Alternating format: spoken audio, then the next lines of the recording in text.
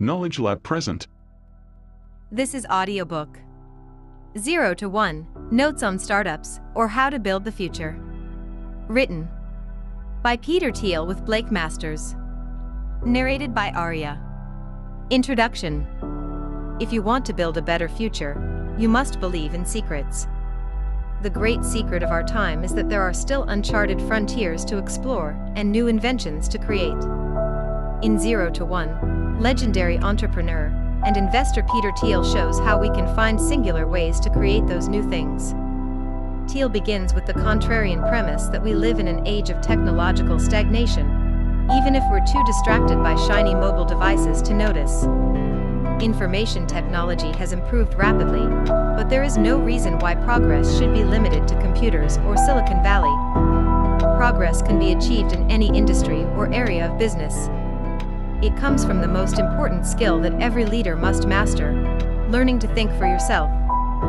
Doing what someone else already knows how to do takes the world from 1 to n, adding more of something familiar. But when you do something new, you go from 0 to 1. The next Bill Gates will not build an operating system.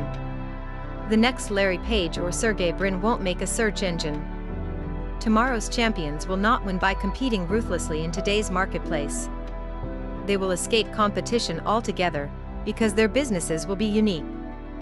0 to 1 presents at once an optimistic view of the future of progress in America, and a new way of thinking about innovation. It starts by learning to ask the questions that lead you to find value in unexpected places. 0 to 1. Every moment in business happens only once. The next Bill Gates will not build an operating very moment in business system. The next Larry Page or Sergey Brin won't make a search engine. And the next Mark Zuckerberg won't create a social network. If you are copying these guys, you aren't learning from them. Of course, it's easier to copy a model than to make something new. Doing what we already know how to do takes the world from 1 to n, adding more of something familiar. But every time we create something new, we go from 0 to 1. The act of creation is singular, as is the moment of creation, and the result is something fresh and strange. Unless they invest in the difficult task of creating new things, American companies will fail in the future no matter how big their profits remain today. What happens when we've gained everything to be had from fine-tuning the old lines of business that we've inherited? Unlikely as it sounds, the answer threatens to be far worse than the crisis of 2008. Today's best practices lead to dead ends. The best paths are new and untried. In a world of gigantic administrative bureaucracies, both public and private, searching for a new path might seem like hoping for a miracle. Actually, if American business is going to succeed, we are going to need hundreds, or even thousands, of miracles. This would be depressing but for one crucial fact: humans are distinguished from other species by our ability to work miracles. We call these miracles technology. Technology is miraculous because it allows us to do more with less, ratcheting up our fundamental capabilities to a higher level. Other animals are instinctively driven to build things like dams or honeycombs, but we are the only ones that can invent new things and better ways of making them. Humans don't decide what to build by making choices from some cosmic catalog of options given in advance. Instead, by creating new technologies, we rewrite the plan of the world. These are the kind of elementary truths we teach to second graders, but they are easy to forget in a world where so much of what we do is repeat what has been done before. 0 to 1 is about how to build companies that create new things. It draws on everything I've learned directly as a co-founder of PayPal and Palantir, and then an investor in hundreds of startups, including Facebook and SpaceX. But while I have noticed many patterns, and I relate them here, this book offers no formula for success. The paradox of teaching entrepreneurship is that such a formula necessarily cannot exist, because every innovation is new and unique. No authority can prescribe in concrete terms how to be innovative. Indeed, the single most powerful pattern I have noticed is that successful people find value in unexpected places, and they do this by thinking about business from first principles instead of formulas. This book stems from a course about startups that I taught at Stanford in 2012. College students can become extremely skilled at a few specialties, but many never learn what to do with those skills in the wider world. My primary goal in teaching the class was to help my students see beyond the tracks laid down by academic specialties to the broader future that is theirs to create. One of those students, Blake Masters, took detailed class notes, which circulated far beyond the campus, and in 0 to 1 I have worked with him to revise the notes for a wider audience. There's no reason why the future should happen only at Stanford, or in college, or in Silicon Valley. When the challenge of the future I interview someone for a job, I like to ask this question: what important truth do never very few people agree with you on? This question sounds easy because it's straightforward. Actually, it's very hard to answer. It's intellectually difficult, because the knowledge that everyone is taught in school is by definition agreed upon. And it's psychologically difficult, because anyone trying to answer must say something she knows to be unpopular. Brilliant thinking is rare, but courage is in even shorter supply than genius. Most commonly, I hear answers like the following: our educational system is broken and urgently needs to be fixed. America is exceptional. There is no God. Those are bad answers. The first and the second statements might be true, but many people already agree with them. The third statement simply takes one side in a familiar debate. A good answer takes the following form: most people believe in X, but the truth is the opposite of X. I'll give my own answer later in this chapter. What does this contrarian question have to do with the future?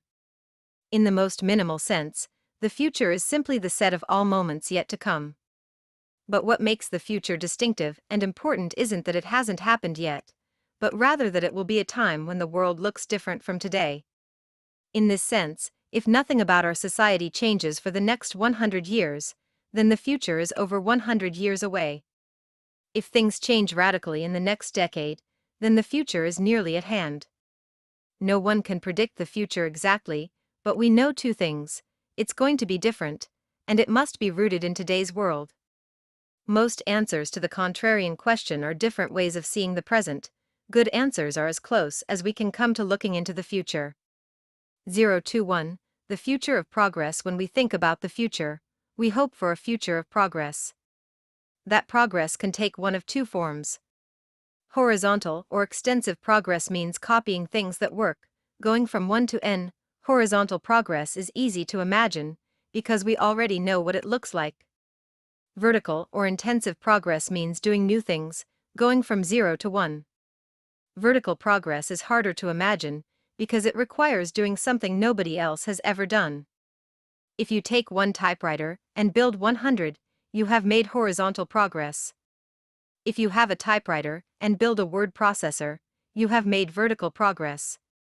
At the macro level, the single word for horizontal progress is globalization, taking things that work somewhere and making them work everywhere. China is the paradigmatic example of globalization. Its 20-year plan is to become like the United States is today. The Chinese have been straightforwardly copying everything that has worked in the developed world: 19th century railroads, 20th century air conditioning, and even entire cities. They might skip a few steps along the way, going straight to wireless without installing landlines, for instance, but they're copying all the same. The single word for vertical, 0 to 1 progress is technology. The rapid progress of information technology in recent decades has made Silicon Valley the capital of technology in general. But there is no reason why technology should be limited to computers. Properly understood, any new and better way of doing things is technology. Because globalization and technology are different modes of progress, it's possible to have both, either, or neither at the same time. For example, 1815 to 1914 was a period of both rapid technological development and rapid globalization. Between the First World War and Kissinger's trip to reopen relations with China in 1971, there was rapid technological development, but not much globalization. Since 1971, we have seen rapid globalization along with limited technological development, mostly confined to IT. This age of globalization has made it easy to imagine that the decades ahead will bring more convergence and more saneness.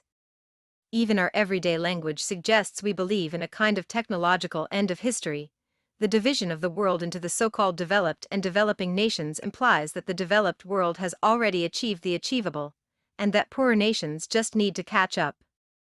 But I don't think that's true. My own answer to the contrarian question is that most people think the future of the world will be defined by globalization, but the truth is that technology matters more. Without technological change, if China doubles its energy production over the next 2 decades, it will also double its air pollution. If every one of India's hundreds of millions of households were to live the way Americans already do, using only today's tools, the result would be environmentally catastrophic. Spreading old ways to create wealth around the world will result in devastation, not riches. In a world of scarce resources, globalization without new technology is unsustainable. New technology has never been an automatic feature of history. Our ancestors lived in static, zero-sum societies where success meant seizing things from others. They created new sources of wealth only rarely, and in the long run they could never create enough to save the average person from an extremely hard life. Then, after 10,000 years of fitful advance from primitive agriculture to medieval windmills and 16th-century astrolabes, the modern world suddenly experienced relentless technological progress from the advent of the steam engine in the 1760s all the way up to about 1970. As a result, we have inherited a richer society than any previous generation would have been able to imagine. Any generation excepting our parents and grandparents, that is, in the late 1960s, they expected this progress to continue. They looked forward to a 4-day workweek, energy too cheap to meter, and vacations on the moon. But it didn't happen. The smartphones that distract us from our surroundings also distract us from the fact that our surroundings are strangely old. Only computers and communications have improved dramatically since mid-century. That doesn't mean our parents were wrong to imagine a better future. They were only wrong to expect it as something automatic. Today our challenge is to both imagine and create the new technologies that can make the 21st century more peaceful and prosperous than the 20th. Startup thinking. New technology tends to come from new ventures, startups. From the founding fathers in politics to the Royal Society in science to Fairchild Semiconductor's traitorous aid in business, small groups of people bound together by a sense of mission have changed the world for the better. The easiest explanation for this is negative. It's hard to develop new things in big organizations, and it's even harder to do it by yourself. Bureaucratic hierarchies move slowly, and entrenched interests shy away from risk. In the most dysfunctional organizations, signaling that work is being done becomes a better strategy for career advancement than actually doing work. If this describes your company, you should quit now. At the other extreme, a lone genius might create a classic work of art or literature, but he could never create an entire industry. Startups operate on the principle that you need to work with other people to get stuff done, but you also need to stay small enough so that you actually can. Positively defined, a startup is the largest group of people you can convince of a plan to build a different future. A new company's most important strength is new thinking. Even more important than nimbleness, small size affords space to think. This book is about the questions you must ask and answer to succeed in the business of doing new things. What follows is not a manual or a record of knowledge but an exercise in thinking. Because that is what a startup has to do: question received ideas and rethink business from scratch. Two-party like it's 1999. Oh, what important truth do very few people agree with you on?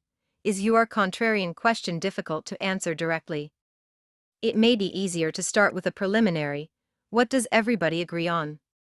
Madness is rare in individuals, but in groups, parties, nations, and ages it is the rule, Nietzsche wrote, before he went mad. If you can identify a delusional popular belief, you can find what lies hidden behind it, the contrarian truth. Consider an elementary proposition: companies exist to make money, not to lose it.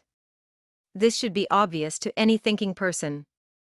But it wasn't so obvious to many in the late 1990s, when no loss was too big to be described as an investment in an even bigger, brighter future. The conventional wisdom of the new economy accepted page views as a more authoritative, forward-looking financial metric than something as pedestrian as profit. Conventional beliefs only ever come to appear arbitrary, and wrong in retrospect. Whenever one collapses, we call the old belief a bubble. But the distortions caused by bubbles don't disappear when they pop. The internet craze of the 90s was the biggest bubble since the crash of 1929, and the lessons learned afterward define and distort almost all thinking about technology today. The first step to thinking clearly is to question what we think we know about the past.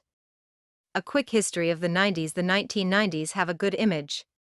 We tend to remember them as a prosperous, optimistic decade that happened to end with the internet boom and bust. But many of those years were not as cheerful as our nostalgia holds. We've long since forgotten the global context for the 18 months of dot-com mania at decade's end. The 90s started with a burst of euphoria when the Berlin Wall came down in November '89. It was short-lived. By mid-1990, the United States was in recession. Technically, the downturn ended in March '91, but recovery was slow and unemployment continued to rise until July '92. Manufacturing never fully rebounded. The shift to a service economy was protracted and painful. 1992 through the end of 1994 was a time of general malaise. Images of dead American soldiers in Mogadishu looped on cable news. Anxiety about globalization and U.S. competitiveness intensified as jobs flowed to Mexico. This pessimistic undercurrent drove then-President Bush 41 out of office, and won Ross Perot nearly 20% of the popular vote in '92, the best showing for a third-party candidate since Theodore Roosevelt in 1912. And whatever the cultural fascination with Nirvana, grunge, and heroin reflected, it wasn't hope or confidence. Silicon Valley felt sluggish, too. Japan seemed to be winning the semiconductor war. The internet had yet to take off, partly because its commercial use was restricted until late 1992, and partly due to the lack of user-friendly web browsers. It's telling that when I arrived at Stanford in 1985, economics, not computer science, was the most popular major. To most people on campus, the tech sector seemed idiosyncratic, or even provincial. The internet changed all this. The Mosaic browser was officially released in November 1993, giving regular people a way to get online. Mosaic became Netscape, which released its Navigator browser in late 1994. Navigator's adoption grew so quickly, from about 20% of the browser market in January 1995 to almost 80% less than 12 months later, that Netscape was able to IPO in August '95 even though it wasn't yet profitable. Within 5 months, Netscape stock had shot up from $28 to $174 per share. Other tech companies were booming too. Yahoo went public in April '96 with an $848 million valuation. Amazon followed suit in May '97 at $438 million. By spring of '98, each company's stock had more than quadrupled. Skeptics questioned earnings and revenue multiples higher than those for any non-internet company. It was easy to conclude that the market had gone crazy. This conclusion was understandable but misplaced. In December '96, more than 3 years before the bubble actually burst, Fed Chairman Alan Greenspan warned that irrational exuberance might have unduly escalated asset values. Tech investors were exuberant, but it's not clear that they were so irrational. It is too easy to forget that things weren't going very well in the rest of the world at the time. The East Asian financial crises hit in July 1997. Crony capitalism and massive foreign debt brought the Thai, Indonesian, and South Korean economies to their knees. The ruble crisis followed in August '98 when Russia, hamstrung by chronic fiscal deficits, devalued its currency and defaulted on its debt. American investors grew nervous about a nation with 10,000 nukes and no money. The Dow Jones Industrial Average plunged more than 10% in a matter of days. People were right to worry. The ruble crisis set off a chain reaction that brought down long-term capital management, a highly leveraged U.S. hedge fund. LTCM managed to lose $4.6 billion in the latter half of 1998, and still had over $100 billion in liabilities when the Fed intervened with a massive bailout and slashed interest rates in order to prevent systemic disaster. Europe wasn't doing that much better. The euro launched in January 1999 to great skepticism and apathy. It rose to $1.19 on its first day of trading, but sank to 83 cents within 2 years. In mid-2000, G7 central bankers had to prop it up with a multi-billion-dollar intervention. So the backdrop for the short-lived dot-com mania that started in September 1998 was a world in which nothing else seemed to be working. The old economy couldn't handle the challenges of globalization. Something needed to work, and work in a big way, if the future was going to be better at all. By indirect proof, the new economy of the internet was the only way forward. Mania, September 1998 to March 2000. Dot-com mania was intense, but short, 18 months of insanity from September 1998 to March 2000. It was a Silicon Valley gold rush. There was money everywhere, and no shortage of exuberant, often sketchy people to chase it. Every week, dozens of new startups competed to throw the most lavish launch party. Landing parties were much more rare.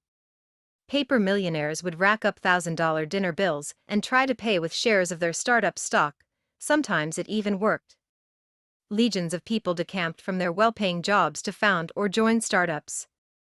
One 40-something grad student that I knew was running 6 different companies in 1999. Usually, it's considered weird to be a 40-year-old graduate student. Usually, it's considered insane to start a half-dozen companies at once. But in the late 90s, people could believe that was a winning combination. Everybody should have known that the mania was unsustainable. The most successful companies seemed to embrace a sort of anti-business model where they lost money as they grew. But it's hard to blame people for dancing when the music was playing. Irrationality was rational given that appending .com to your name could double your value overnight. PayPal mania. When I was running PayPal in late 1999, I was scared out of my wits, not because I didn't believe in our company, but because it seemed like everyone else in the valley was ready to believe anything at all. Everywhere I looked, people were starting and flipping companies with alarming casualness. One acquaintance told me how he had planned an IPO from his living room before he'd even incorporated his company, and he didn't think that was weird. In this kind of environment, acting sanely began to seem eccentric. At least PayPal had a suitably grand mission, the kind that post-bubble skeptics would later describe as grandiose. We wanted to create a new internet currency to replace the US dollar. Our first product let people beam money from one Palm Pilot to another. However, nobody had any use for that product except the journalists who voted it one of the 10 worst business ideas of 1999. Palm Pilots were still too exotic then, but email was already commonplace, so we decided to create a way to send and receive payments over email. By the fall of '99, our email payment product worked well. Anyone could log into our website and easily transfer money. But we didn't have enough customers, growth was slow, and expenses mounted. For PayPal to work, we needed to attract a critical mass of at least 1 million users. Advertising was too ineffective to justify the cost. Prospective deals with big banks kept falling through. So we decided to pay people to sign up.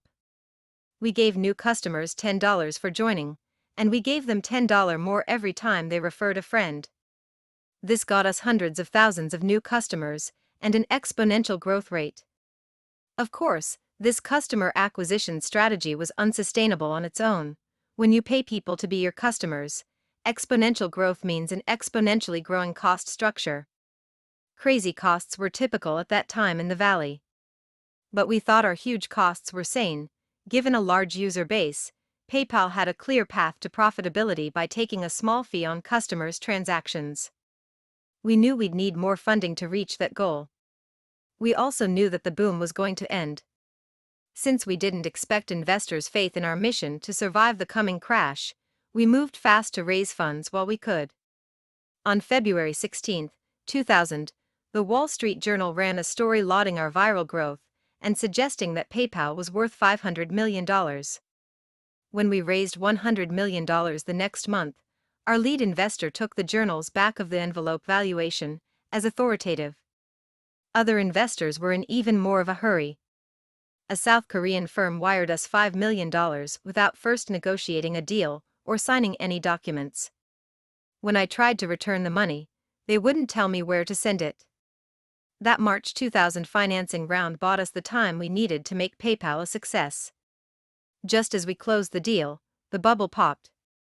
Lessons learned cause they say 2000 party over, oops. Out of time. So tonight I'm gonna party like it's 1999. Prince the Nasdaq reached 5,048 at its peak in the middle of March 2000 and then crashed to 3,321 in the middle of April. By the time it bottomed out at 1,114 in October 2002, the country had long since interpreted the market's collapse as a kind of divine judgment against the technological optimism of the 90s. The era of cornucopian hope was relabeled as an era of crazed greed and declared to be definitely over. Everyone learned to treat the future as fundamentally indefinite, and to dismiss as an extremist anyone with plans big enough to be measured in years instead of quarters. Globalization replaced technology as the hope for the future. Since the 90s migration from bricks to clicks didn't work as hoped, investors went back to bricks, housing, and bricks, globalization. The result was another bubble, this time in real estate. The entrepreneurs who stuck with Silicon Valley learned 4 big lessons from the dot-com crash that still guide business thinking today. 1. Make incremental advances. Grand visions inflated the bubble, so they should not be indulged. Anyone who claims to be able to do something great is suspect, and anyone who wants to change the world should be more humble. Small, incremental steps are the only safe path forward. 2. Stay lean and flexible. All companies must be lean, which is code for unplanned. You should not know what your business will do. Planning is arrogant and inflexible. Instead, you should try things out, iterate, and treat entrepreneurship as agnostic experimentation. 3. Improve on the competition. Don't try to create a new market prematurely. The only way to know you have a real business is to start with an already existing customer, so you should build your company by improving on recognizable products already offered by successful competitors. 4. Focus on product, not sales. If your product requires advertising or salespeople to sell it, it's not good enough. Technology is primarily about product development, not distribution. Bubble-era advertising was obviously wasteful, so the only sustainable growth is viral growth. These lessons have become dogma in the startup world.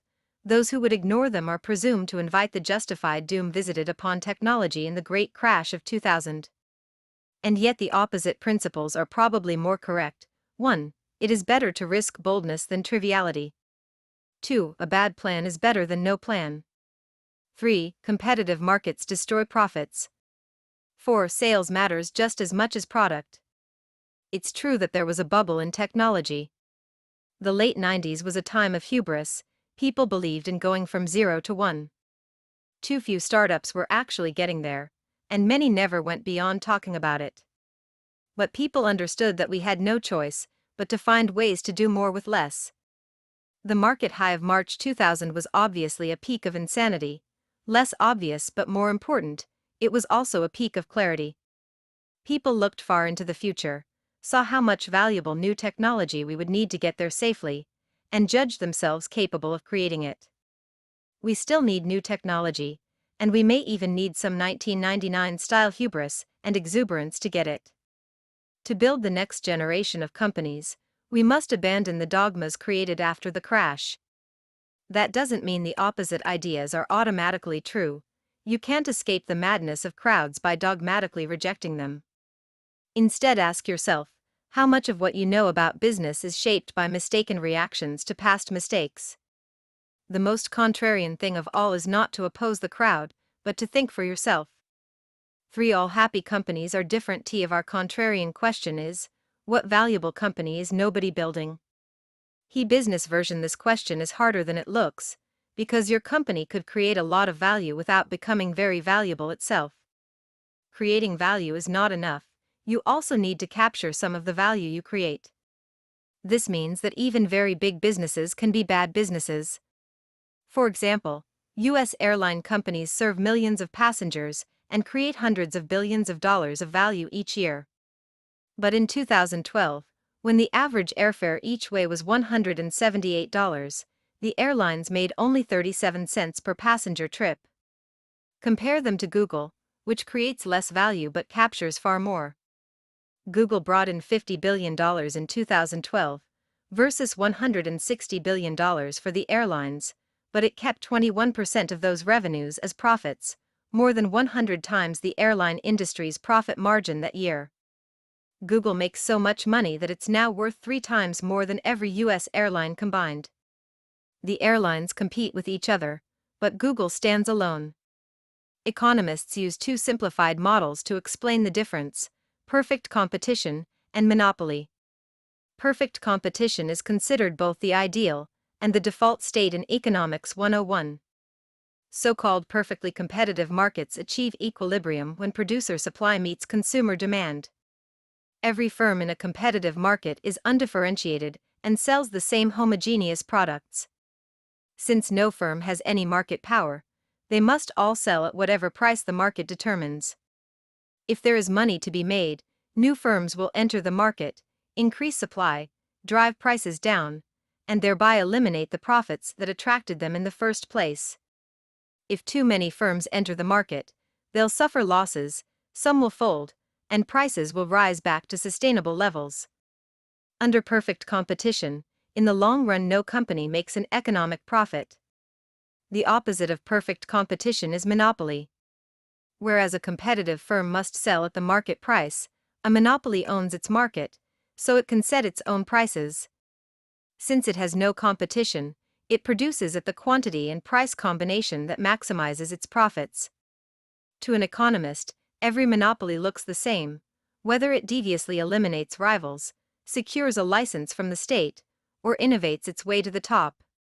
In this book, we're not interested in illegal bullies or government favorites. By monopoly, we mean the kind of company that's so good at what it does that no other firm can offer a close substitute. Google is a good example of a company that went from 0 to 1.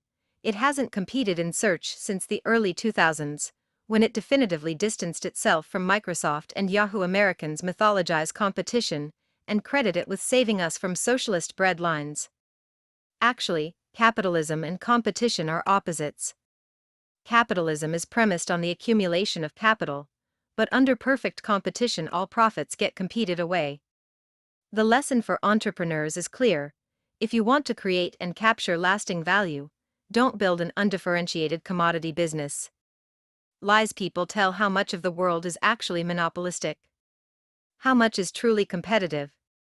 It's hard to say, because our common conversation about these matters is so confused. To the outside observer, all businesses can seem reasonably alike, so it's easy to perceive only small differences between them.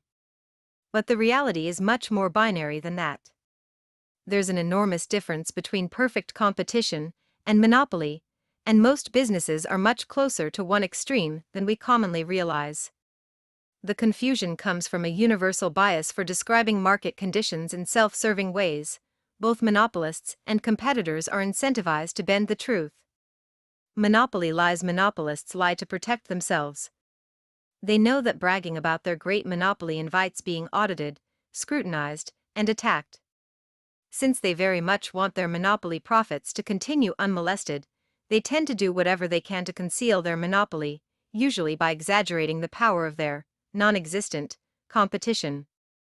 Think about how Google talks about its business. It certainly doesn't claim to be a monopoly. But is it one? Well, it depends. A monopoly in what? Let's say that Google is primarily a search engine. As of May 2014, it owns about 68% of the search market. Its closest competitors, Microsoft and Yahoo, have about 19% and 10%, respectively. If that doesn't seem dominant enough, consider the fact that the word Google is now an official entry in the Oxford English Dictionary, as a verb. Don't hold your breath waiting for that to happen to Bing. Let's suppose we say that Google is primarily an advertising company. That changes things. The US search engine advertising market is $17 billion annually.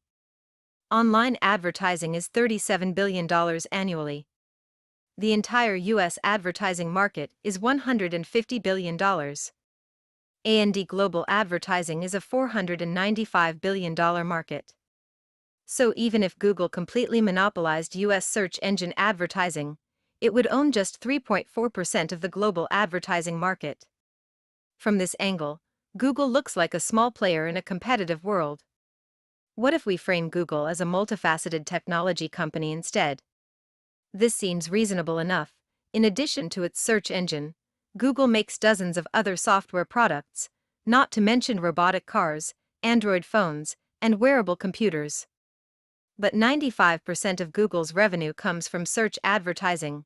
Its other products generated just $2.35 billion in 2012, and its consumer tech products a mere fraction of that.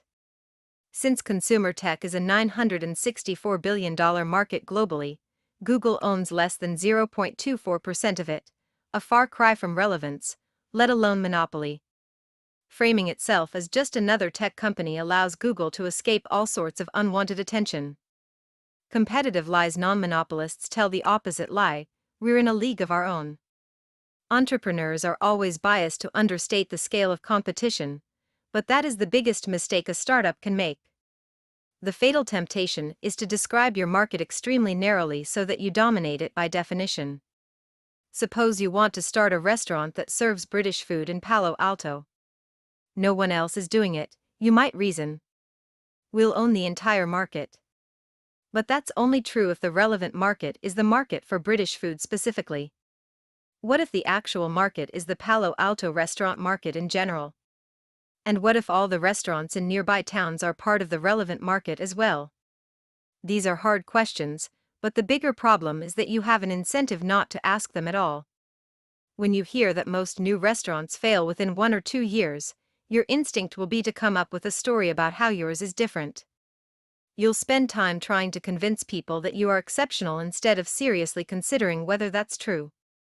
It would be better to pause and consider whether there are people in Palo Alto who would rather eat British food above all else. It's very possible they don't exist. In 2001, my coworkers at PayPal and I would often get lunch on Castro Street in Mountain View. We had our pick of restaurants, starting with obvious categories like Indian, sushi, and burgers. There were more options once we settled on a type: North Indian or South Indian, cheaper or fancier, and so on. In contrast to the competitive local restaurant market, PayPal was at that time the only email-based payments company in the world. We employed fewer people than the restaurants on Castro Street did, but our business was much more valuable than all of those restaurants combined. Starting a new South Indian restaurant is a really hard way to make money. If you lose sight of competitive reality and focus on trivial differentiating factors, maybe you think your naan is superior because of your great-grandmother's recipe, your business is unlikely to survive. Creative industries work this way too. No screenwriter wants to admit that her new movie script simply rehashes what has already been done before. Rather, the pitch is, this film will combine various exciting elements in entirely new ways. It could even be true. Suppose her idea is to have Jay-Z star in a cross between Hackers and Jaws. Rap star joins elite group of hackers to catch the shark that killed his friend. That has definitely never been done before. But, like the lack of British restaurants in Palo Alto, maybe that's a good thing. Non-monopolists exaggerate their distinction by defining their market as the intersection of various smaller markets: British food intersection restaurant intersection Palo Alto rap star intersection hackers intersection sharks. Monopolists, by contrast, disguise their monopoly by framing their market as the union of several large markets: search engine union, mobile phones union, wearable computers union, self-driving cars. What does a monopolist's union story look like in practice? Consider a statement from Google Chairman Eric Schmidt's testimony at a 2011 congressional hearing. We face an extremely competitive landscape in which consumers have a multitude of options to access information. Or, translated from PR speak to plain English, Google is a small fish in a big pond. We could be swallowed whole at any time. We are not the monopoly that the government is looking for.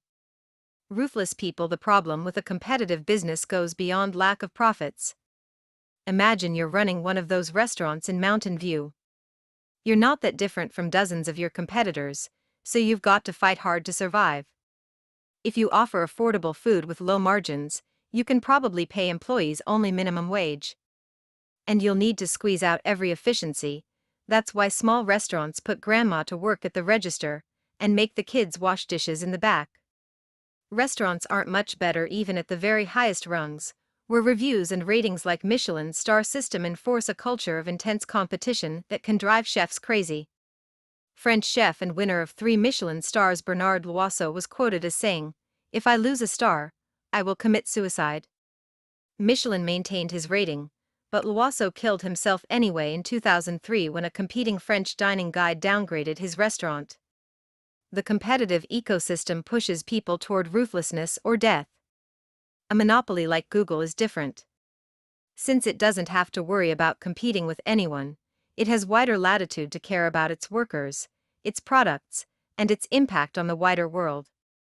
Google's motto, "Don't be evil," is in part a branding ploy, but it's also characteristic of a kind of business that's successful enough to take ethics seriously without jeopardizing its own existence. In business, money is either an important thing or it is everything. Monopolists can afford to think about things other than making money, non-monopolists can't. In perfect competition, a business is so focused on today's margins that it can't possibly plan for a long-term future. Only one thing can allow a business to transcend the daily brute struggle for survival: monopoly profits. Monopoly capitalism. So, a monopoly is good for everyone on the inside, but what about everyone on the outside? Do outsized profits come at the expense of the rest of society? Actually, yes, profits come out of customers' wallets, and monopolies deserve their bad reputation, but only in a world where nothing changes. In a static world, a monopolist is just a rent collector. If you corner the market for something, you can jack up the price, others will have no choice but to buy from you. Think of the famous board game. Deeds are shuffled around from player to player, but the board never changes. There's no way to win by inventing a better kind of real estate development. The relative values of the properties are fixed for all time, so all you can do is try to buy them up. But the world we live in is dynamic. It's possible to invent new and better things. Creative monopolists give customers more choices by adding entirely new categories of abundance to the world. Creative monopolies aren't just good for the rest of society, they're powerful engines for making it better. Even the government knows this. That's why one of its departments works hard to create monopolies, by granting patents to new inventions, even though another part hunts them down, by prosecuting antitrust cases. It's possible to question whether anyone should really be awarded a legally enforceable monopoly simply for having been the first to think of something like a mobile software design. But it's clear that something like Apple's monopoly profits from designing, producing, and marketing the iPhone were the reward for creating greater abundance, not artificial scarcity. Customers were happy to finally have the choice of paying high prices to get a smartphone that actually works. The dynamism of new monopolies itself explains why old monopolies don't strangle innovation. With Apple's iOS at the forefront, the rise of mobile computing has dramatically reduced Microsoft's decades-long operating system dominance.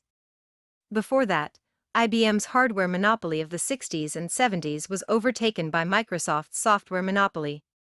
AT&T had a monopoly on telephone service for most of the 20th century, but now anyone can get a cheap cell phone plan from any number of providers.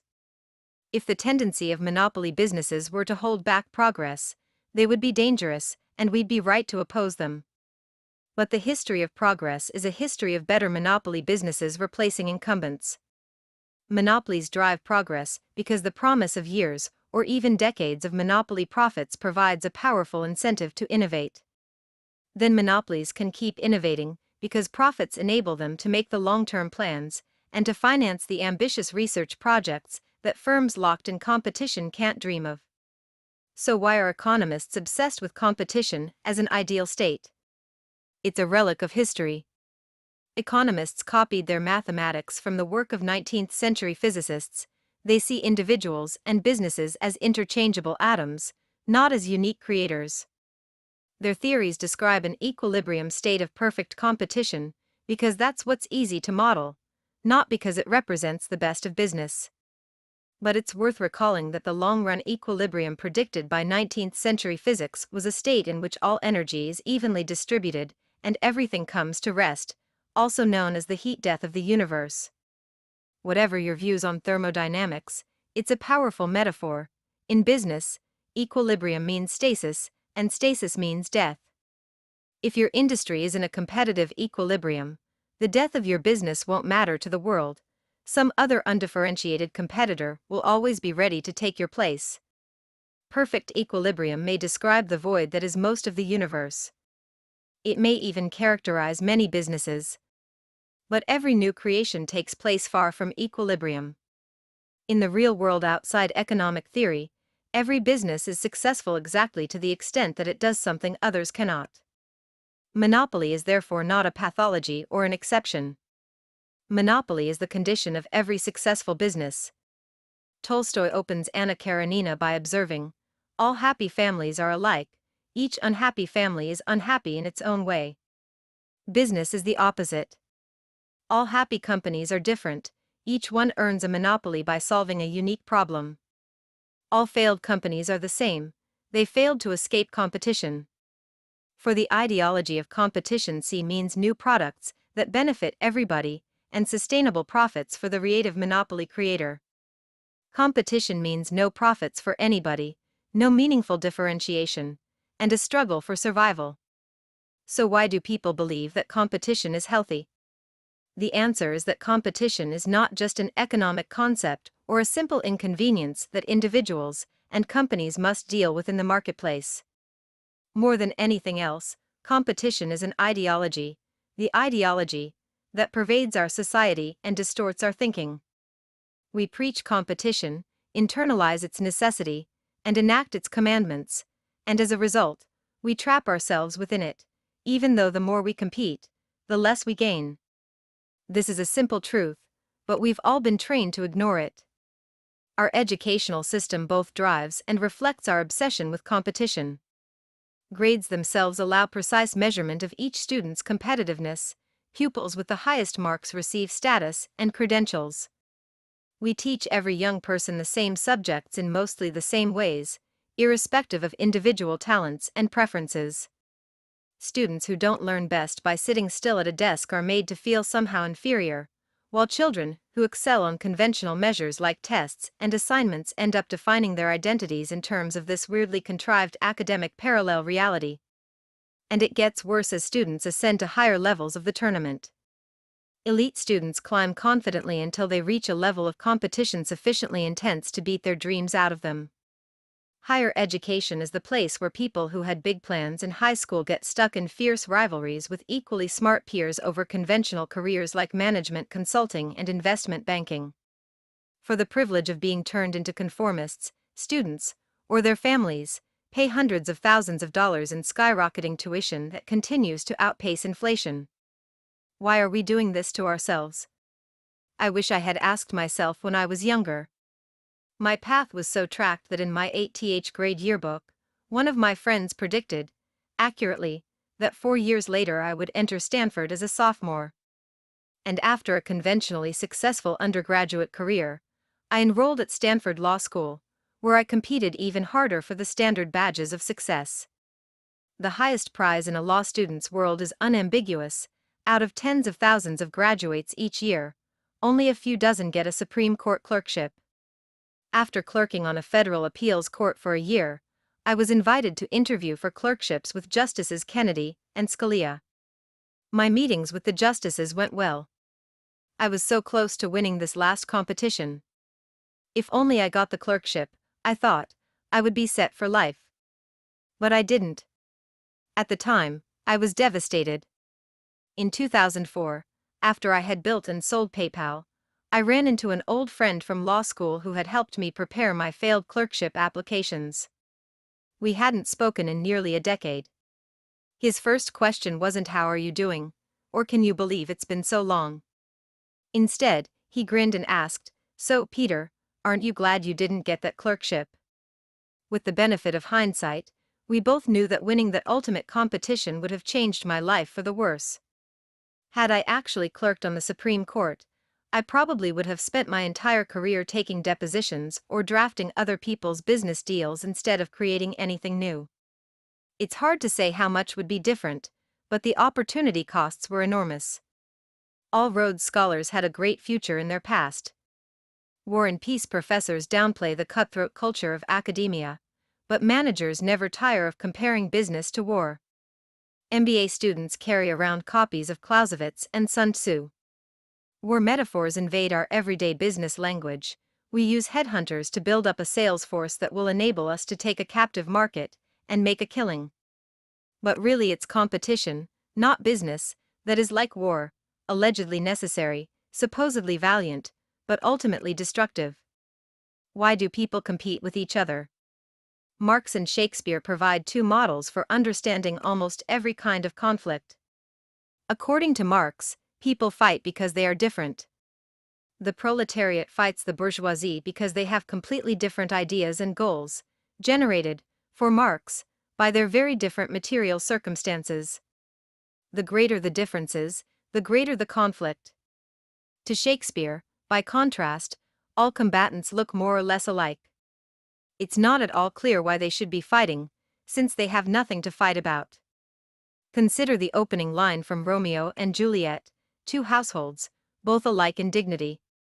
The two houses are alike, yet they hate each other. They grow even more similar as the feud escalates. Eventually, they lose sight of why they started fighting in the first place. In the world of business, at least, Shakespeare proves the superior guide. Inside a firm, people become obsessed with their competitors for career advancement. Then the firms themselves become obsessed with their competitors in the marketplace. Amid all the human drama, people lose sight of what matters and focus on their rivals instead. Let's test the Shakespearean model in the real world. Imagine a production called Gates and Schmidt, based on Romeo and Juliet. Montague is Microsoft. Capulet is Google. Two great families, run by alpha nerds, sure to clash on account of their saneness. As with all good tragedy, the conflict seems inevitable only in retrospect. In fact, it was entirely avoidable. These families came from very different places. The House of Montague built operating systems and office applications. The House of Capulet wrote a search engine. What was there to fight about? Lots, apparently. As a startup, each clan had been content to leave the other alone and prosper independently. But as they grew, they began to focus on each other. Montagues obsessed about Capulets obsessed about Montagues. The result? Windows versus Chrome OS, Bing versus Google Search, Explorer versus Chrome, Office versus Docs, and Surface versus Nexus. Just as war cost the Montagues and Capulets their children, it cost Microsoft and Google their dominance.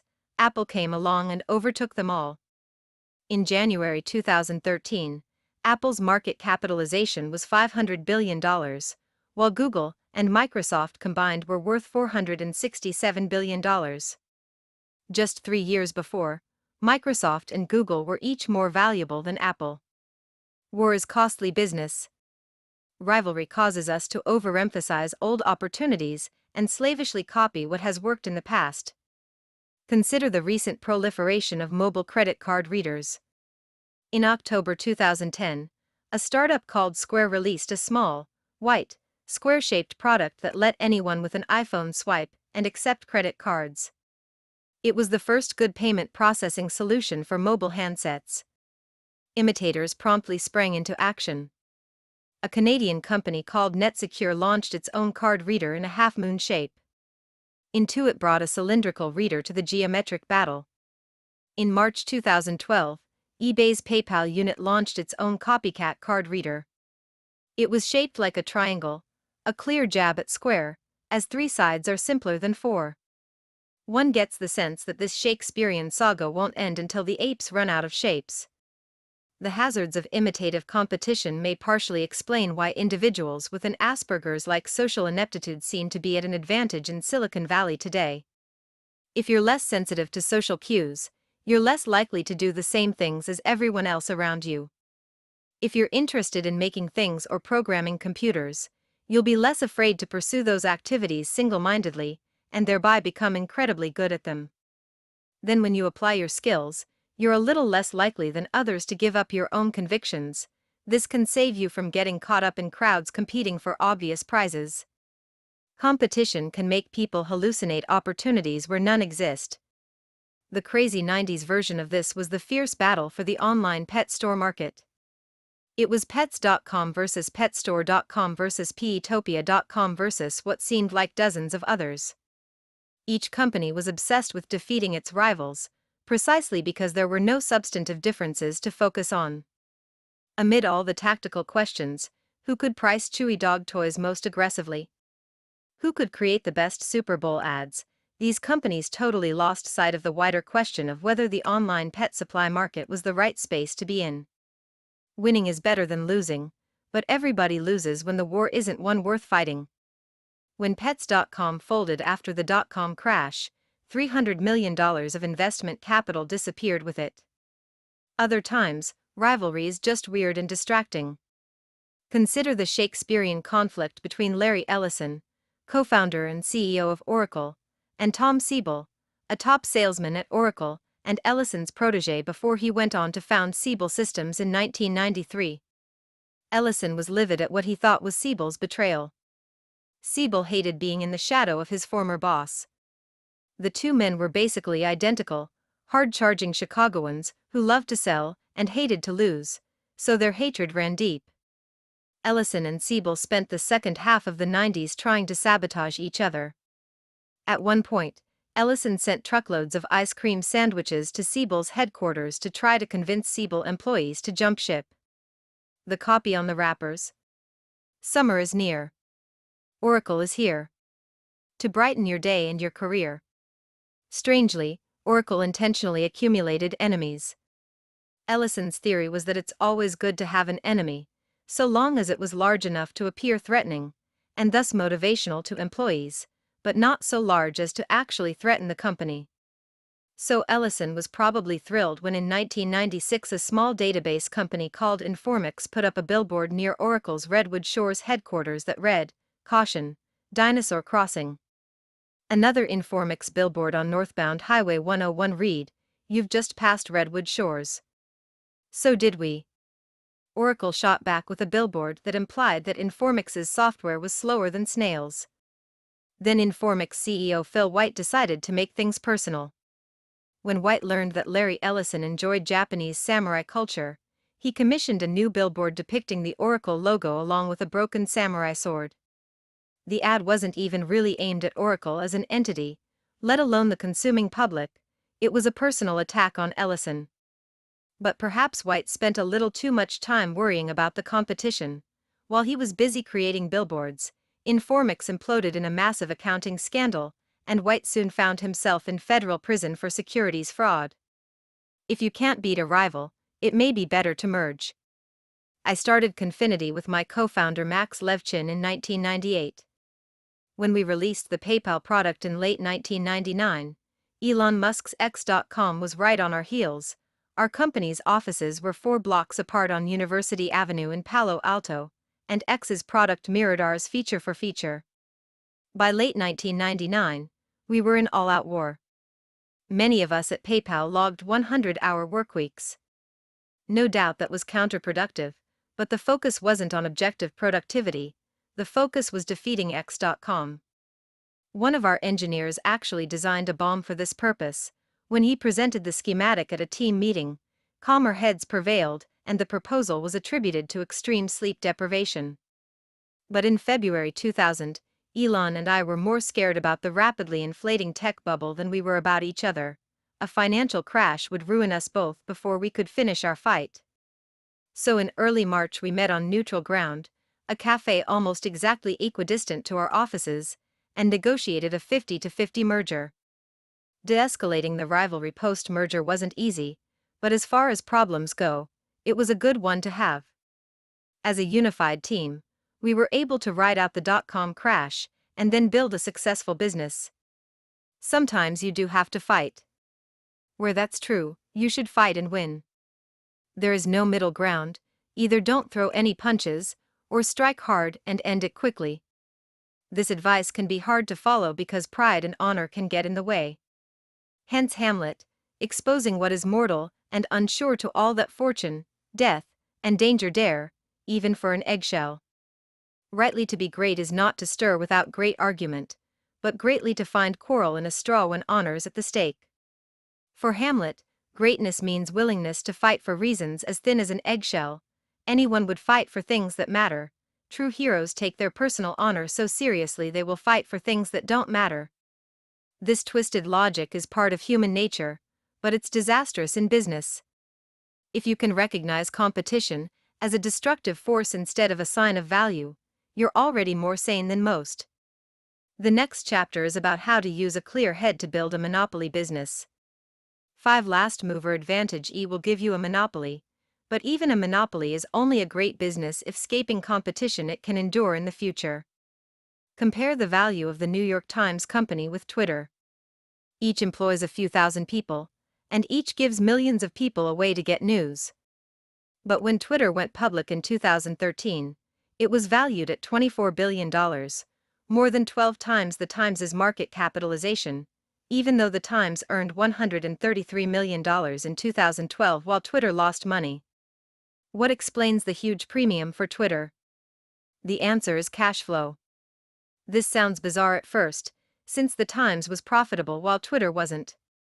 But a great business is defined by its ability to generate cash flows in the future. Investors expect Twitter will be able to capture monopoly profits over the next decade, while newspapers' monopoly days are over. Simply stated, the value of a business today is the sum of all the money it will make in the future. To properly value a business, you also have to discount those future cash flows to their present worth, since a given amount of money today is worth more than the same amount in the future. Comparing discounted cash flows shows the difference between low-growth businesses and high-growth startups at its starkest. Most of the value of low-growth businesses is in the near term. An old economy business, like a newspaper, might hold its value if it can maintain its current cash flows for 5 or 6 years. However, any firm with close substitutes will see its profits competed away. Nightclubs or restaurants are extreme examples. Successful ones might collect healthy amounts today, but their cash flows will probably dwindle over the next few years when customers move on to newer and trendier alternatives. Technology companies follow the opposite trajectory. They often lose money for the first few years. It takes time to build valuable things, and that means delayed revenue. Most of a tech company's value will come at least 10 to 15 years in the future. In March 2001, PayPal had yet to make a profit, but our revenues were growing 100% year over year. When I projected our future cash flows, I found that 75% of the company's present value would come from profits generated in 2011 and beyond. Hard to believe for a company that had been in business for only 27 months. But even that turned out to be an underestimation. Today, PayPal continues to grow at about 15% annually, and the discount rate is lower than a decade ago. It now appears that most of the company's value will come from 2020 and beyond. LinkedIn is another good example of a company whose value exists in the far future. As of early 2014, its market capitalization was $24.5 billion, very high for a company with less than $1 billion in revenue, and only $21.6 million in net income for 2012. You might look at these numbers and conclude that investors have gone insane. But this valuation makes sense when you consider LinkedIn's projected future cash flows. The overwhelming importance of future profits is counterintuitive even in Silicon Valley. For a company to be valuable, it must grow and endure, but many entrepreneurs focus only on short-term growth. They have an excuse: growth is easy to measure, but durability isn't. Those who succumb to measurement mania obsess about weekly active user statistics, monthly revenue targets, and quarterly earnings reports. However, you can hit those numbers and still overlook deeper, harder to measure problems that threaten the durability of your business. For example, rapid short-term growth at both Zynga and Groupon distracted managers and investors from long-term challenges. Zynga scored early wins with games like Farmville and claimed to have a psychometric engine to rigorously gauge the appeal of new releases. But they ended up with the same problem as every Hollywood studio. How can you reliably produce a constant stream of popular entertainment for a fickle audience? Nobody knows. Groupon posted fast growth as hundreds of thousands of local businesses tried their product. But persuading those businesses to become repeat customers was harder than they thought. If you focus on near-term growth above all else, you miss the most important question you should be asking: will this business still be around a decade from now? Numbers alone won't tell you the answer. Instead, you must think critically about the qualitative characteristics of your business. Characteristics of monopoly. What does a company with large cash flows far into the future look like? Every monopoly is unique, but they usually share some combination of the following characteristics: proprietary technology, network effects, economies of scale, and branding. This isn't a list of boxes to check as you build your business. There's no shortcut to monopoly. However, analyzing your business according to these characteristics can help you think about how to make it durable. 1. Proprietary technology. Proprietary technology is the most substantive advantage a company can have because it makes your product difficult or impossible to replicate. Google's search algorithms, for example, return results better than anyone else's. Proprietary technologies for extremely short page load times and highly accurate query auto-completion add to the core search product's robustness and defensibility. It would be very hard for anyone to do to Google what Google did to all the other search engine companies in the early 2000s. As a good rule of thumb, proprietary technology must be at least 10 times better than its closest substitute in some important dimension to lead to a real monopolistic advantage.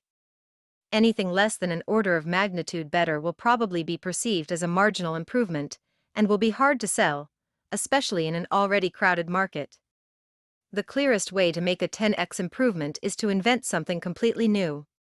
If you build something valuable where there was nothing before, the increase in value is theoretically infinite. A drug to safely eliminate the need for sleep, or a cure for baldness, for example, would certainly support a monopoly business. Or you can radically improve an existing solution. Once you're 10x better, you escape competition. PayPal, for instance, made buying and selling on eBay at least 10 times better. Instead of mailing a check that would take 7 to 10 days to arrive, PayPal let buyers pay as soon as an auction ended. Sellers received their proceeds right away, and unlike with a check, they knew the funds were good. Amazon made its first 10x improvement in a particularly visible way. They offered at least 10 times as many books as any other bookstore. When it launched in 1995, Amazon could claim to be Earth's largest bookstore because, unlike a retail bookstore that might stock 100,000 books, Amazon didn't need to physically store any inventory. It simply requested the title from its supplier whenever a customer made an order. This quantum improvement was so effective that a very unhappy Barnes and Noble filed a lawsuit 3 days before Amazon's IPO, claiming that Amazon was unfairly calling itself a bookstore when really it was a book broker. You can also make a 10x improvement through superior integrated design. Before 2010, tablet computing was so poor that for all practical purposes the market didn't even exist. Microsoft Windows XP Tablet PC Edition products first shipped in 2002, and Nokia released its own Internet tablet in 2005, but they were a pain to use. Then Apple released the iPad. Design improvements are hard to measure, but it seems clear that Apple improved on anything that had come before by at least an order of magnitude. Tablets went from unusable to useful. 2. Network effects. Network effects make a product more useful as more people use it. For example, if all your friends are on Facebook, it makes sense for you to join Facebook too. Unilaterally choosing a different social network would only make you an eccentric. Network effects can be powerful, but you'll never reap them unless your product is valuable to its very first users when the network is necessarily small. For example, in 1960 a quixotic company called Xanadu set out to build a two-way communication network between all computers, a sort of early, synchronous version of the World Wide Web. After more than 3 decades of futile effort, Xanadu folded just as the web was becoming commonplace. Their technology probably would have worked at scale, but it could have worked only at scale. It required every computer to join the network at the same time, and that was never going to happen. Paradoxically, then, network effects businesses must start with especially small markets. Facebook started with just Harvard students. Mark Zuckerberg's first product was designed to get all his classmates signed up, not to attract all people of Earth. This is why successful network businesses rarely get started by MBA types. The initial markets are so small that they often don't even appear to be business opportunities at all. 3. Economies of scale. A monopoly business gets stronger as it gets bigger. The fixed costs of creating a product, engineering, management, office space, can be spread out over ever greater quantities of sales. Software startups can enjoy especially dramatic economies of scale because the marginal cost of producing another copy of the product is close to zero. Many businesses gain only limited advantages as they grow to large scale. Service businesses especially are difficult to make monopolies. If you own a yoga studio, for example, you'll only be able to serve a certain number of customers. You can hire more instructors and expand to more locations, but your margins will remain fairly low, and you'll never reach a point where a core group of talented people can provide something of value to millions of separate clients, as software engineers are able to do. A good startup should have the potential for great scale built into its first design. Twitter already has more than 250 million users today. It doesn't need to add too many customized features in order to acquire more, and there's no inherent reason why it should ever stop growing. 4. Branding. A company has a monopoly on its own brand by definition, so creating a strong brand is a powerful way to claim a monopoly. Today's strongest tech brand is Apple. The attractive looks and carefully chosen materials of products like the iPhone and MacBook, the Apple Store's sleek minimalist design, and close control over the consumer experience, the omnipresent advertising campaigns, the price positioning as a maker of premium goods, and the lingering nimbus of Steve Jobs' personal charisma all contribute to a perception that Apple offers products so good as to constitute a category of their own. Many have tried to learn from Apple's success. Paid advertising, branded stores, luxurious materials, playful keynote speeches, high prices, and even minimalist design are all susceptible to imitation. But these techniques for polishing the surface don't work without a strong underlying substance. Apple has a complex suite of proprietary technologies, both in hardware, like superior touchscreen materials, and software, like touchscreen interfaces purpose-designed for specific materials.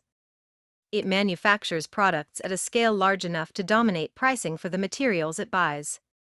And it enjoys strong network effects from its content ecosystem. Thousands of developers write software for Apple devices because that's where hundreds of millions of users are, and those users stay on the platform because it's where the apps are.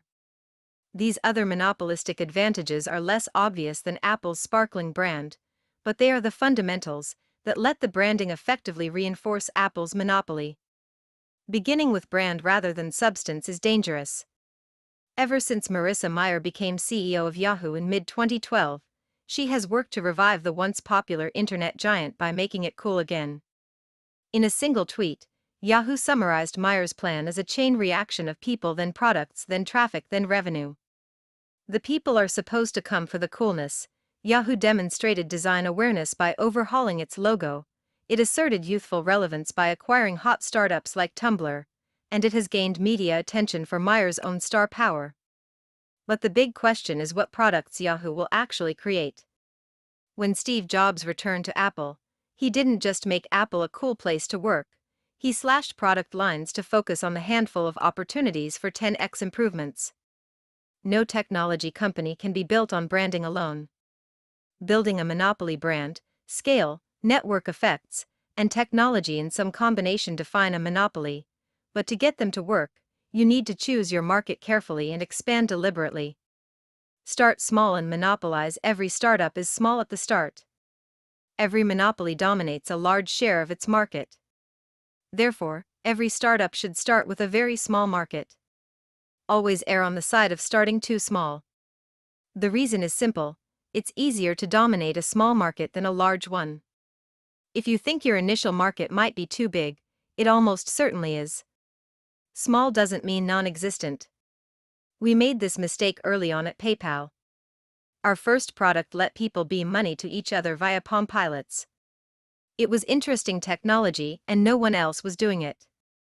However, the world's millions of Palm Pilot users weren't concentrated in a particular place, they had little in common, and they used their devices only episodically. Nobody needed our product, so we had no customers. With that lesson learned, we set our sights on eBay auctions, where we found our first success. In late 1999, eBay had a few thousand high-volume power sellers, and after only 3 months of dedicated effort, we were serving 25% of them. It was much easier to reach a few thousand people who really needed our product than to try to compete for the attention of millions of scattered individuals. The perfect target market for a startup is a small group of particular people concentrated together, and served by few or no competitors. Any big market is a bad choice, and a big market already served by competing companies is even worse. This is why it's always a red flag when entrepreneurs talk about getting 1% of a $100 billion market. In practice, a large market will either lack a good starting point, or it will be open to competition, so it's hard to ever reach that 1%. And even if you do succeed in gaining a small foothold, you'll have to be satisfied with keeping the lights on. Cutthroat competition means your profits will be zero. Scaling up once you create and dominate a niche market, then you should gradually expand into related and slightly broader markets. Amazon shows how it can be done. Jeff Bezos's founding vision was to dominate all of online retail, but he very deliberately started with books. There were millions of books to catalog, but they all had roughly the same shape, they were easy to ship, and some of the most rarely sold books, those least profitable for any retail store to keep in stock, also drew the most enthusiastic customers. Amazon became the dominant solution for anyone located far from a bookstore or seeking something unusual. Amazon then had two options: expand the number of people who read books, or expand to adjacent markets. They chose the latter, starting with the most similar markets: CDs, videos, and software. Amazon continued to add categories gradually until it had become the world's general store. The name itself brilliantly encapsulated the company's scaling strategy. The biodiversity of the Amazon rainforest reflected Amazon's first goal of cataloging every book in the world, and now it stands for every kind of thing in the world, period. eBay also started by dominating small niche markets. When it launched its auction marketplace in 1995, it didn't need the whole world to adopt it at once. The product worked well for intense interest groups, like Beanie Baby obsessives. Once it monopolized the Beanie Baby trade, eBay didn't jump straight to listing sports cars or industrial surplus. It continued to cater to small-time hobbyists until it became the most reliable marketplace for people trading online no matter what the item. Sometimes there are hidden obstacles to scaling, a lesson that eBay has learned in recent years. Like all marketplaces, the auction marketplace lent itself to natural monopoly because buyers go where the sellers are and vice versa. But eBay found that the auction model works best for individually distinctive products like coins and stamps. It works less well for commodity products. People don't want to bid on pencils or Kleenex, so it's more convenient just to buy them from Amazon. eBay is still a valuable monopoly. It's just smaller than people in 2004 expected it to be. Sequencing markets correctly is underrated, and it takes discipline to expand gradually. The most successful companies make the core progression, to first dominate a specific niche, and then scale to adjacent markets, a part of their founding narrative. Don't disrupt. Silicon Valley has become obsessed with disruption. Originally, disruption was a term of art to describe how a firm can use new technology to introduce a low-end product at low prices, improve the product over time, and eventually overtake even the premium products offered by incumbent companies using older technology.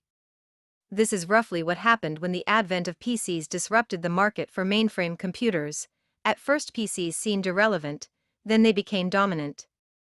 Today mobile devices may be doing the same thing to PCs. However, disruption has recently transmogrified into a self-congratulatory buzzword for anything posing as trendy and new. This seemingly trivial fad matters because it distorts an entrepreneur's self-understanding in an inherently competitive way. The concept was coined to describe threats to incumbent companies, so startups' obsession with disruption means they see themselves through older firms' eyes. If you think of yourself as an insurgent battling dark forces, it's easy to become unduly fixated on the obstacles in your path. But if you truly want to make something new, the act of creation is far more important than the old industries that might not like what you create. Indeed, if your company can be summed up by its opposition to already existing firms, it can't be completely new, and it's probably not going to become a monopoly. Disruption also attracts attention. Disruptors are people who look for trouble and find it. Disruptive kids get sent to the principal's office. Disruptive companies often pick fights they can't win. Think of Napster, the name itself meant trouble. What kinds of things can one nap?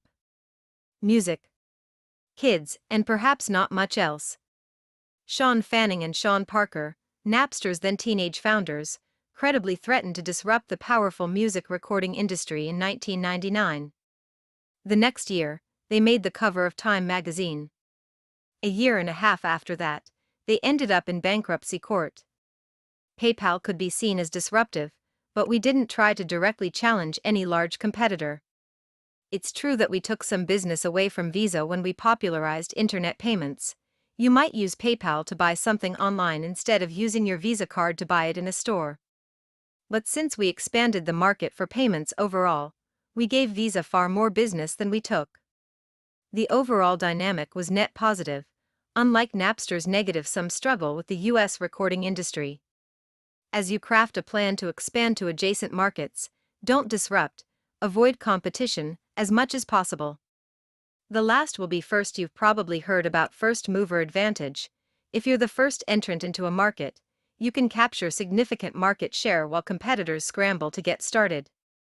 But moving first is a tactic, not a goal. What really matters is generating cash flows in the future, so being the first mover doesn't do you any good if someone else comes along and unseats you. It's much better to be the last mover, that is, to make the last great development in a specific market, and enjoy years or even decades of monopoly profits. The way to do that is to dominate a small niche and scale up from there, toward your ambitious long-term vision. In this one particular at least, business is like chess. Grandmaster Jose Raul Capablanca put it well: to succeed, you must study the endgame before everything else. 6. You are not a lottery ticket. The most contentious question in business is whether success comes from luck or skill. What do successful people say? Malcolm Gladwell, a successful author who writes about successful people, declares in Outliers that success results from a patchwork of lucky breaks and arbitrary advantages. Warren Buffett famously considers himself a member of the Lucky Sperm Club and a winner of the ovarian lottery. Jeff Bezos attributes Amazon's success to an incredible planetary alignment and jokes that it was half luck, half good timing, and the rest brains. Bill Gates even goes so far as to claim that he was lucky to be born with certain skills, though it's not clear whether that's actually possible. Perhaps these guys are being strategically humble. However, the phenomenon of serial entrepreneurship would seem to call into question our tendency to explain success as the product of chance. Hundreds of people have started multiple multimillion-dollar businesses. A few, like Steve Jobs, Jack Dorsey, and Elon Musk, have created several multibillion-dollar companies. If success were mostly a matter of luck, these kinds of serial entrepreneurs probably wouldn't exist. In January 2013, Jack Dorsey, founder of Twitter and Square, tweeted to his 2 million followers, "Success is never accidental." Most of the replies were unambiguously negative.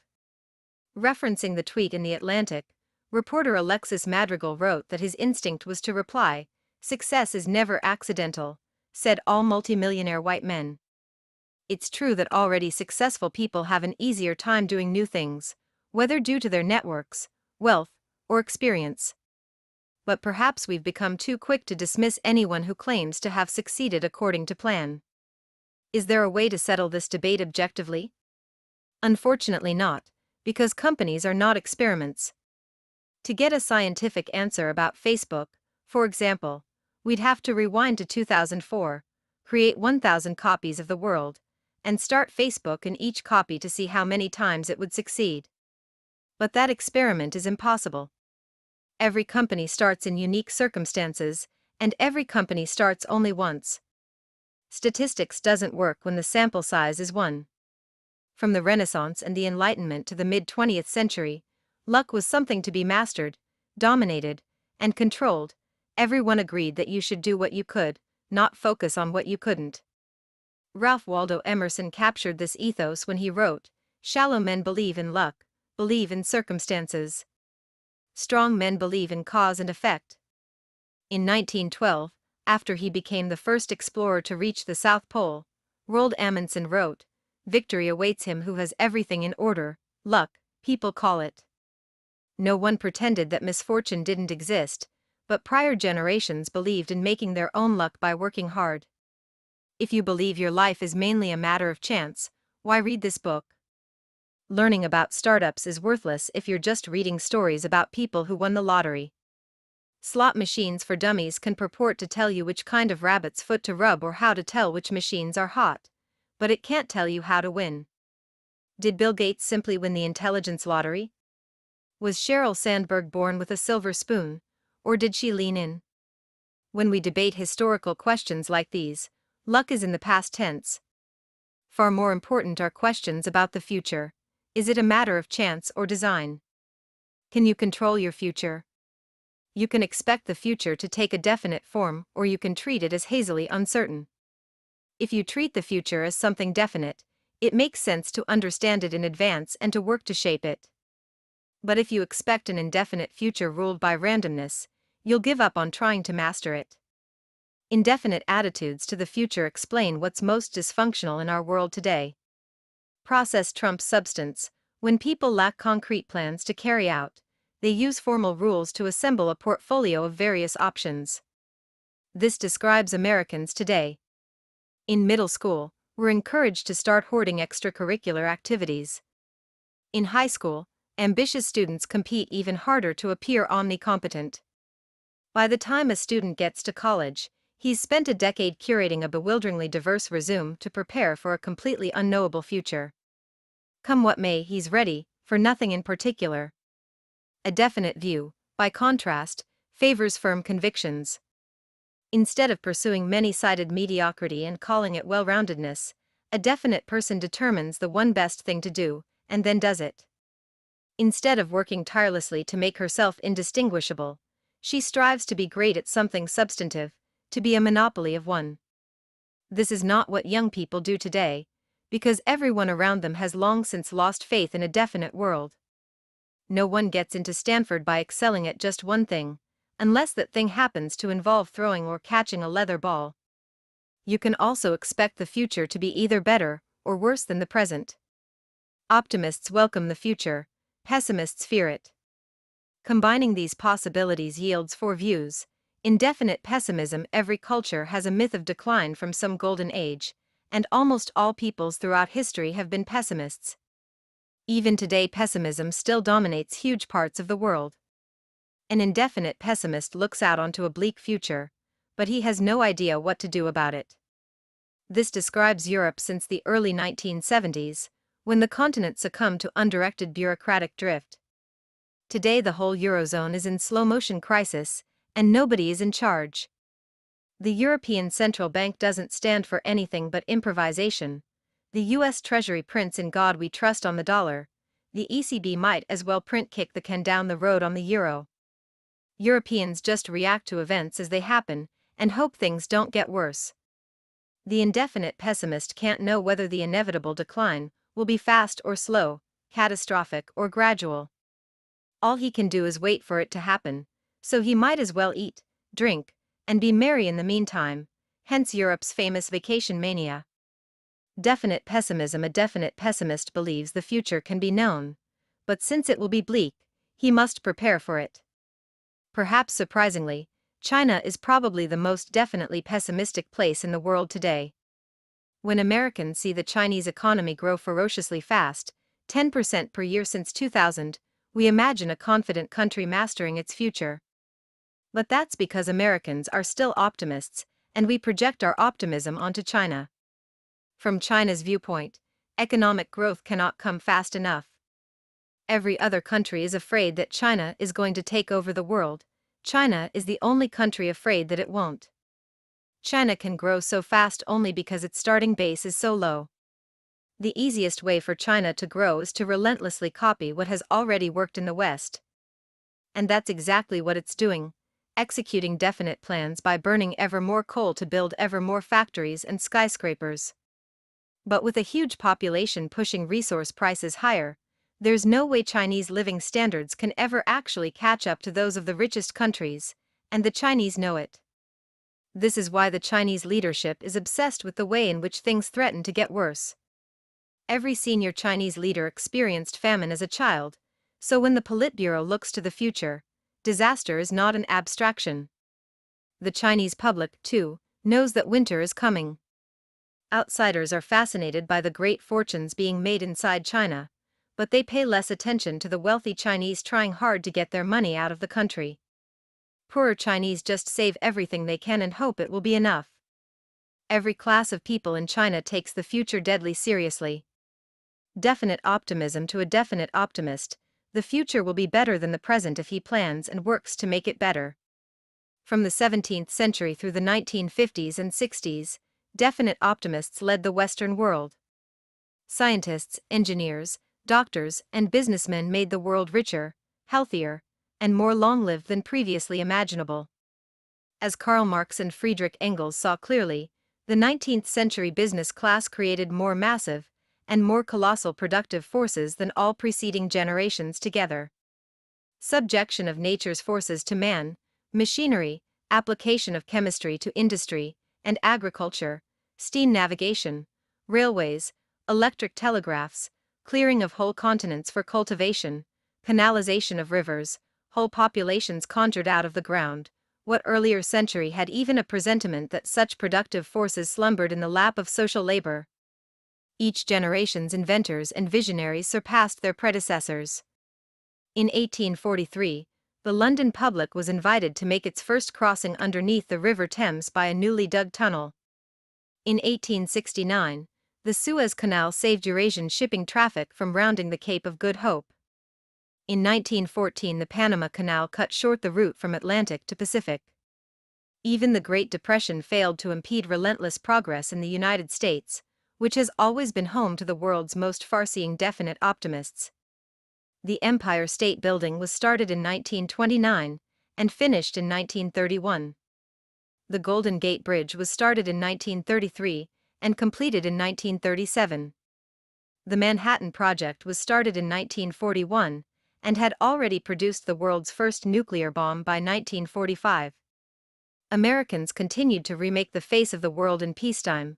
The interstate highway system began construction in 1956, and the first 20,000 miles of road were open for driving by 1965. Definite planning even went beyond the surface of this planet. NASA's Apollo program began in 1961 and put 12 men on the moon before it finished in 1972. Bold plans were not reserved just for political leaders or government scientists. In the late 1940s, a Californian named John Reber set out to reinvent the physical geography of the whole San Francisco Bay Area. Reber was a schoolteacher, an amateur theater producer, and a self-taught engineer. Undaunted by his lack of credentials, he publicly proposed to build 2 huge dams in the bay, construct massive freshwater lakes for drinking water and irrigation, and reclaim 20,000 acres of land for development. Even though he had no personal authority, people took the Reber plan seriously. It was endorsed by newspaper editorial boards across California. The U.S. Congress held hearings on its feasibility. The Army Corps of Engineers even constructed a 1.5-acre scale model of the bay in a cavernous Sausalito warehouse to simulate it. These tests revealed technical shortcomings, so the plan wasn't executed. But would anybody today take such a vision seriously in the first place? In the 1950s, people welcomed big plans and asked whether they would work. Today, a grand plan coming from a schoolteacher would be dismissed as crankery, and a long-range vision coming from anyone more powerful would be derided as hubris. You can still visit the Bay model in that Sausalito warehouse, but today it's just a tourist attraction. Big plans for the future have become archaic curiosities. In the 1950s, Americans thought big plans for the future were too important to be left to experts. Indefinite optimism. After a brief pessimistic phase in the 1970s, indefinite optimism has dominated American thinking ever since 1982, when a long bull market began and finance eclipsed engineering as the way to approach the future. To an indefinite optimist, the future will be better, but he doesn't know how exactly, so he won't make any specific plans. He expects to profit from the future, but sees no reason to design it concretely. Instead of working for years to build a new product, indefinite optimists rearrange already invented ones. Bankers make money by rearranging the capital structures of already existing companies. Lawyers resolve disputes over old things or help other people structure their affairs. And private equity investors and management consultants don't start new businesses, they squeeze extra efficiency from old ones with incessant procedural optimizations. It's no surprise that these fields all attract disproportionate numbers of high-achieving Ivy League optionality chasers. What could be a more appropriate reward for 2 decades of resume building than a seemingly elite, process-oriented career that promises to keep options open? Recent graduates' parents often cheer them on the established path. The strange history of the baby boom produced a generation of indefinite optimists, so used to effortless progress that they feel entitled to it. Whether you were born in 1945 or 1950 or 1955, things got better every year for the first 18 years of your life, and it had nothing to do with you. Technological advance seemed to accelerate automatically, so the boomers grew up with great expectations, but few specific plans for how to fulfill them. Then, when technological progress stalled in the 1970s, increasing income inequality came to the rescue of the most elite boomers. Every year of adulthood continued to get automatically better, and better for the rich and successful. The rest of their generation was left behind, but the wealthy boomers who shape public opinion today see little reason to question their naive optimism. Since tracked careers worked for them, they can't imagine that they won't work for their kids too. Malcolm Gladwell says you can't understand Bill Gates's success without understanding his fortunate personal context. He grew up in a good family, went to a private school equipped with a computer lab, and counted Paul Allen as a childhood friend. But perhaps you can't understand Malcolm Gladwell without understanding his historical context as a boomer, born in 1963. When baby boomers grow up and write books to explain why one or another individual is successful, they point to the power of a particular individual's context as determined by chance. But they miss the even bigger social context for their own preferred explanations. A whole generation learned from childhood to overrate the power of chance and underrate the importance of planning. Gladwell at first appears to be making a contrarian critique of the myth of the self-made businessman, but actually his own account encapsulates the conventional view of a generation. Our indefinitely optimistic world indefinite finance, while a definitely optimistic future would need engineers to design underwater cities and settlements in space, an indefinitely optimistic future calls for more bankers and lawyers. Finance epitomizes indefinite thinking because it's the only way to make money when you have no idea how to create wealth. If they don't go to law school, bright college graduates head to Wall Street precisely because they have no real plan for their careers. And once they arrive at Goldman, they find that even inside finance, everything is indefinite. It's still optimistic, you wouldn't play in the markets if you expected to lose, but the fundamental tenet is that the market is random.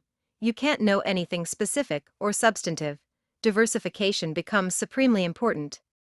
The indefiniteness of finance can be bizarre. Think about what happens when successful entrepreneurs sell their company. What do they do with the money? In a financialized world, it unfolds like this: the founders don't know what to do with it, so they give it to a large bank. The bankers don't know what to do with it, so they diversify by spreading it across a portfolio of institutional investors. Institutional investors don't know what to do with their managed capital, so they diversify by amassing a portfolio of stocks. companies try to increase their share price by generating free cash flows. If they do, they issue dividends or buy back shares and the cycle repeats. At no point does anyone in the chain know what to do with money in the real economy. But in an indefinite world, people actually prefer unlimited optionality. Money is more valuable than anything you could possibly do with it. Only in a definite future is money a means to an end, not the end itself. In definite politicians have always been officially accountable to the public at election time, but today they are attuned to what the public thinks at every moment. Modern polling enables politicians to tailor their image to match pre-existing public opinion exactly, so for the most part, they do. Nate Silver's election predictions are remarkably accurate, but even more remarkable is how big a story they become every 4 years. We are more fascinated today by statistical predictions of what the country will be thinking in a few weeks' time than by visionary predictions of what the country will look like 10 or 20 years from now. And it's not just the electoral process, the very character of government has become indefinite too. The government used to be able to coordinate complex solutions to problems like atomic weaponry and lunar exploration. But today, after 40 years of indefinite creep, the government mainly just provides insurance. Our solutions to big problems are Medicare, Social Security, and a dizzying array of other transfer payment programs. It's no surprise that entitlement spending has eclipsed discretionary spending every year since 1975. To increase discretionary spending, we'd need definite plans to solve specific problems. But according to the indefinite logic of entitlement spending, we can make things better just by sending out more checks. In definite philosophy, you can see the shift to an indefinite attitude not just in politics, but in the political philosophers whose ideas underpin both left and right. The philosophy of the ancient world was pessimistic. Plato, Aristotle, Epicurus, and Lucretius all accepted strict limits on human potential. The only question was how best to cope with our tragic fate. Modern philosophers have been mostly optimistic. From Herbert Spencer on the right and Hegel in the center to Marx on the left, the 19th century shared a belief in progress. Remember Marx and Engels' encomium to the technological triumphs of capitalism from this page. These thinkers expected material advances to fundamentally change human life for the better. They were definite optimists. In the late 20th century, indefinite philosophies came to the fore. The two dominant political thinkers, John Rawls and Robert Nozick, are usually seen as stark opposites. On the egalitarian left, Rawls was concerned with questions of fairness and distribution. On the libertarian right, Nozick focused on maximizing individual freedom. They both believed that people could get along with each other peacefully, so unlike the ancients, they were optimistic. But unlike Spencer or Marx, Rawls and Nozick were indefinite optimists. They didn't have any specific vision of the future. Their indefiniteness took different forms. Rawls begins a theory of justice with the famous veil of ignorance. Fair political reasoning is supposed to be impossible for anyone with knowledge of the world as it concretely exists. Instead of trying to change our actual world of unique people and real technologies, Rawls fantasized about an inherently stable society with lots of fairness, but little dynamism. Nozick opposed Rawls's patterned concept of justice. To Nozick, any voluntary exchange must be allowed, and no social pattern could be noble enough to justify maintenance by coercion. He didn't have any more concrete ideas about the good society than Rawls. Both of them focused on process. Today, we exaggerate the differences between left liberal egalitarianism and libertarian individualism because almost everyone shares their common indefinite attitude. In philosophy, politics, and business, too, arguing over process has become a way to endlessly defer making concrete plans for a better future. Indefinite life. Our ancestors sought to understand and extend the human lifespan. In the 16th century, conquistadors searched the jungles of Florida for a fountain of youth. Francis Bacon wrote that the prolongation of life should be considered its own branch of medicine, and the noblest. In the 1660s, Robert Boyle placed life extension, along with the recovery of youth, atop his famous wish list for the future of science. Whether through geographic exploration or laboratory research, the best minds of the Renaissance thought of death as something to defeat. Some resistors were killed in action. Bacon caught pneumonia and died in 1626 while experimenting to see if he could extend a chicken's life by freezing it in the snow. We haven't yet uncovered the secrets of life, but insurers and statisticians in the 19th century successfully revealed a secret about death that still governs our thinking today. They discovered how to reduce it to a mathematical probability. Life tables tell us our chances of dying in any given year, something previous generations didn't know. However, in exchange for better insurance contracts, we seem to have given up the search for secrets about longevity. Systematic knowledge of the current range of human lifespans has made that range seem natural. Today our society is permeated by the twin ideas that death is both inevitable and random. Meanwhile, probabilistic attitudes have come to shape the agenda of biology itself. In 1928, Scottish scientist Alexander Fleming found that a mysterious antibacterial fungus had grown on a petri dish he'd forgotten to cover in his laboratory. He discovered penicillin by accident. Scientists have sought to harness the power of chance ever since.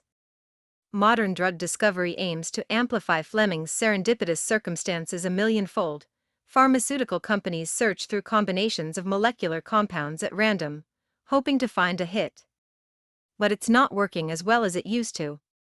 Despite dramatic advances over the past 2 centuries, in recent decades biotechnology hasn't met the expectations of investors or patients. Irum's law, that's Moore's law backward, observes that the number of new drugs approved per $1 billion spent on R&D has halved every 9 years since 1950. Since information technology accelerated faster than ever during those same years, the big question for biotech today is whether it will ever see similar progress. Compare biotech startups to their counterparts in computer software. Biotech startups are an extreme example of indefinite thinking. Researchers experiment with things that just might work instead of refining definite theories about how the body's systems operate. Biologists say they need to work this way because the underlying biology is hard. According to them, IT startups work because we created computers ourselves and designed them to reliably obey our commands. Biotech is difficult because we didn't design our bodies, and the more we learn about them, the more complex they turn out to be. But today it's possible to wonder whether the genuine difficulty of biology has become an excuse for biotech startups' indefinite approach to business in general. Most of the people involved expect some things to work eventually, but few want to commit to a specific company with the level of intensity necessary for success. It starts with the professors who often become part-time consultants instead of full-time employees, even for the biotech startups that begin from their own research. Then everyone else imitates the professor's indefinite attitude. It's easy for libertarians to claim that heavy regulation holds biotech back, and it does, but indefinite optimism may pose an even greater challenge for the future of biotech. Is indefinite optimism even possible? What kind of future will our indefinitely optimistic decisions bring about? If American households were saving, at least they could expect to have money to spend later. And if American companies were investing, they could expect to reap the rewards of new wealth in the future. But U.S. households are saving almost nothing. And U.S. companies are letting cash pile up on their balance sheets without investing in new projects, because they don't have any concrete plans for the future. The other 3 views of the future can work. Definite optimism works when you build the future you envision. Definite pessimism works by building what can be copied without expecting anything new. Indefinite pessimism works because it's self-fulfilling. If you're a slacker with low expectations, they'll probably be met. But indefinite optimism seems inherently unsustainable. How can the future get better if no one plans for it? Actually, most everybody in the modern world has already heard an answer to this question. Progress without planning is what we call evolution. Darwin himself wrote that life tends to progress without anybody intending it. Every living thing is just a random iteration on some other organism, and the best iterations win. Darwin's theory explains the origin of trilobites and dinosaurs, but can it be extended to domains that are far removed? Just as Newtonian physics can't explain black holes or the Big Bang, it's not clear that Darwinian biology should explain how to build a better society or how to create a new business out of nothing. Yet in recent years Darwinian, or pseudo-Darwinian, metaphors have become common in business. Journalists analogize literal survival in competitive ecosystems to corporate survival in competitive markets. Hence all the headlines like digital Darwinism, dot-com Darwinism, and survival of the clickiest. Even in engineering-driven Silicon Valley, the buzzwords of the moment call for building a lean startup that can adapt and evolve to an ever-changing environment. Would-be entrepreneurs are told that nothing can be known in advance. We're supposed to listen to what customers say they want, make nothing more than a minimum viable product, and iterate our way to success. But leanness is a methodology, not a goal. Making small changes to things that already exist might lead you to a local maximum, but it won't help you find the global maximum. You could build the best version of an app that lets people order toilet paper from their iPhone. But iteration without a bold plan won't take you from 0 to 1. A company is the strangest place of all for an indefinite optimist. Why should you expect your own business to succeed without a plan to make it happen? Darwinism may be a fine theory in other contexts, but in startups, intelligent design works best. The return of design. What would it mean to prioritize design over chance? Today, good design is an aesthetic imperative, and everybody from slackers to yuppies carefully curates their outward appearance. It's true that every great entrepreneur is first and foremost a designer. Anyone who has held an iDevice or a smoothly machined MacBook has felt the result of Steve Jobs' obsession with visual and experiential perfection. But the most important lesson to learn from Jobs has nothing to do with aesthetics. The greatest thing Jobs designed was his business. Apple imagined and executed definite multi-year plans to create new products and distribute them effectively. Forget minimum viable products. Ever since he started Apple in 1976, Jobs saw that you can change the world through careful planning, not by listening to focus group feedback or copying others' successes. Long-term planning is often undervalued by our indefinite short-term world. When the first iPod was released in October 2001, industry analysts couldn't see much more than a nice feature for Macintosh users that doesn't make any difference to the rest of the world. Jobs planned the iPod to be the first of a new generation of portable post-PC devices, but that secret was invisible to most people. One look at the company's stock chart shows the harvest of this multi-year plan. The power of planning explains the difficulty of valuing private companies.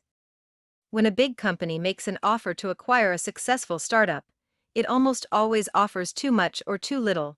Founders only sell when they have no more concrete visions for the company, in which case the acquirer probably overpaid. Definite founders with robust plans don't sell, which means the offer wasn't high enough. When Yahoo offered to buy Facebook for $1 billion in July 2006, I thought we should at least consider it. But Mark Zuckerberg walked into the board meeting and announced, "Okay, guys, this is just a formality. It shouldn't take more than 10 minutes. We're obviously not going to sell here." Mark saw where he could take the company, and Yahoo didn't. A business with a good definite plan will always be underrated in a world where people see the future as random. You are not a lottery ticket. We have to find our way back to a definite future, and the Western world needs nothing short of a cultural revolution to do it. Where to start? John Rawls will need to be displaced in philosophy departments. Malcolm Gladwell must be persuaded to change his theories. And pollsters have to be driven from politics. But the philosophy professors and the Gladwells of the world are set in their ways, to say nothing of our politicians. It's extremely hard to make changes in those crowded fields, even with brains and good intentions. A startup is the largest endeavor over which you can have definite mastery. You can have agency not just over your own life, but over a small and important part of the world. It begins by rejecting the unjust tyranny of chance. You are not a lottery ticket. 7. Follow the money. For whoever has will be given more, and they will have an abundance. Only makes money whoever does not have, even what they have will be taken from them. Matthew 25 verse 29. Albert Einstein made the same observation when he stated that compound interest was the eighth wonder of the world, the greatest mathematical discovery of all time, or even the most powerful force in the universe. Whichever version you prefer, you can't miss his message. Never underestimate exponential growth. Actually, there's no evidence that Einstein ever said any of those things. The quotations are all apocryphal. But this very misattribution reinforces the message. Having invested the principle of a lifetime's brilliance, Einstein continues to earn interest on it from beyond the grave by receiving credit for things he never said. Most sayings are forgotten. At the other extreme, a select few people like Einstein and Shakespeare are constantly quoted and ventriloquized. We shouldn't be surprised, since small minorities often achieve disproportionate results. In 1906, economist Vilfredo Pareto discovered what became the Pareto principle, or the 80-20 rule, when he noticed that 20% of the people owned 80% of the land in Italy, a phenomenon that he found just as natural as the fact that 20% of the pea pods in his garden produced 80% of the peas. This extraordinarily stark pattern, in which a small few radically outstrip all rivals, surrounds us everywhere in the natural and social world. The most destructive earthquakes are many times more powerful than all smaller earthquakes combined. The biggest cities dwarf all mere towns put together. And monopoly businesses capture more value than millions of undifferentiated competitors. Whatever Einstein did or didn't say, the power law, so named because exponential equations describe severely unequal distributions, is the law of the universe. It defines our surroundings so completely that we usually don't even see it. This chapter shows how the power law becomes visible when you follow the money. In venture capital, where investors try to profit from exponential growth in early-stage companies, a few companies attain exponentially greater value than all others. Most businesses never need to deal with venture capital, but everyone needs to know exactly one thing that even venture capitalists struggle to understand: we don't live in a normal world, we live under a power law. The power law of venture capital. Venture capitalists aim to identify, fund, and profit from promising early-stage companies. They raise money from institutions and wealthy people, pool it into a fund, and invest in technology companies that they believe will become more valuable. If they turn out to be right, they take a cut of the returns, usually 20%. A venture fund makes money when the companies in its portfolio become more valuable, and either go public or get bought by larger companies. Venture funds usually have a 10-year lifespan since it takes time for successful companies to grow and exit. But most venture-backed companies don't IPO or get acquired. Most fail, usually soon after they start. Due to these early failures, a venture fund typically loses money at first. VCs hope the value of the fund will increase dramatically in a few years' time, to break even and beyond, when the successful portfolio companies hit their exponential growth spurts and start to scale. The big question is when this takeoff will happen. For most funds, the answer is never. Most startups fail, and most funds fail with them. Every VC knows that his task is to find the companies that will succeed. However, even seasoned investors understand this phenomenon only superficially. They know companies are different, but they underestimate the degree of difference. The error lies in expecting that venture returns will be normally distributed, that is, bad companies will fail, mediocre ones will stay flat, and good ones will return 2x or even 4x. Assuming this bland pattern, investors assemble a diversified portfolio and hope that winners counterbalance losers. But this spray and pray approach usually produces an entire portfolio of flops, with no hits at all. This is because venture returns don't follow a normal distribution overall. Rather, they follow a power law. A small handful of companies radically outperform all others. If you focus on diversification instead of single-minded pursuit of the very few companies that can become overwhelmingly valuable, you'll miss those rare companies in the first place. This graph shows the stark reality versus the perceived relative homogeneity. Our results at Founders Fund illustrate this skewed pattern. Facebook, the best investment in our 2005 fund, returned more than all the others combined. Palantir, the second best investment, is set to return more than the sum of every other investment aside from Facebook. This highly uneven pattern is not unusual. We see it in all our other funds as well.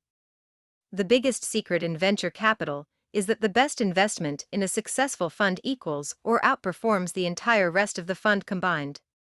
This implies two very strange rules for VCs. First, only invest in companies that have the potential to return the value of the entire fund. This is a scary rule, because it eliminates the vast majority of possible investments. Even quite successful companies usually succeed on a more humble scale. This leads to rule number 2, because rule number 1 is so restrictive, there can't be any other rules. Consider what happens when you break the first rule. Andreessen Horowitz invested $250,000 in Instagram in 2010. When Facebook bought Instagram just 2 years later for $1 billion, Andreessen netted $78 million, a 312x return in less than 2 years. That's a phenomenal return, befitting the firm's reputation as one of the Valley's best. But in a weird way it's not nearly enough, because Andreessen Horowitz has a $1.5 billion fund. If they only wrote $250,000 checks, they would need to find 19 Instagrams just to break even. This is why investors typically put a lot more money into any company worth funding. And to be fair, Andreessen would have invested more in Instagram's later rounds had it not been conflicted out by a previous investment. VCs must find the handful of companies that will successfully go from 0 to 1, and then back them with every resource. Of course, no one can know with certainty ex ante which companies will succeed, so even the best VC firms have a portfolio. However, every single company in a good venture portfolio must have the potential to succeed at vast scale. At Founders Fund, we focus on 5 to 7 companies in a fund, each of which we think could become a multi-billion-dollar business based on its unique fundamentals. Whenever you shift from the substance of a business to the financial question of whether or not it fits into a diversified hedging strategy, venture investing starts to look a lot like buying lottery tickets. And once you think that you're playing the lottery, you've already psychologically prepared yourself to lose. Why people don't see the power law? Why would professional VCs, of all people, fail to see the power law? For one thing, it only becomes clear over time, and even technology investors too often live in the present. Imagine a firm invests in 10 companies with the potential to become monopolies, already an unusually disciplined portfolio. Those companies will look very similar in the early stages before exponential growth. Over the next few years, some companies will fail while others begin to succeed, valuations will diverge, but the difference between exponential growth and linear growth will be unclear. After 10 years, however, the portfolio won't be divided between winners and losers, it will be split between one dominant investment and everything else. But no matter how unambiguous the end result of the power law, it doesn't reflect daily experience. Since investors spend most of their time making new investments and attending to companies in their early stages, most of the companies they work with are by definition average. Most of the differences that investors and entrepreneurs perceive every day are between relative levels of success, not between exponential dominance and failure.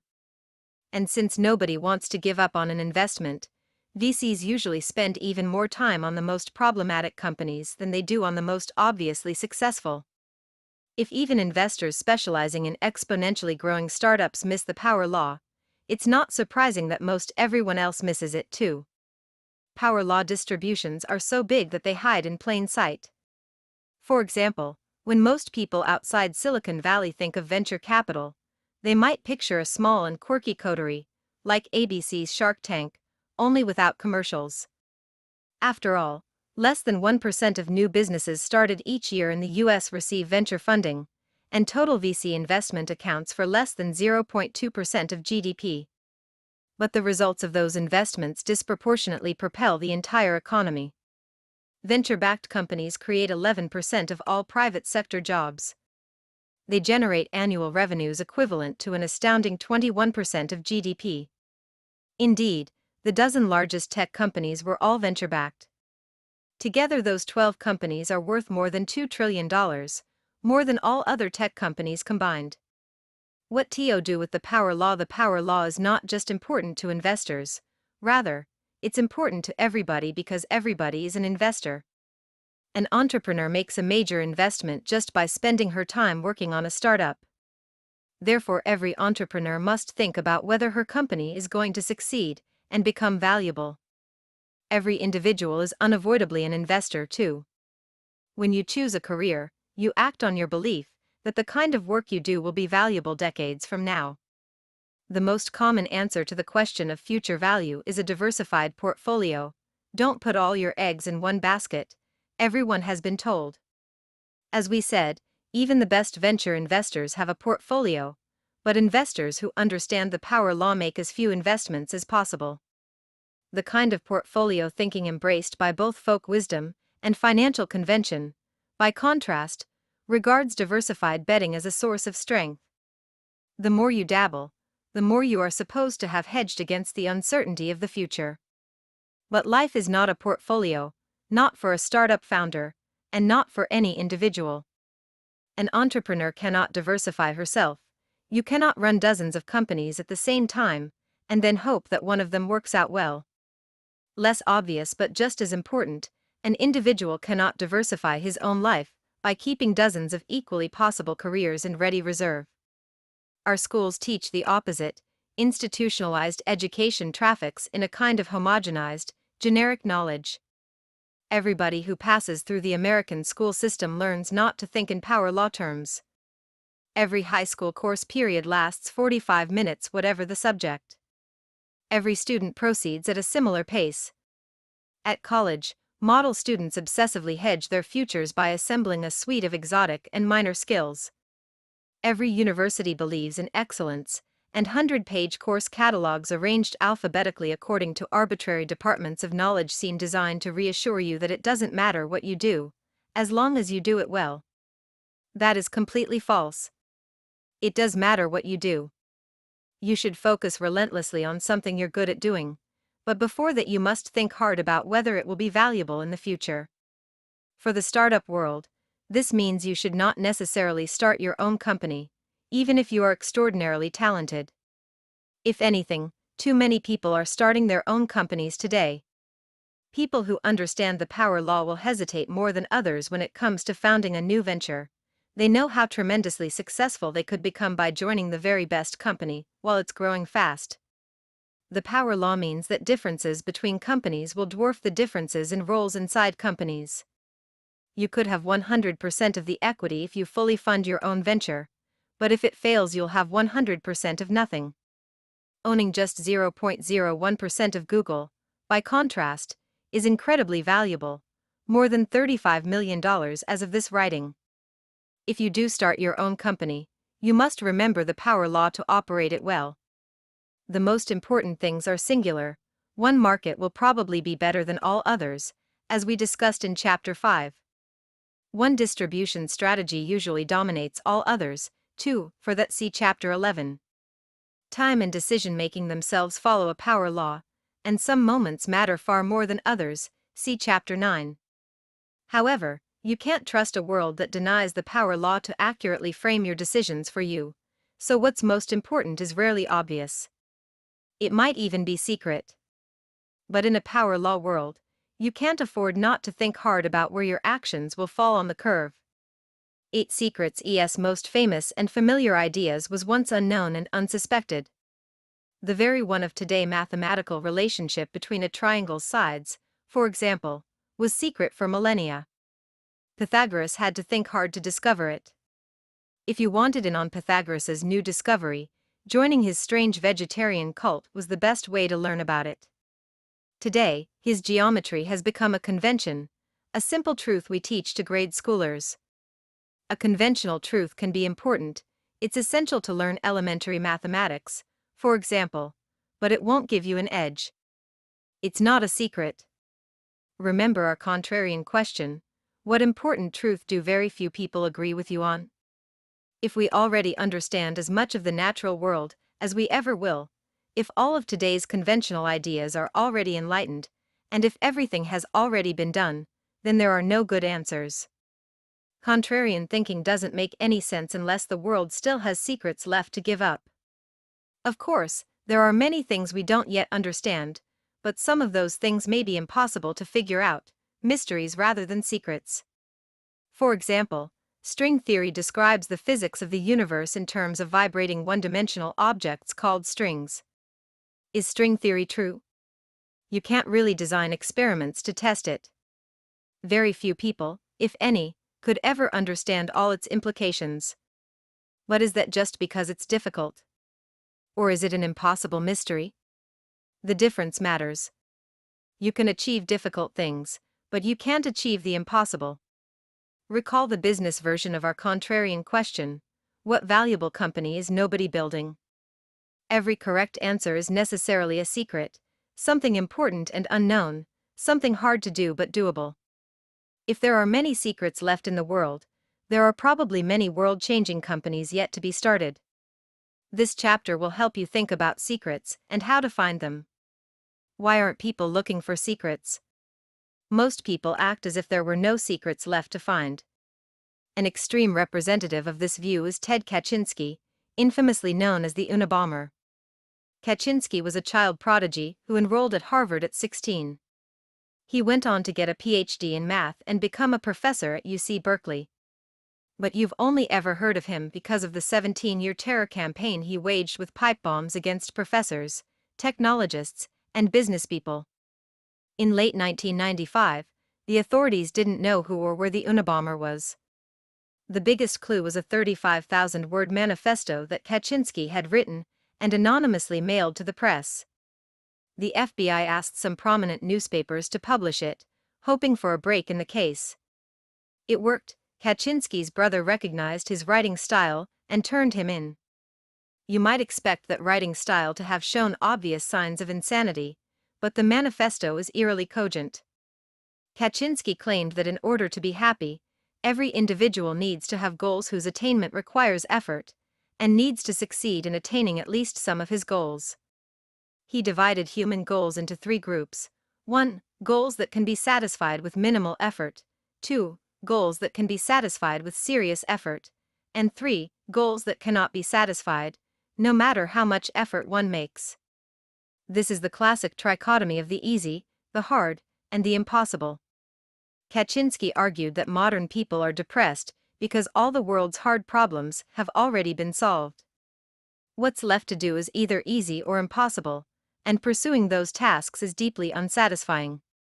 What you can do, even a child can do; what you can't do, even Einstein couldn't have done. So Kaczynski's idea was to destroy existing institutions, get rid of all technology, and let people start over and work on hard problems anew. Kaczynski's methods were crazy, but his loss of faith in the technological frontier is all around us. Consider the trivial but revealing hallmarks of urban hipsterdom: faux vintage photography, the handlebar mustache, and vinyl record players all hark back to an earlier time when people were still optimistic about the future. If everything worth doing has already been done, you may as well feign an allergy to achievement and become a barista. Hipster or Unabomber. ALL fundamentalists think this way, not just terrorists and hipsters.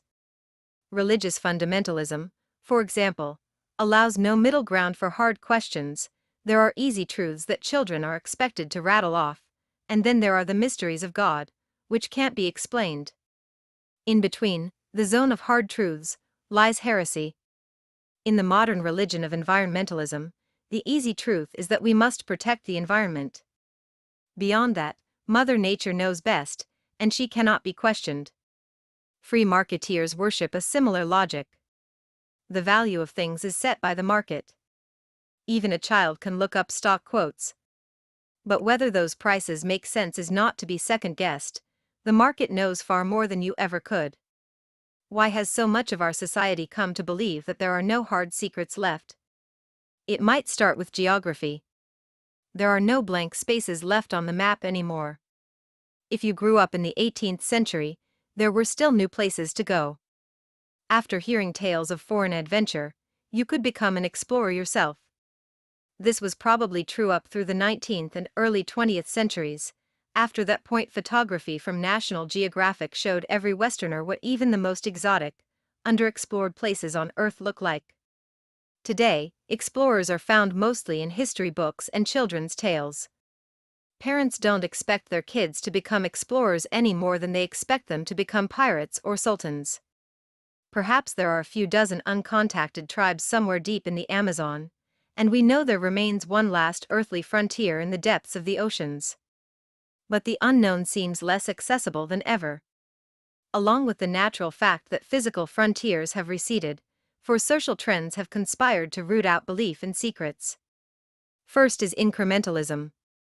From an early age, we are taught that the right way to do things is to proceed one very small step at a time, day by day, grade by grade.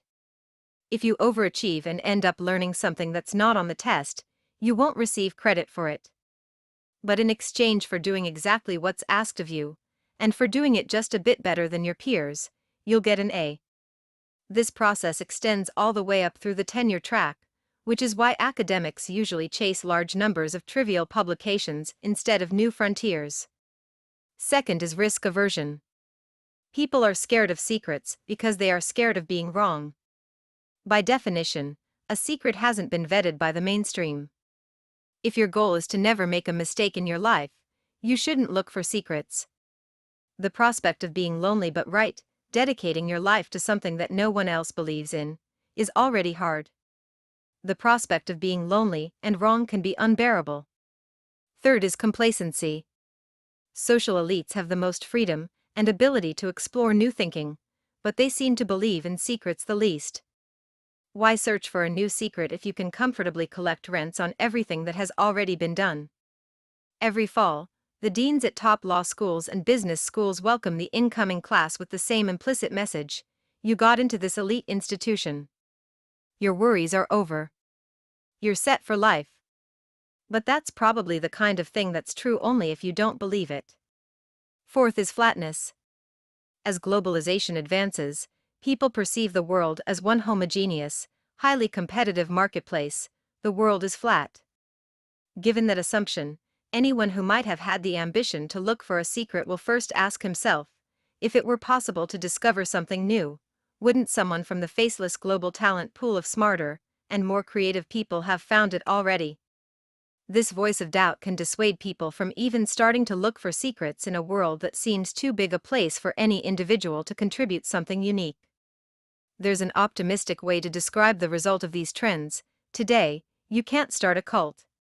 40 years ago, people were more open to the idea that not all knowledge was widely known. From the Communist Party to the Hare Krishnas, large numbers of people thought they could join some enlightened vanguard that would show them the way. Very few people take unorthodox ideas seriously today, and the mainstream sees that as a sign of progress. We can be glad that there are fewer crazy cults now, yet that gain has come at great cost. We have given up our sense of wonder at secrets left to be discovered. The world according to convention. How must you see the world if you don't believe in secrets? You'd have to believe we've already solved all great questions. If today's conventions are correct, we can afford to be smug and complacent. God's in his heaven, all's right with the world. For example, a world without secrets would enjoy a perfect understanding of justice. Every injustice necessarily involves a moral truth that very few people recognize early on.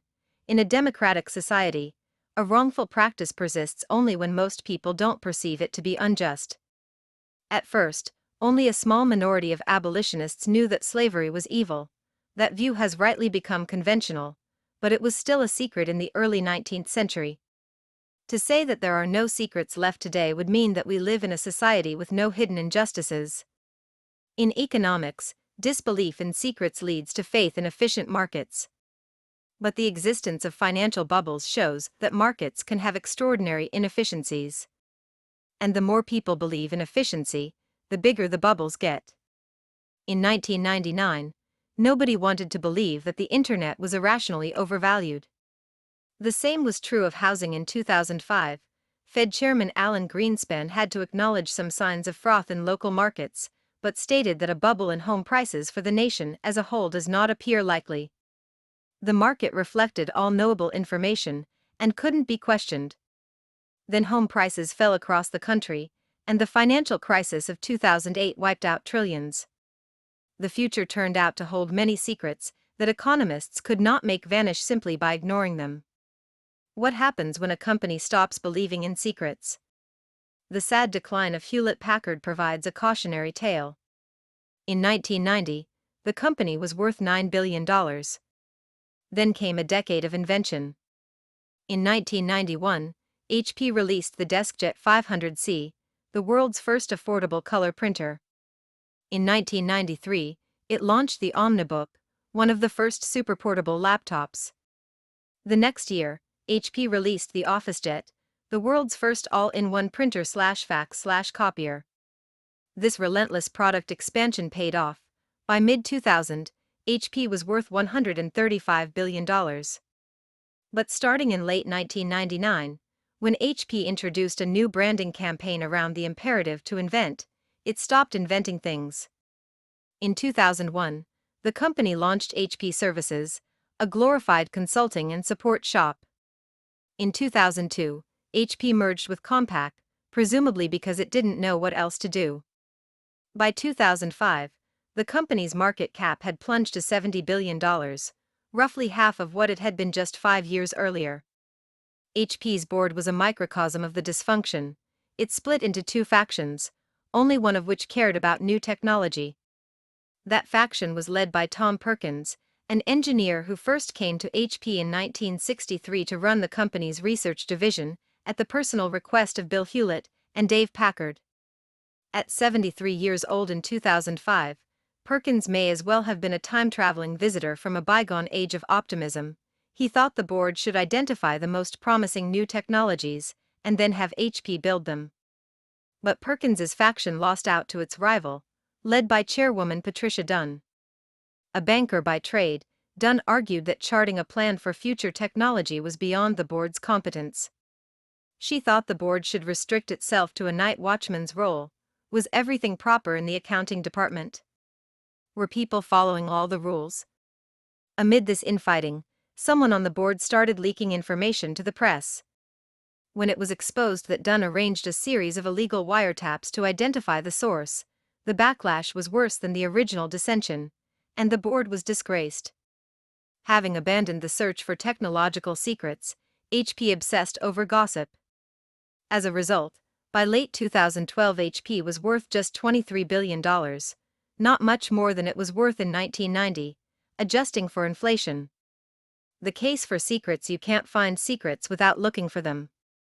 Andrew Wiles demonstrated this when he proved Fermat's last theorem, after 358 years of fruitless inquiry by other mathematicians, the kind of sustained failure that might have suggested an inherently impossible task.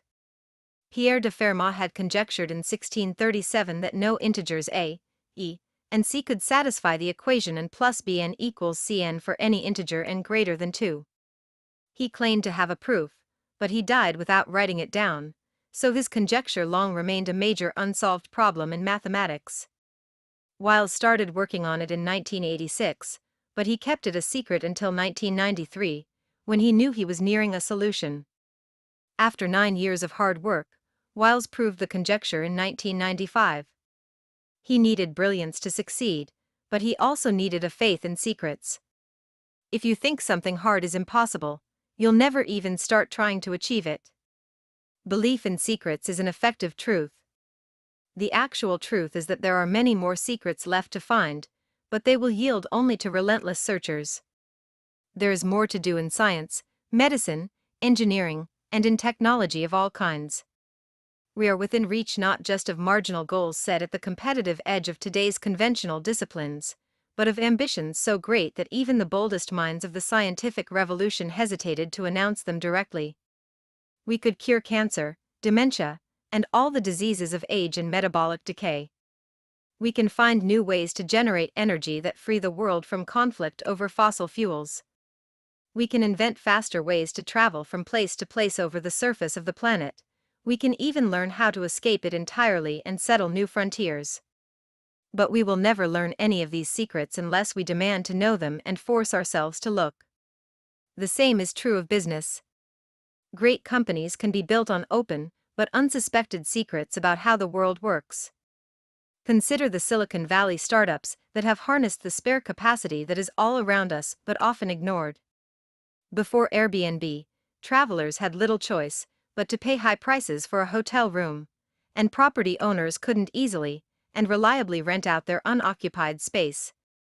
Airbnb saw untapped supply and unaddressed demand where others saw nothing at all. The same is true of private car services Lyft and Uber.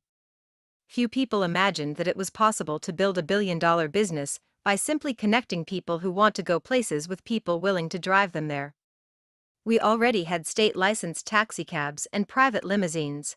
Only by believing in and looking for secrets could you see beyond the convention to an opportunity hidden in plain sight. The same reason that so many internet companies, including Facebook, are often underestimated, their very simplicity is itself an argument for secrets. If insights that look so elementary in retrospect can support important and valuable businesses, there must remain many great companies still to start. How Thiel finds secrets. There are two kinds of secrets: secrets of nature and secrets about people.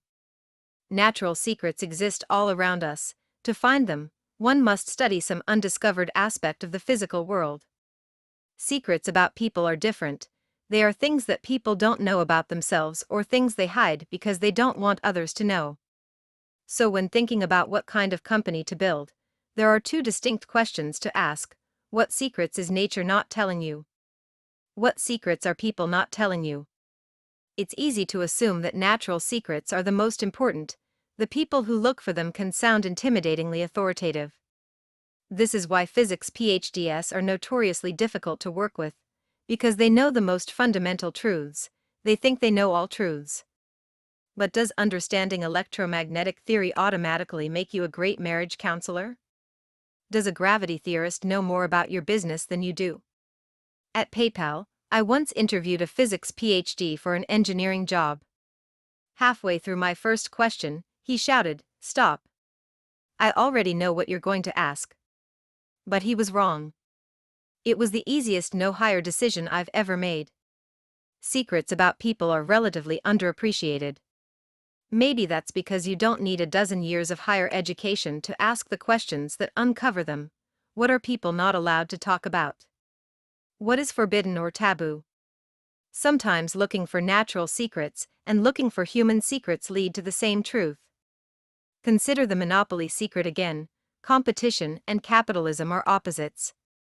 If you didn't already know it, you could discover it the natural, empirical way.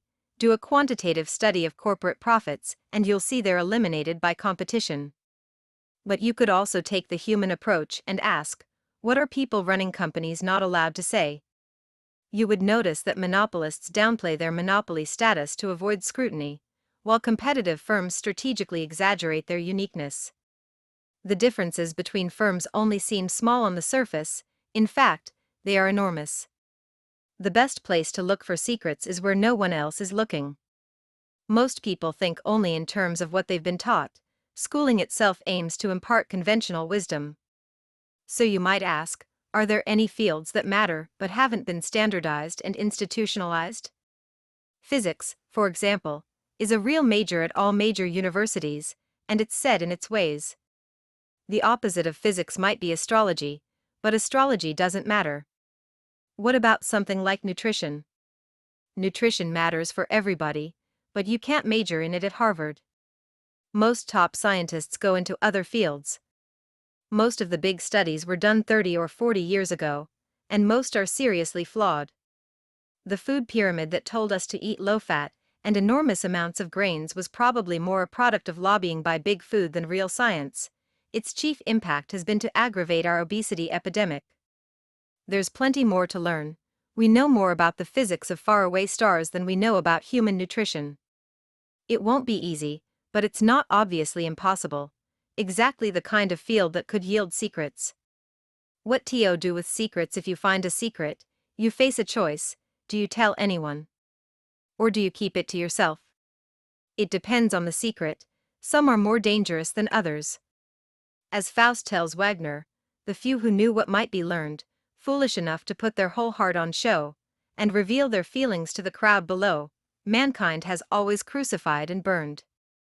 Unless you have perfectly conventional beliefs, it's rarely a good idea to tell everybody everything that you know. So who do you tell? Whoever you need to, and no more. In practice, there's always a golden mean between telling nobody and telling everybody, and that's a company. The best entrepreneurs know this. Every great business is built around a secret that's hidden from the outside. A great company is a conspiracy to change the world. When you share your secret, the recipient becomes a fellow conspirator. As Tolkien wrote in The Lord of the Rings, the road goes ever on and on down from the door where it began. Life is a long journey. The road marked out by the steps of previous travelers has no end in sight. But later on in the tale, another verse appears.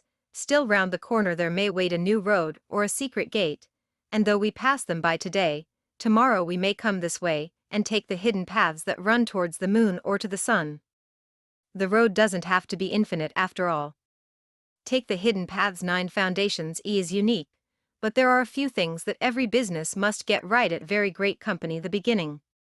I stress this so often that friends have teasingly nicknamed it Thiel's Law. A startup messed up at its foundation cannot be fixed. Beginnings are special. They are qualitatively different from all that comes afterward. This was true 13.8 billion years ago, at the founding of our cosmos. In the earliest microseconds of its existence, the universe expanded by a factor of 1030, a million trillion trillion. As cosmogonic epochs came and went in those first few moments, the very laws of physics were different from those we know today.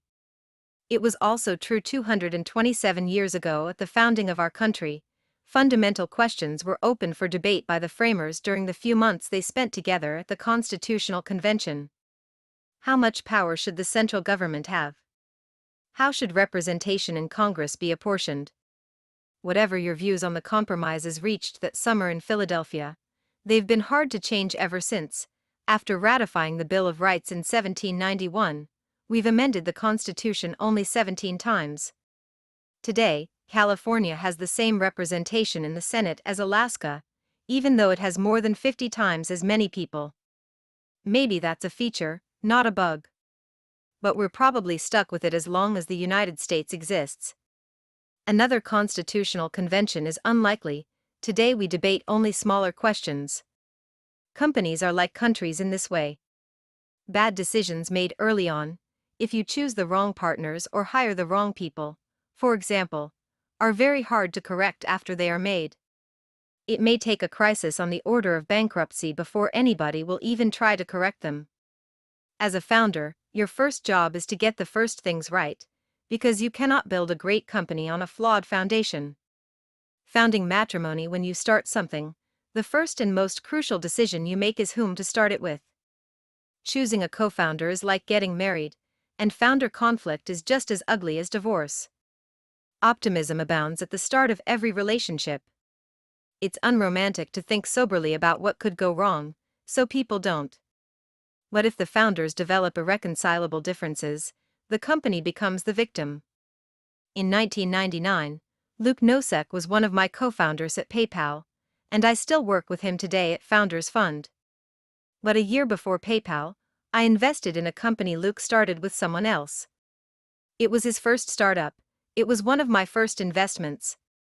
Neither of us realized it then, but the venture was doomed to fail from the beginning because Luke and his co-founder were a terrible match. Luke is a brilliant and eccentric thinker. His co-founder was an MBA type who didn't want to miss out on the 90s gold rush. They met at a networking event, talked for a while, and decided to start a company together. That's no better than marrying the first person you meet at the slot machines in Vegas. You might hit the jackpot, but it probably won't work. Their company blew up and I lost my money. Now when I consider investing in a startup, I study the founding teams.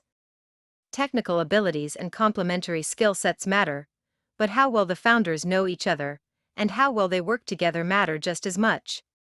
Founders should share a prehistory before they start a company together, otherwise they're just rolling dice. Ownership, possession, and control: it's not just founders who need to get along. Everyone in your company needs to work well together. A Silicon Valley libertarian might say you could solve this problem by restricting yourself to a sole proprietorship. Freud, Jung, and every other psychologist has a theory about how every individual mind is divided against itself, but in business at least, working for yourself guarantees alignment. Unfortunately, it also limits what kind of company you can build. It's very hard to go from 0 to 1 without a team. A Silicon Valley anarchist might say you could achieve perfect alignment as long as you hire just the right people, who will flourish peacefully without any guiding structure. Serendipity and even freeform chaos at the workplace are supposed to help disrupt all the old rules made and obeyed by the rest of the world. And indeed, if men were angels, no government would be necessary. But anarchic companies miss what James Madison saw: men aren't angels. That's why executives who manage companies and directors who govern them have separate roles to play. It's also why founders' and investors' claims on a company are formally defined. You need good people who get along, but you also need a structure to help keep everyone aligned for the long term. To anticipate likely sources of misalignment in any company, it's useful to distinguish between three concepts: ownership, who legally owns a company's equity; possession, who actually runs the company on a day-to-day basis; control, who formally governs the company's affairs. A typical startup allocates ownership among founders, employees, and investors. The managers and employees who operate the company enjoy possession. And a board of directors, usually comprising founders and investors, exercises control. In theory, this division works smoothly. Financial upside from part ownership attracts and rewards investors and workers. Effective possession motivates and empowers founders and employees. It means they can get stuff done. Oversight from the board places managers' plans in a broader perspective. In practice, distributing these functions among different people makes sense, but it also multiplies opportunities for misalignment. To see misalignment at its most extreme, just visit the DMV. Suppose you need a new driver's license. Theoretically, it should be easy to get one. The DMV is a government agency, and we live in a democratic republic. All power resides in the people, who elect representatives to serve them in government. If you're a citizen, you're a part owner of the DMV and your representatives control it, so you should be able to walk in and get what you need. Of course, it doesn't work like that. We the people may own the DMV's resources, but that ownership is merely fictional. The clerks and petty tyrants who operate the DMV, however, enjoy very real possession of their small-time powers. Even the governor and the legislature charged with nominal control over the DMV can't change anything. The bureaucracy lurches ever sideways of its own inertia no matter what actions elected officials take. Accountable to nobody, the DMV is misaligned with everybody. Bureaucrats can make your licensing experience pleasurable or nightmarish at their sole discretion. You can try to bring up political theory and remind them that you are the boss, but that's unlikely to get you better service. Big corporations do better than the DMV, but they're still prone to misalignment, especially between ownership and possession. The CEO of a huge company like General Motors, for example, will own some of the company's stock, but only a trivial portion of the total. Therefore, he's incentivized to reward himself through the power of possession rather than the value of ownership. Posting good quarterly results will be enough for him to keep his high salary and corporate jet. Misalignment can creep in even if he receives stock compensation in the name of shareholder value. If that stock comes as a reward for short-term performance, he will find it more lucrative and much easier to cut costs instead of investing in a plan that might create more value for all shareholders far in the future. Unlike corporate giants, early-stage startups are small enough that founders usually have both ownership and possession. Most conflicts in a startup erupt between ownership and control, that is, between founders and investors on the board. The potential for conflict increases over time as interests diverge. A board member might want to take a company public as soon as possible to score a win for his venture firm, while the founders would prefer to stay private and grow the business. In the boardroom, less is more. The smaller the board, the easier it is for the directors to communicate, to reach consensus, and to exercise effective oversight. However, that very effectiveness means that a small board can forcefully oppose management in any conflict. This is why it's crucial to choose wisely. Every single member of your board matters. Even one problem director will cause you pain, and may even jeopardize your company's future. A board of 3 is ideal. Your board should never exceed 5 people, unless your company is publicly held. Government regulations effectively mandate that public companies have larger boards. The average is 9 members. By far the worst you can do is to make your board extra large. When unsavvy observers see a non-profit organization with dozens of people on its board, they think, "Look how many great people are committed to this organization. It must be extremely well run." Actually, a huge board will exercise no effective oversight at all. It merely provides cover for whatever micro-dictator actually runs the organization. If you want that kind of free rein from your board, blow it up to giant size. If you want an effective board, keep it small. On the bus or off the bus, as a general rule, everyone you involve with your company should be involved full-time. Sometimes you'll have to break this rule. It usually makes sense to hire outside lawyers and accountants, for example. However, anyone who doesn't own stock options or draw a regular salary from your company is fundamentally misaligned. At the margin, they'll be biased to claim value in the near term, not help you create more in the future. That's why hiring consultants doesn't work. Part-time employees don't work. Even working remotely should be avoided, because misalignment can creep in whenever colleagues aren't together full-time, in the same place, every day. If you're deciding whether to bring someone on board, the decision is binary.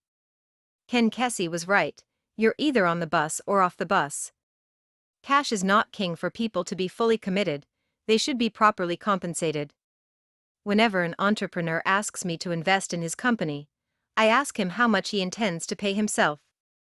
A company does better the less it pays the CEO.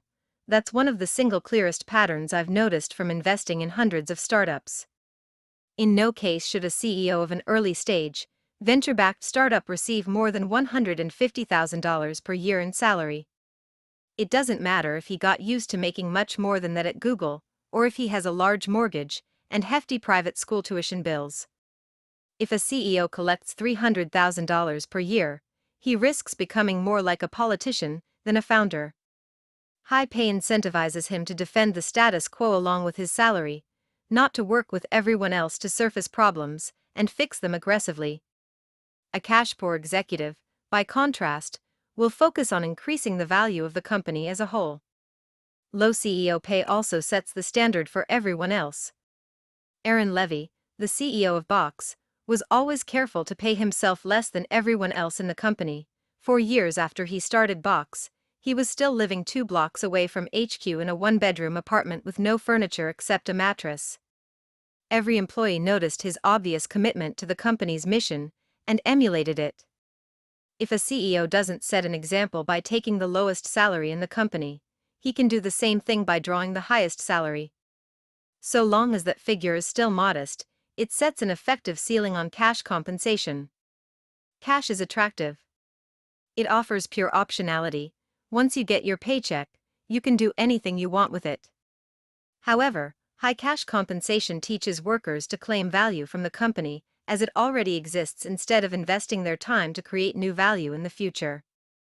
A cash bonus is slightly better than a cash salary, at least it's contingent on a job well done. But even so-called incentive pay encourages short-term thinking and value grabbing. Any kind of cash is more about the present than the future. Vested interest startups don't need to pay high salaries because they can offer something better, part ownership of the company itself. Equity is the one form of compensation that can effectively orient people toward creating value in the future. However, for equity to create commitment rather than conflict, you must allocate it very carefully. Giving everyone equal shares is usually a mistake. Every individual has different talents and responsibilities, as well as different opportunity costs, so equal amounts will seem arbitrary and unfair from the start. On the other hand, granting different amounts up front is just as sure to seem unfair. Resentment at this stage can kill a company, but there's no ownership formula to perfectly avoid it. This problem becomes even more acute over time as more people join the company. Early employees usually get the most equity because they take more risk, but some later employees might be even more crucial to a venture's success. A secretary who joined eBay in 1996 might have made 200 times more than her industry veteran boss who joined in 1999. The graffiti artist who painted Facebook's office walls in 2005 got stock that turned out to be worth $200 million, while a talented engineer who joined in 2010 might have made only $2 million. Since it's impossible to achieve perfect fairness when distributing ownership, founders would do well to keep the details secret. Sending out a company-wide email that lists everyone's ownership stake would be like dropping a nuclear bomb on your office. Most people don't want equity at all.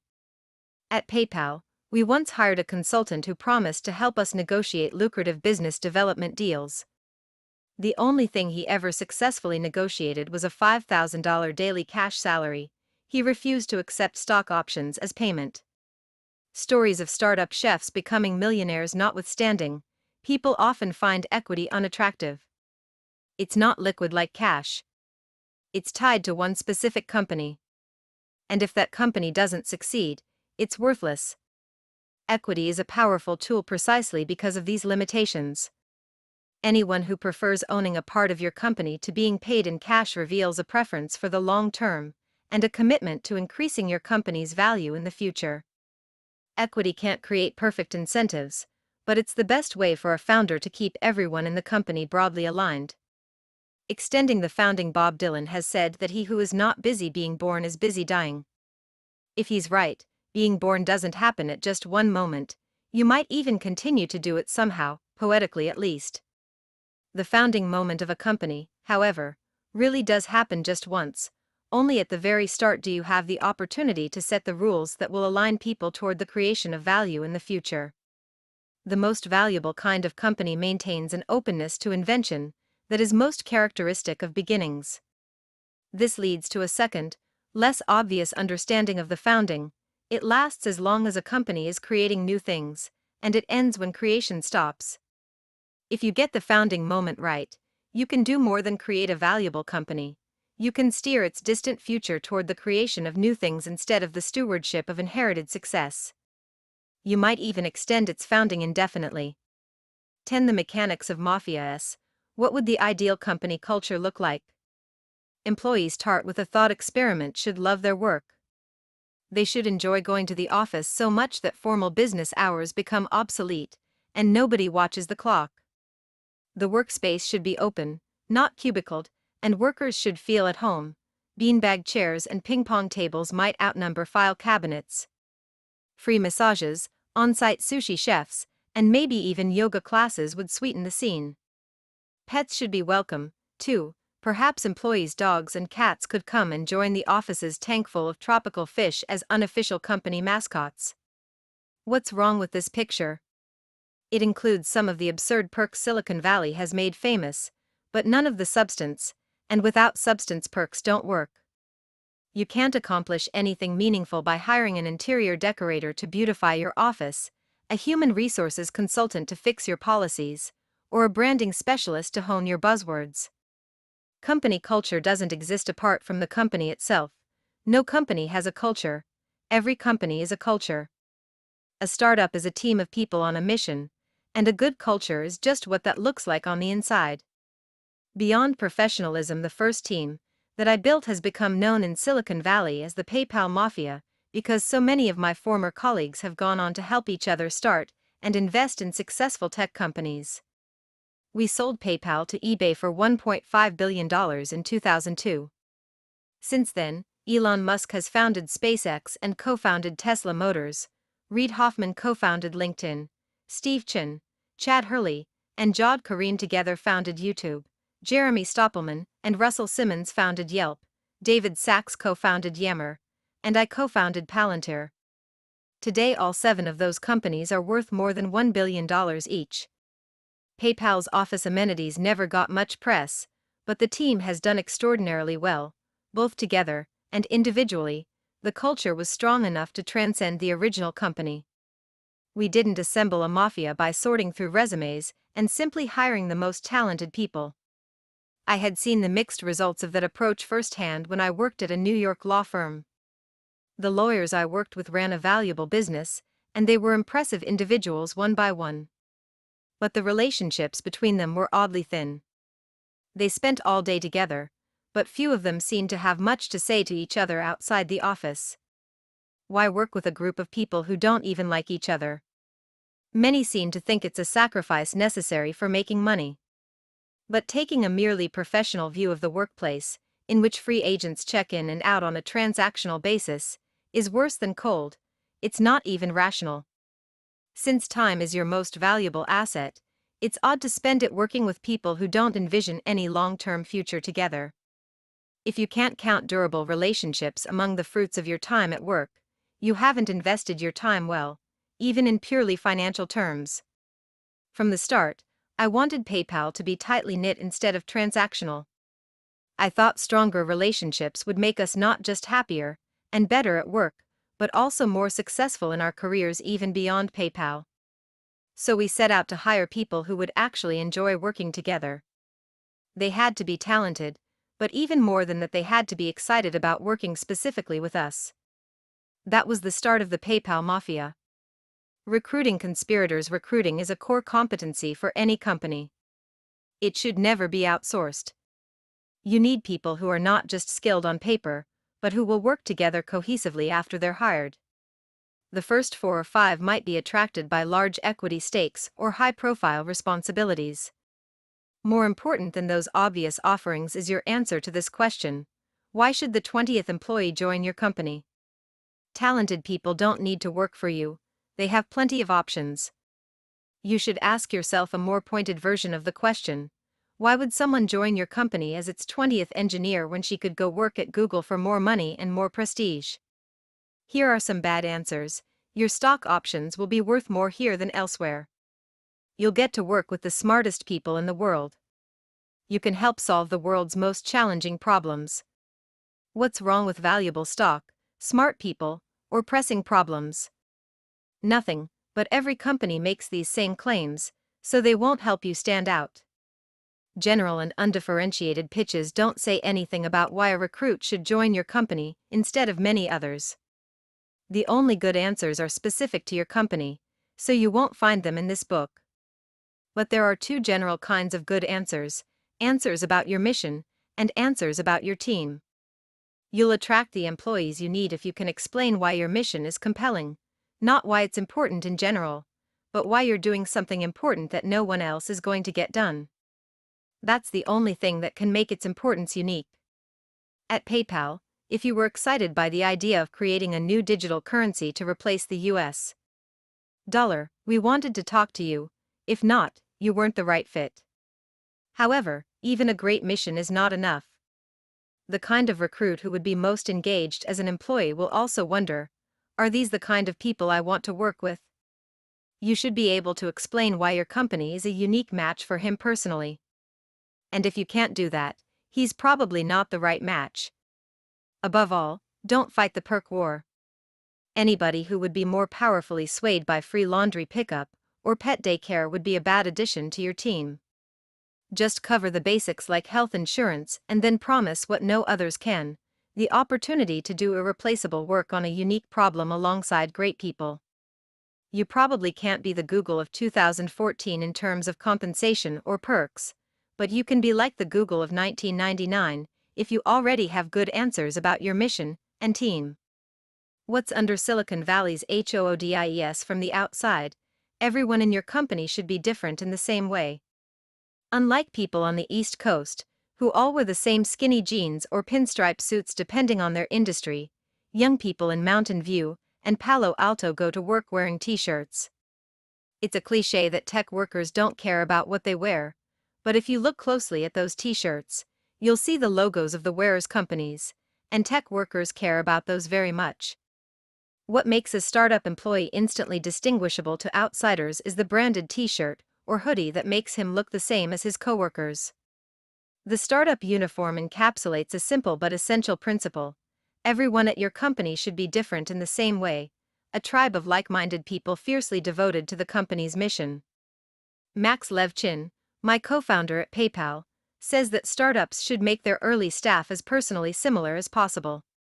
Startups have limited resources and small teams. They must work quickly and efficiently in order to survive, and that's easier to do when everyone shares an understanding of the world. The early PayPal team worked well together, because we were all the same kind of nerd. We all loved science fiction, Cryptonomicon was required reading, and we preferred the capitalist Star Wars to the communist Star Trek. Most important, we were all obsessed with creating a digital currency that would be controlled by individuals instead of governments. For the company to work, it didn't matter what people looked like or which country they came from, but we needed every new hire to be equally obsessed. Do one thing on the inside, every individual should be sharply distinguished by her work.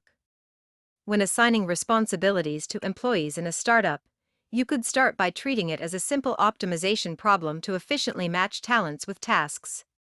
But even if you could somehow get this perfectly right, any given solution would quickly break down. Partly that's because startups have to move fast, so individual roles can't remain static for long. But it's also because job assignments aren't just about the relationships between workers and tasks, they're also about relationships between employees. The best thing I did as a manager at PayPal was to make every person in the company responsible for doing just one thing. Every employee's one thing was unique, and everyone knew I would evaluate him only on that one thing. I had started doing this just to simplify the task of managing people. But then I noticed a deeper result: defining roles reduced conflict. Most fights inside a company happen when colleagues compete for the same responsibilities. Startups face an especially high risk of this since job roles are fluid at the early stages. Eliminating competition makes it easier for everyone to build the kinds of long-term relationships that transcend mere professionalism. More than that, internal peace is what enables a startup to survive at all. When a startup fails, we often imagine it succumbing to predatory rivals in a competitive ecosystem. But every company is also its own ecosystem, and factional strife makes it vulnerable to outside threats. Internal conflict is like an autoimmune disease. The technical cause of death may be pneumonia, but the real cause remains hidden from plain view. Of cults and consultants in the most intense kind of organization, members hang out only with other members. They ignore their families and abandon the outside world. In exchange, they experience strong feelings of belonging, and maybe get access to esoteric truths denied to ordinary people. We have a word for such organizations: cults. Cultures of total dedication look crazy from the outside, partly because the most notorious cults were homicidal. Jim Jones and Charles Manson did not make good exits. But entrepreneurs should take cultures of extreme dedication seriously. Is a lukewarm attitude to one's work a sign of mental health? Is a merely professional attitude the only sane approach? The extreme opposite of a cult is a consulting firm like Accenture. Not only does it lack a distinctive mission of its own, but individual consultants are regularly dropping in and out of companies to which they have no long-term connection whatsoever. Every company culture can be plotted on a linear spectrum. The best startups might be considered slightly less extreme kinds of cults. The biggest difference is that cults tend to be fanatically wrong about something important. People at a successful startup are fanatically right about something those outside it have missed. You're not going to learn those kinds of secrets from consultants, and you don't need to worry if your company doesn't make sense to conventional professionals.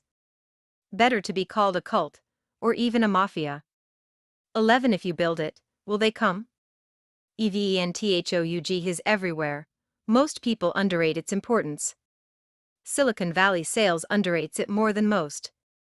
The geek classic The Hitchhiker's Guide to the Galaxy even explains the founding of our planet as a reaction against salesmen. When an imminent catastrophe requires the evacuation of humanity's original home, the population escapes on 3 giant ships. The thinkers, leaders, and achievers take the A ship, the salespeople and consultants get the B ship, and the workers and artisans take the C ship. The B ship leaves first, and all its passengers rejoice vainly. But the salespeople don't realize they are caught in a ruse. The A ship and C ship people had always thought that the B ship people were useless, so they conspired to get rid of them. And it was the B ship that landed on Earth. Distribution may not matter in fictional worlds, but it matters in ours. We underestimate the importance of distribution, a catch-all term for everything it takes to sell a product. Because we share the same bias the A-ship and C-ship people had, salespeople, and other middlemen supposedly get in the way, and distribution should flow magically from the creation of a good product. The field of dreams conceit is especially popular in Silicon Valley, where engineers are biased toward building cool stuff rather than selling it. But customers will not come just because you build it. You have to make that happen, and it's harder than it looks. Nerds versus salesmen. The U.S. advertising industry collects annual revenues of $150 billion and employs more than 600,000 people.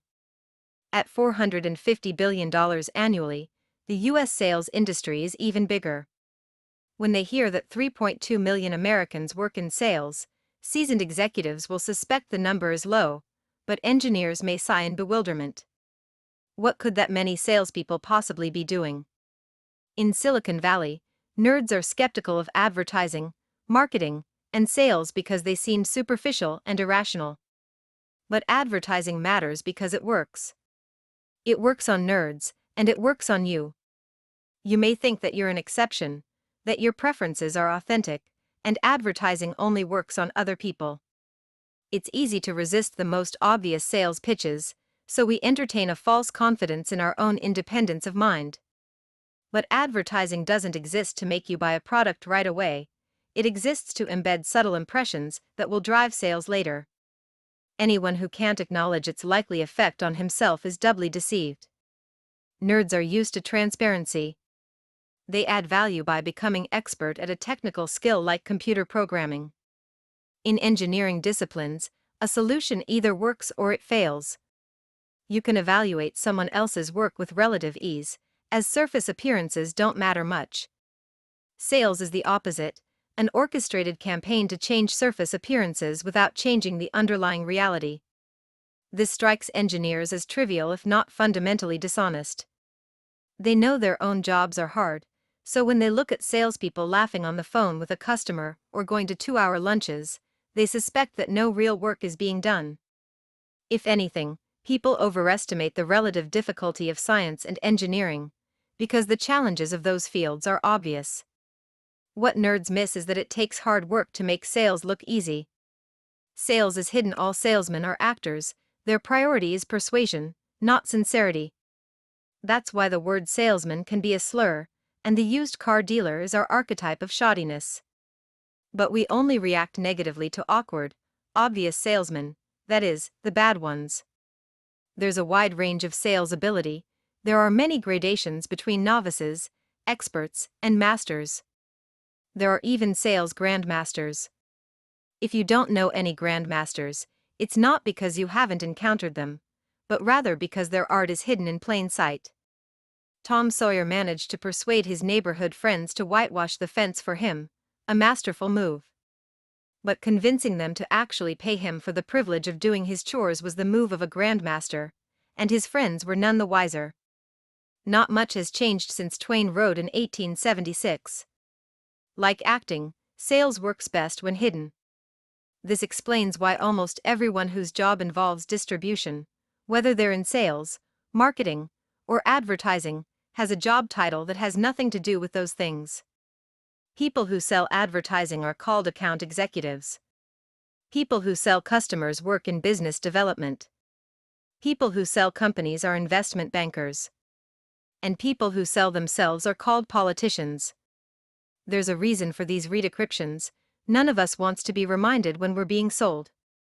Whatever the career, sales ability distinguishes superstars from also-rans. On Wall Street, a new hire starts as an analyst wielding technical expertise, but his goal is to become a dealmaker. A lawyer prides himself on professional credentials, but law firms are led by the rainmakers who bring in big clients. Even university professors, who claim authority from scholarly achievement, are envious of the self-promoters who define their fields. Academic ideas about history or English don't just sell themselves on their intellectual merits. Even the agenda of fundamental physics and the future path of cancer research are results of persuasion. The most fundamental reason that even business people underestimate the importance of sales is the systematic effort to hide it at every level of every field in a world secretly driven by it.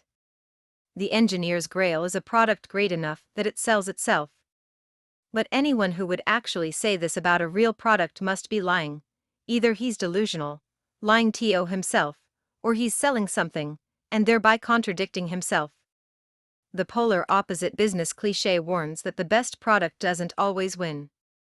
Economists attribute this to path dependence. Specific historical circumstances independent of objective quality can determine which products enjoy widespread adoption.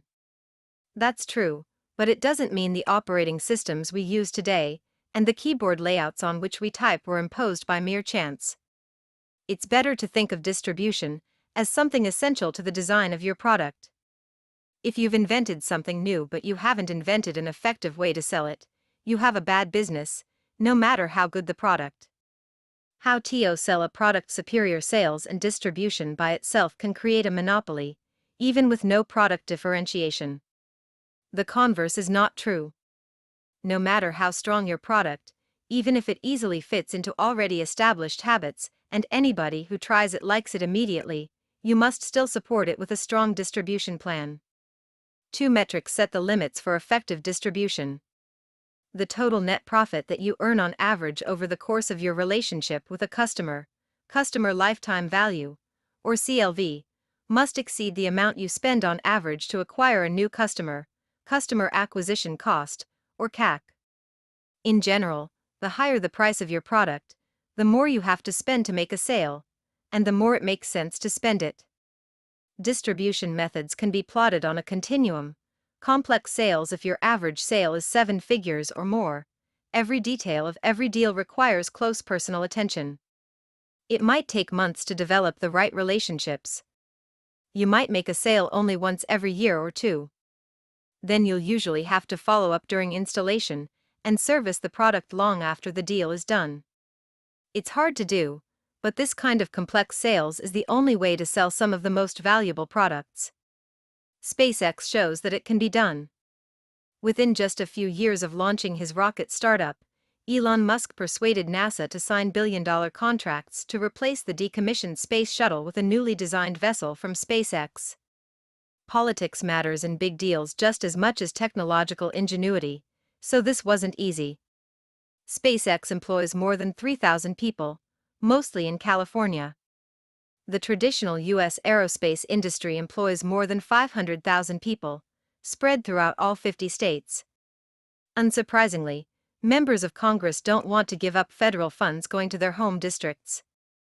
But since complex sales requires making just a few deals each year, a sales grandmaster like Elon Musk can use that time to focus on the most crucial people, and even to overcome political inertia. Complex sales works best when you don't have salesmen at all. Palantir, the data analytics company I co-founded with my law school classmate Alex Karp, doesn't employ anyone separately tasked with selling its product. Instead, Alex, who is Palantir's CEO, spends 25 days a month on the road, meeting with clients and potential clients. Our deal sizes range from $1 million to $100 million. At that price point, buyers want to talk to the CEO, not the VP of sales. Businesses with complex sales models succeed if they achieve 50% to 100% year-over-year growth over the course of a decade. This will seem slow to any entrepreneur dreaming of viral growth. You might expect revenue to increase 10x as soon as customers learn about an obviously superior product, but that almost never happens. Good enterprise sales strategy starts small, as it must. A new customer might agree to become your biggest customer, but they'll rarely be comfortable signing a deal completely out of scale with what you've sold before. Once you have a pool of reference customers who are successfully using your product, then you can begin the long and methodical work of hustling toward ever bigger deals. Personal sales. Most sales are not particularly complex. Average deal sizes might range between $10,000 and $100,000, and usually the CEO won't have to do all the selling himself. The challenge here isn't about how to make any particular sale, but how to establish a process by which a sales team of modest size can move the product to a wide audience. In 2008, Box had a good way for companies to store their data safely and accessibly in the cloud. But people didn't know they needed such a thing. Cloud computing hadn't caught on yet. That summer, Blake was hired as Box's third salesperson to help change that. Starting with small groups of users who had the most acute file-sharing problems, Box's sales reps built relationships with more and more users in each client company. In 2009, Blake sold a small Box account to the Stanford Sleep Clinic, where researchers needed an easy, secure way to store experimental data logs. Today, the university offers a Stanford-branded Box account to every one of its students and faculty members, and Stanford Hospital runs on Box. If it had started off by trying to sell the president of the university on an enterprise-wide solution, Box would have sold nothing. A complex sales approach would have made Box a forgotten startup failure. Instead, personal sales made it a multi-billion-dollar business. Sometimes the product itself is a kind of distribution. ZocDoc is a founders fund portfolio company that helps people find and book medical appointments online. The company charges doctors a few $100s per month to be included in its network. With an average deal size of just a few $1,000s, ZocDoc needs lots of salespeople, so many that they have an internal recruiting team to do nothing but hire more. But making personal sales to doctors doesn't just bring in revenue. By adding doctors to the network, salespeople make the product more valuable to consumers, and more consumer users increases its appeal to doctors. More than 5 million people already use the service each month, and if it can continue to scale its network to include a majority of practitioners, it will become a fundamental utility for the U.S. healthcare industry. Distribution doldrums in between personal sales, salespeople obviously required, and traditional advertising, no salespeople required, there is a dead zone. Suppose you create a software service that helps convenience store owners track their inventory and manage ordering. For a product priced around $1,000, there might be no good distribution channel to reach the small businesses that might buy it. Even if you have a clear value proposition, how do you get people to hear it? Advertising would either be too broad, there's no TV channel that only convenience store owners watch, or too inefficient, on its own. An ad in convenience store news probably won't convince any owner to part with $1,000 a year. The product needs a personal sales effort, but at that price point, you simply don't have the resources to send an actual person to talk to every prospective customer. This is why so many small and medium-sized businesses don't use tools that bigger firms take for granted. It's not that small business proprietors are unusually backward, or that good tools don't exist. Distribution is the hidden bottleneck. Marketing and advertising work for relatively low-priced products that have mass appeal but lack any method of viral distribution. Procter & Gamble can't afford to pay salespeople to go door-to-door selling laundry detergent. P&G does employ salespeople to talk to grocery chains and large retail outlets, since one detergent sale made to these buyers might mean 100,000 one-gallon bottles. To reach its end user, a packaged goods company has to produce television commercials, print coupons in newspapers, and design its product boxes to attract attention. Advertising can work for startups, too, but only when your customer acquisition costs and customer lifetime value make every other distribution channel uneconomical. Consider e-commerce startup Warby Parker, which designs and sells fashionable prescription eyeglasses online instead of contracting sales out to retail eyewear distributors. Each pair starts at around $100, so assuming the average customer buys a few pairs in her lifetime, the company's CLV is a few $100s. That's too little to justify personal attention on every transaction, but at the other extreme, $100 physical products don't exactly go viral. By running advertisements and creating quirky TV commercials, Warby is able to get its better, less expensive offerings in front of millions of eyeglass-wearing customers. The company states plainly on its website that TV is a great big megaphone, and when you can only afford to spend dozens of dollars acquiring a new customer, you need the biggest megaphone you can find. Every entrepreneur envies a recognizable ad campaign, but startups should resist the temptation to compete with bigger companies in the endless contest to put on the most memorable TV spots or the most elaborate PR stunts. I know this from experience. At PayPal we hired James Doohan, who played Scotty on Star Trek, to be our official spokesman. When we released our first software for the Palm Pilot, we invited journalists to an event where they could hear James recite this immortal line: "I've been beaming people up my whole career, but this is the first time I've ever been able to beam money." It flopped. The few who actually came to cover the event weren't impressed. We were all nerds, so we had thought Scotty the chief engineer could speak with more authority than, say, Captain Kirk. Just like a salesman, Kirk was always showboating out in some exotic locale, and leaving it up to the engineers to bail him out of his own mistakes. We were wrong. When Priceline.com cast William Shatner, the actor who played Kirk, in a famous series of TV spots, it worked for them. But by then Priceline was a major player. No early-stage startup can match big companies' advertising budgets. Captain Kirk truly is in a league of his own. Viral marketing: a product is viral if its core functionality encourages users to invite their friends to become users too. This is how Facebook and PayPal both grew quickly. Every time someone shares with a friend or makes a payment, they naturally invite more and more people into the network. This isn't just cheap, it's fast too. If every new user leads to more than one additional user, you can achieve a chain reaction of exponential growth. The ideal viral loop should be as quick and frictionless as possible. Funny YouTube videos or internet memes get millions of views very quickly because they have extremely short cycle times.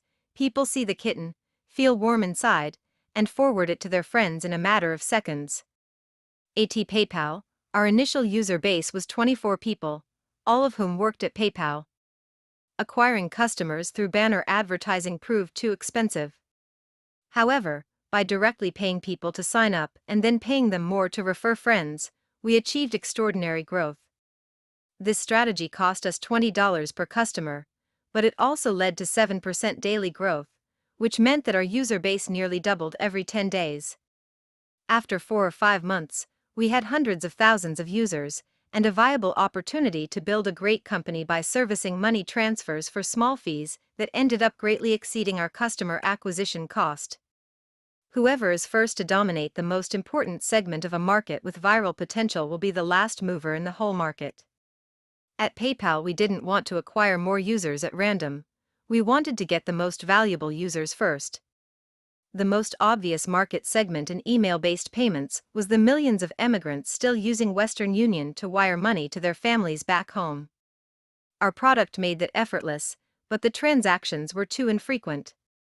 We needed a smaller niche market segment with a higher velocity of money, a segment we found in eBay power sellers, the professional vendors who sold goods online through eBay's auction marketplace. There were 20,000 of them. Most had multiple auctions ending each day, and they bought almost as much as they sold, which meant a constant stream of payments.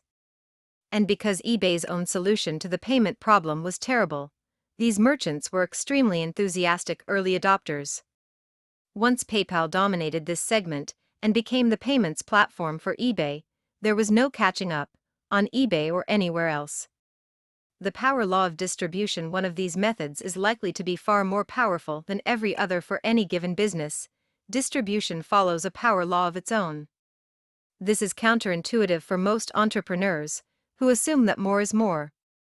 But the kitchen sink approach: employ a few salespeople, place some magazine ads, and try to add some kind of viral functionality to the product as an afterthought, doesn't work.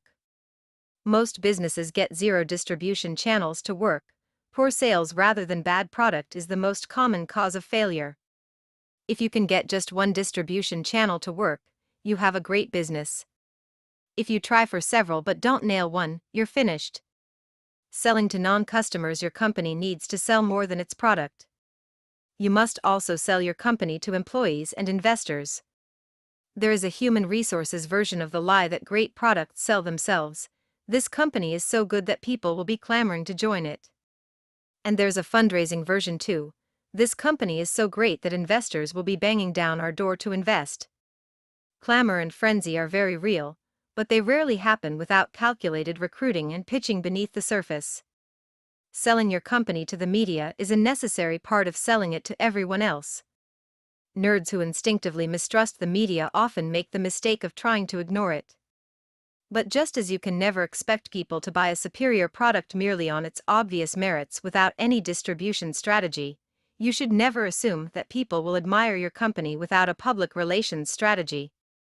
Even if your particular product doesn't need media exposure to acquire customers, because you have a viral distribution strategy, the press can help attract investors and employees. Any prospective employee worth hiring will do his own diligence. What he finds or doesn't find when he Googles you will be critical to the success of your company. Everybody sells nerds might wish that distribution could be ignored and salesmen banished to another planet. All of us want to believe that we make up our own minds, that sales doesn't work on us. But it's not true. Everybody has a product to sell, no matter whether you're an employee, a founder, or an investor. It's true even if your company consists of just you and your computer. Look around. If you don't see any salespeople, you're the salesperson. 12-man and machine A stagnate. Information technology has advanced so rapidly that it has now as mature industries become synonymous with technology itself. Today, more than 1.5 billion people enjoy instant access to the world's knowledge using pocket-sized devices. Every one of today's smartphones has thousands of times more processing power than the computers that guided astronauts to the moon. And if Moore's law continues apace, tomorrow's computers will be even more powerful.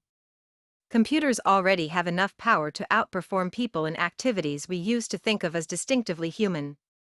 In 1997, IBM's Deep Blue defeated world chess champion Garry Kasparov.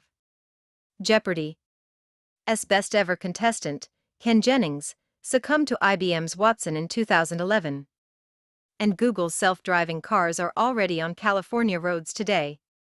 Dale Earnhardt Jr. needn't feel threatened by them, but The Guardian worries, on behalf of the millions of chauffeurs and cabbies in the world, that self-driving cars could drive the next wave of unemployment. Everyone expects computers to do more in the future, so much more that some wonder, 30 years from now, will there be anything left for people to do?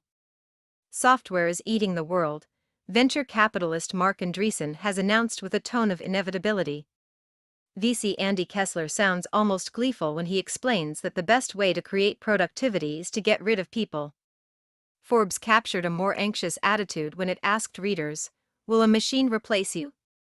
Futurists can seem like they hope the answer is yes. Luddites are so worried about being replaced that they would rather we stop building new technology altogether. Neither side questions the premise that better computers will necessarily replace human workers. But that premise is wrong. Computers are complements for humans, not substitutes. The most valuable businesses of coming decades will be built by entrepreneurs who seek to empower people rather than try to make them obsolete. Substitution versus complementarity. 15 years ago, American workers were worried about competition from cheaper Mexican substitutes. And that made sense, because humans really can substitute for each other. Today people think they can hear Ross Perot's giant sucking sound once more, but they trace it back to server farms somewhere in Texas instead of cut-rate factories in Tijuana. Americans fear technology in the near future, because they see it as a replay of the globalization of the near past. But the situations are very different. People compete for jobs and for resources, computers compete for neither. Globalization means substitution. When Perot warned about foreign competition, both George H.W. Bush and Bill Clinton preached the gospel of free trade. Since every person has a relative strength at some particular job, in theory the economy maximizes wealth when people specialize according to their advantages, and then trade with each other. In practice, it's not unambiguously clear how well free trade has worked, for many workers at least.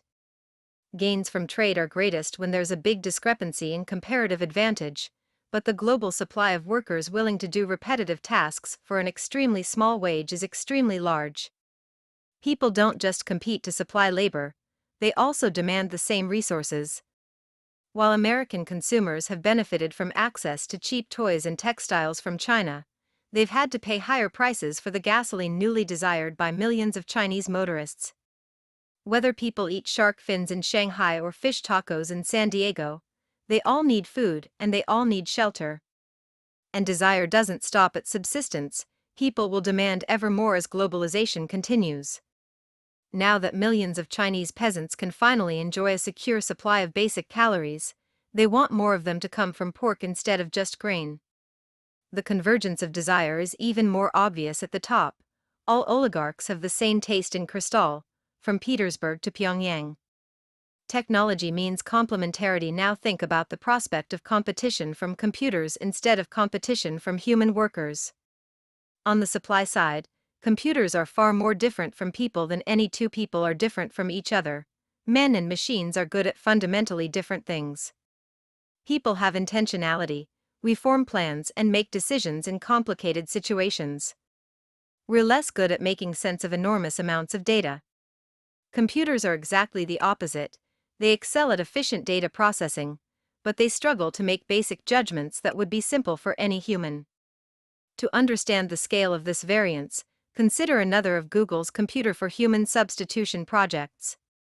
In 2012, one of their supercomputers made headlines when, after scanning 10 million thumbnails of YouTube videos, it learned to identify a cat with 75% accuracy. That seems impressive, until you remember that an average 4-year-old can do it flawlessly. When a cheap laptop beats the smartest mathematicians at some tasks, but even a supercomputer with 16,000 CPUs can't beat a child at others, you can tell that humans and computers are not just more or less powerful than each other, they're categorically different. The stark differences between man and machine mean that gains from working with computers are much higher than gains from trade with other people. We don't trade with computers any more than we trade with livestock or lamps. And that's the point, computers are tools, not rivals. The differences are even deeper on the demand side. Unlike people in industrializing countries, computers don't yearn for more luxurious foods or beachfront villas in Cap Ferrat. All they require is a nominal amount of electricity, which they're not even smart enough to want.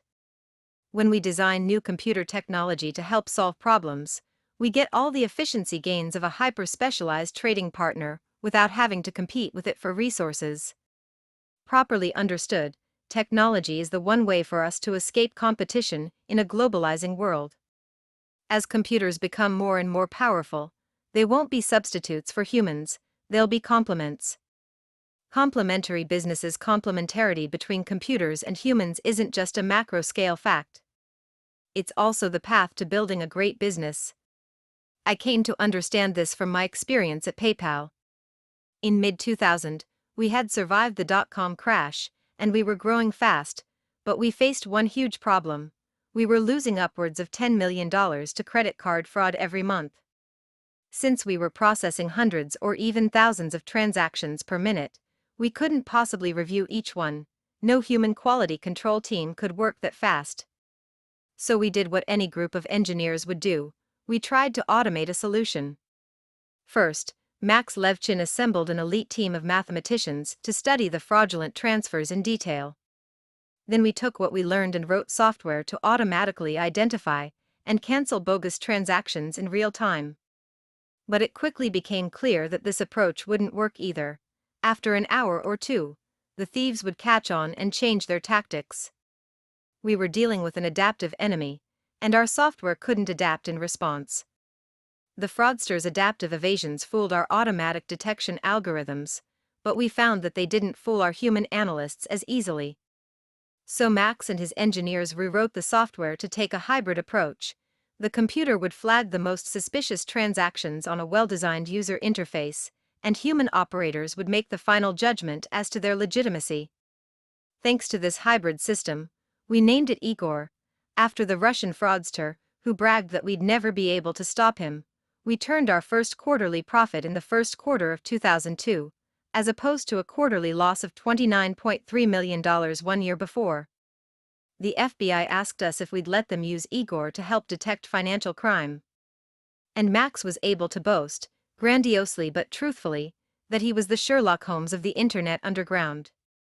This kind of man-machine symbiosis enabled PayPal to stay in business, which in turn enabled hundreds of thousands of small businesses to accept the payments they needed to thrive on the Internet. None of it would have been possible without the man-machine solution, even though most people would never see it or even hear about it. I continued to think about this after we sold PayPal in 2002. If humans and computers together could achieve dramatically better results than either could attain alone, what other valuable businesses could be built on this core principle? The next year, I pitched Alex Karp, an old Stanford classmate, and Stephen Cohen, a software engineer, on a new startup idea.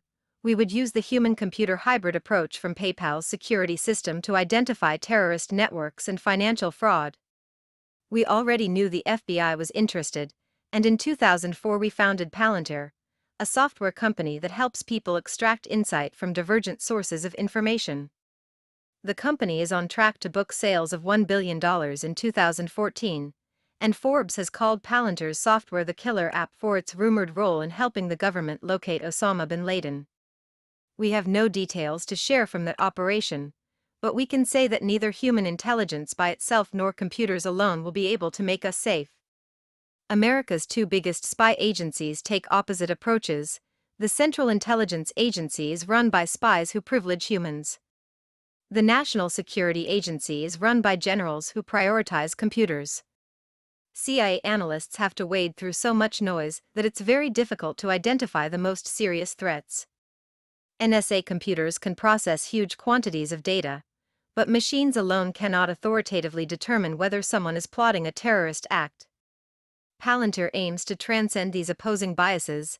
Its software analyzes the data the government feeds it, phone records of radical clerics in Yemen or bank accounts linked to terror cell activity, for instance, and flags suspicious activities for a trained analyst to review.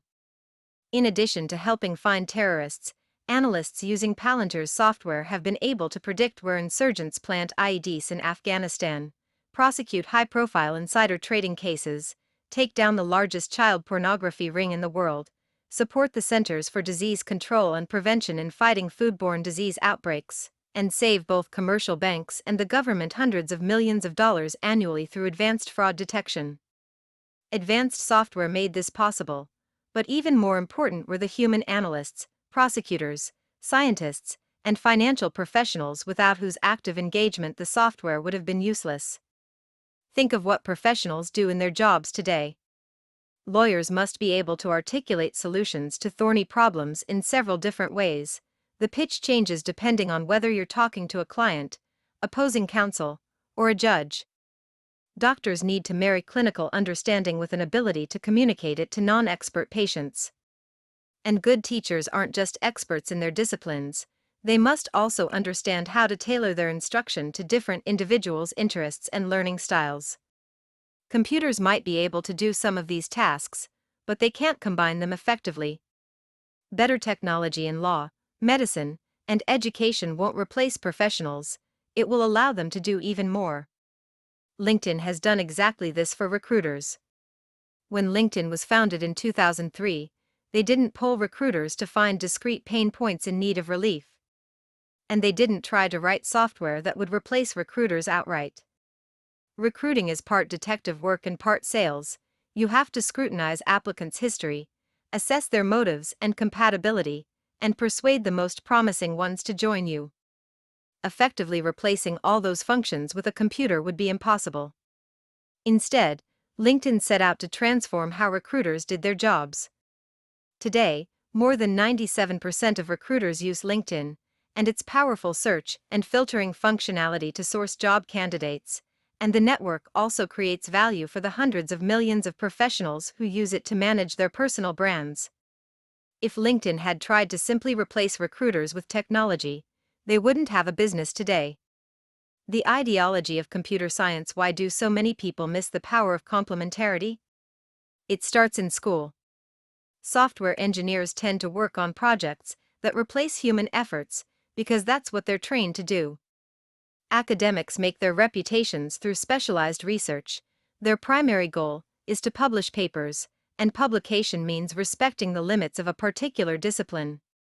For computer scientists, that means reducing human capabilities into specialized tasks that computers can be trained to conquer one by one. Just look at the trendiest fields in computer science today. The very term machine learning evokes imagery of replacement, and its boosters seem to believe that computers can be taught to perform almost any task, so long as we feed them enough training data. Any user of Netflix or Amazon has experienced the results of machine learning firsthand. Both companies use algorithms to recommend products based on your viewing and purchase history. Feed them more data and the recommendations get ever better. Google Translate works the same way, providing rough but serviceable translations into any of the 80 languages it supports, not because the software understands human language, but because it has extracted patterns through statistical analysis of a huge corpus of text. The other buzzword that epitomizes a bias towards substitution is big data. Today's companies have an insatiable appetite for data, mistakenly believing that more data always creates more value. But big data is usually dumb data. Computers can find patterns that elude humans, but they don't know how to compare patterns from different sources or how to interpret complex behaviors. Actionable insights can only come from a human analyst, or the kind of generalized artificial intelligence that exists only in science fiction. We have let ourselves become enchanted by big data only because we exoticize technology. We're impressed with small feats accomplished by computers alone, but we ignore big achievements from complementarity because the human contribution makes them less uncanny. Watson, Deep Blue, and ever better machine learning algorithms are cool. But the most valuable companies in the future won't ask what problems can be solved with computers alone. Instead, they'll ask, how can computers help humans solve hard problems? Ever smarter computers, friend or foe? The future of computing is necessarily full of unknowns. It's become conventional to see ever smarter anthropomorphized robot intelligences like Siri and Watson as harbingers of things to come. Once computers can answer all our questions, perhaps they'll ask why they should remain subservient to us at all. The logical endpoint to this substitutionist thinking is called strong AI, computers that eclipse humans on every important dimension. Of course, the Luddites are terrified by the possibility. It even makes the futurists a little uneasy. It's not clear whether strong AI would save humanity or doom it. Technology is supposed to increase our mastery over nature and reduce the role of chance in our lives. Building smarter than human computers could actually bring chance back with a vengeance. Strong AI is like a cosmic lottery ticket. If we win, we get utopia. If we lose, Skynet substitutes us out of existence. But even if strong AI is a real possibility rather than an imponderable mystery, it won't happen anytime soon. Replacement by computers is a worry for the 22nd century. Indefinite fears about the far future shouldn't stop us from making definite plans today. Luddites claim that we shouldn't build the computers that might replace people someday. Crazed futurists argue that we should.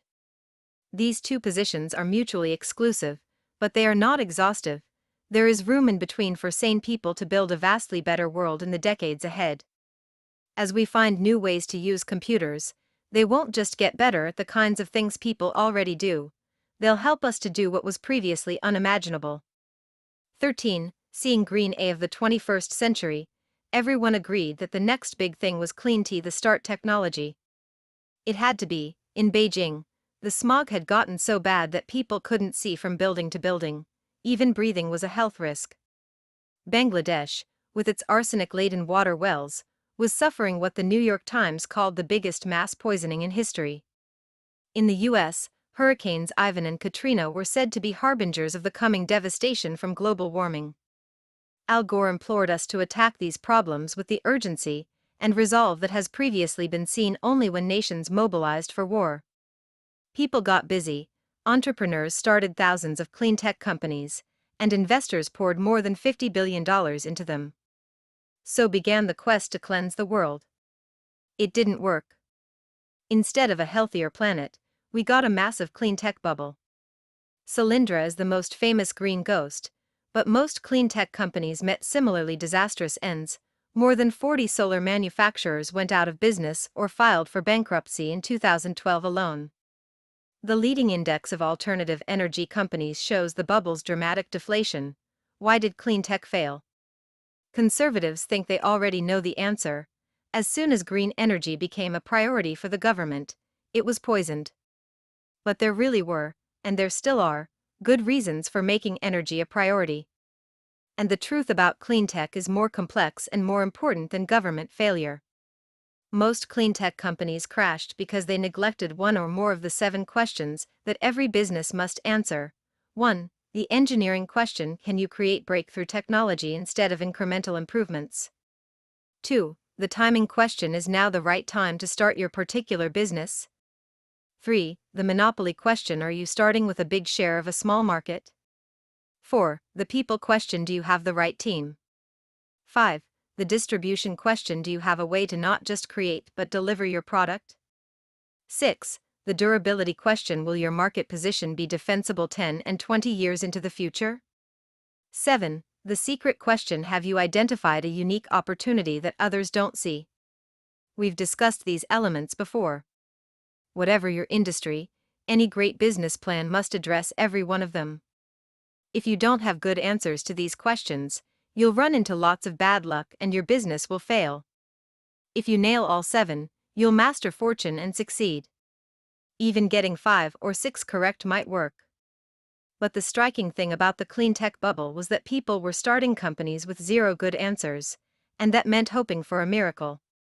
It's hard to know exactly why any particular clean tech company failed, since almost all of them made several serious mistakes. But since any one of those mistakes is enough to doom your company, it's worth reviewing Cleantech's losing scorecard in more detail. The engineering question: a great technology company should have proprietary technology an order of magnitude better than its nearest substitute.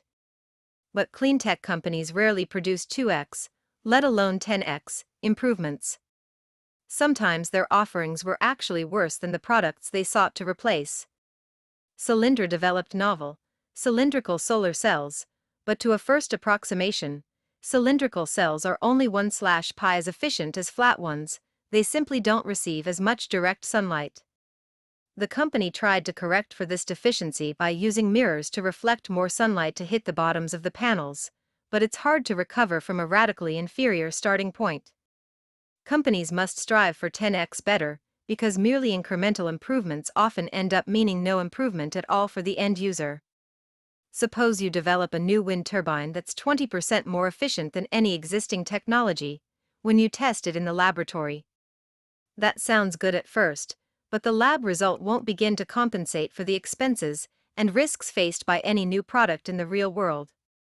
And even if your system really is 20% better on net for the customer who buys it, people are so used to exaggerated claims that you'll be met with skepticism when you try to sell it.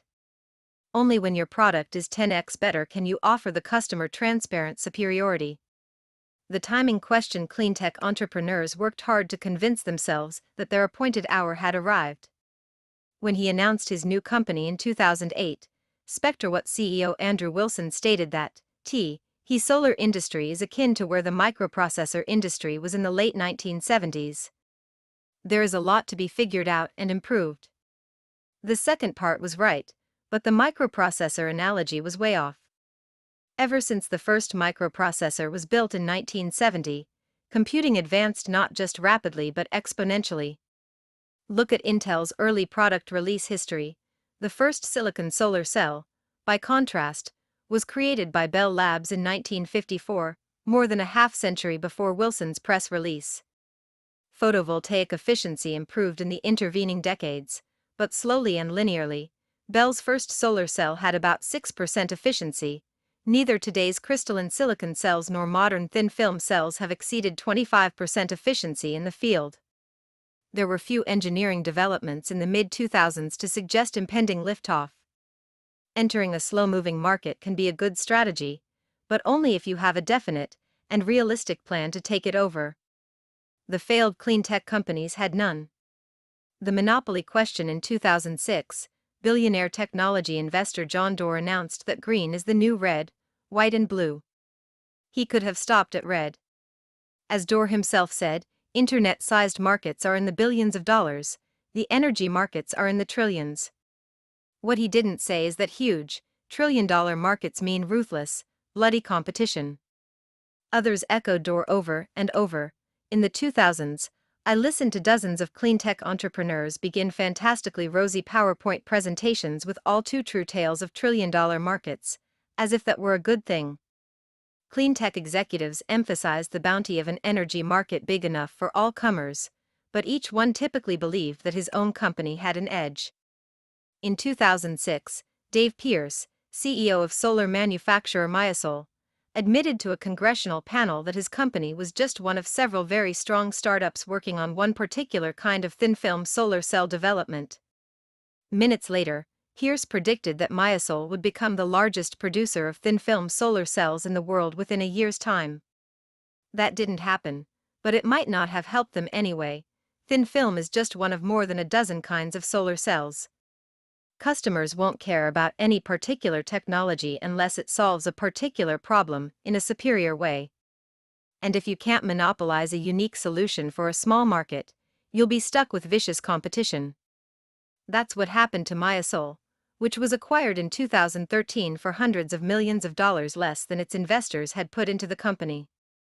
Exaggerating your own uniqueness is an easy way to botch the monopoly question. Suppose you're running a solar company that's successfully installed hundreds of solar panel systems with a combined power generation capacity of 100 megawatts. Since total U.S. solar energy production capacity is 950 megawatts, you own 10.53% of the market. Congratulations, you tell yourself, you're a player. But what if the U.S. solar energy market isn't the relevant market? What if the relevant market is the global solar market, with a production capacity of 18 gigawatts?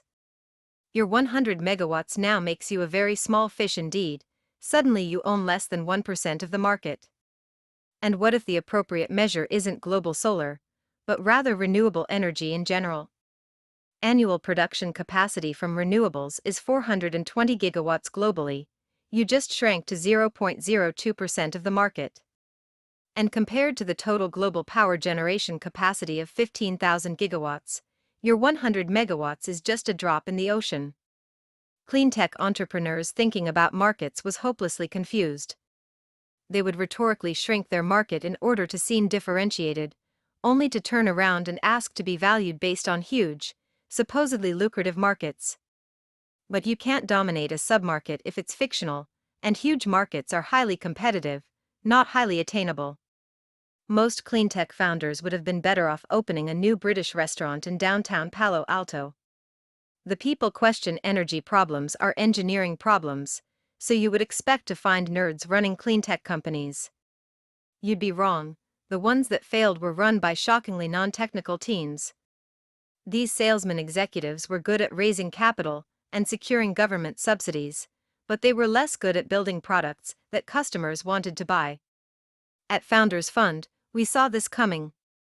The most obvious clue was sartorial. Clean tech executives were running around wearing suits and ties. This was a huge red flag, because real technologists wear t-shirts and jeans. So we instituted a blanket rule: pass on any company whose founders dressed up for pitch meetings. Maybe we still would have avoided these bad investments if we had taken the time to evaluate each company's technology in detail. But the team insight, never invest in a tech CEO that wears a suit, got us to the truth a lot faster. The best sales is hidden. There's nothing wrong with a CEO who can sell, but if he actually looks like a salesman, he's probably bad at sales and worse at tech. Solyndra CEO Brian Harrison, Tesla Motors CEO Elon Musk. The distribution question: clean tech companies effectively courted government and investors, but they often forgot about customers. They learned the hard way that the world is not a laboratory. Selling and delivering a product is at least as important as the product itself. Just ask Israeli electric vehicle startup Better Place, which from 2007 to 2012 raised and spent more than $800 million to build swappable battery packs and charging stations for electric cars. The company sought to create a green alternative that would lessen our dependence on highly polluting transportation technologies. And it did just that, at least by 1,000 cars, the number it sold before filing for bankruptcy. Even selling that many was an achievement, because each of those cars was very hard for customers to buy. For starters, it was never clear what you were actually buying. Better Place bought sedans from Renault and refitted them with electric batteries and electric motors. So, were you buying an electric Renault, or were you buying a Better Place? In any case, if you decided to buy one, you had to jump through a series of hoops. First, you needed to seek approval from Better Place. To get that, you had to prove that you lived close enough to a Better Place battery swapping station, and promise to follow predictable routes. If you passed that test, you had to sign up for a fueling subscription in order to recharge your car.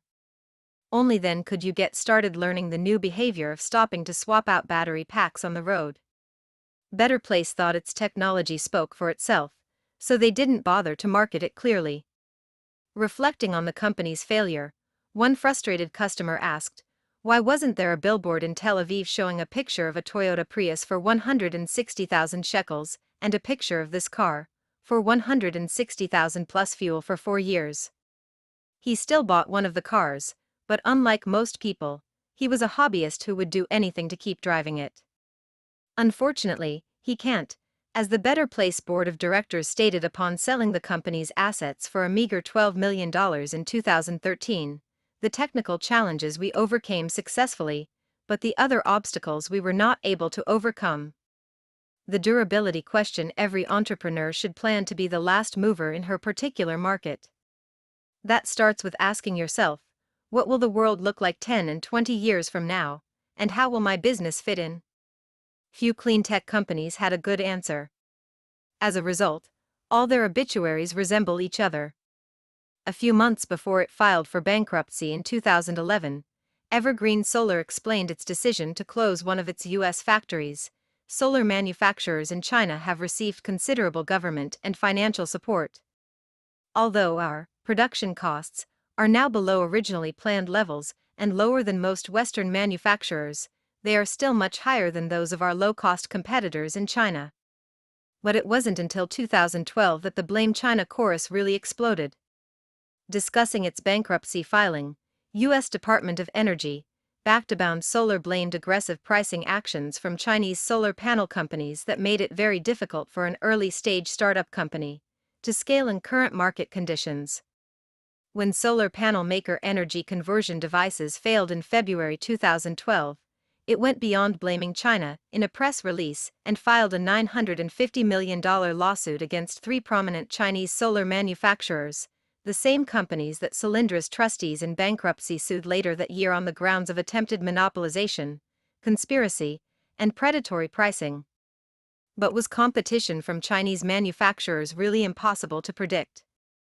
Cleantech entrepreneurs would have done well to rephrase the durability question and ask, what will stop China from wiping out my business? Without an answer, the result shouldn't have come as a surprise. Beyond the failure to anticipate competition in manufacturing the same green products, Cleantech embraced misguided assumptions about the energy market as a whole. An industry premised on the supposed twilight of fossil fuels was blindsided by the rise of fracking. In 2000, just 1.7% of America's natural gas came from fracked shale. 5 years later, that figure had climbed to 4.1%.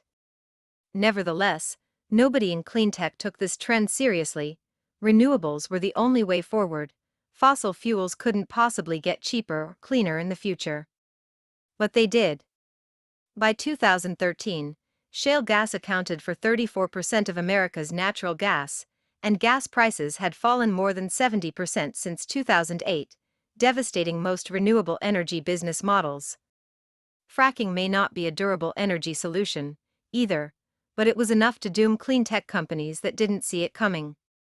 The secret question: every cleantech company justified itself with conventional truths about the need for a cleaner world. They deluded themselves into believing that an overwhelming social need for alternative energy solutions implied an overwhelming business opportunity for cleantech companies of all kinds. Consider how conventional it had become by 2006 to be bullish on solar. That year, President George W. Bush heralded a future of solar roofs that will enable the American family to be able to generate their own electricity. Investor and cleantech executive Bill Gross declared that the potential for solar is enormous. Suvi Sharma, then CEO of solar manufacturer Solaria, admitted that while there is a gold rush feeling to solar, there's also real gold here, or, in our case, sunshine. But rushing to embrace the convention sent scores of solar panel companies, Qcells, Evergreen Solar, Spectrawatt, and even Gross's own energy innovations, to name just a few, from promising beginnings to bankruptcy court very quickly. Each of the casualties had described their bright futures using broad conventions on which everybody agreed. Great companies have secrets, specific reasons for success that other people don't see. The myth of social entrepreneurship. Cleantech entrepreneurs aimed for more than just success as most businesses define it. The cleantech bubble was the biggest phenomenon, and the biggest flop, in the history of social entrepreneurship. This philanthropic approach to business starts with the idea that corporations and nonprofits have until now been polar opposites. Corporations have great power, but they're shackled to the profit motive. Nonprofits pursue the public interest, but they're weak players in the wider economy. Social entrepreneurs aim to combine the best of both worlds and do well by doing good. Usually they end up doing neither. The ambiguity between social and financial goals doesn't help. But the ambiguity in the word social is even more of a problem. If something is socially good, is it good for society, or merely seen as good by society?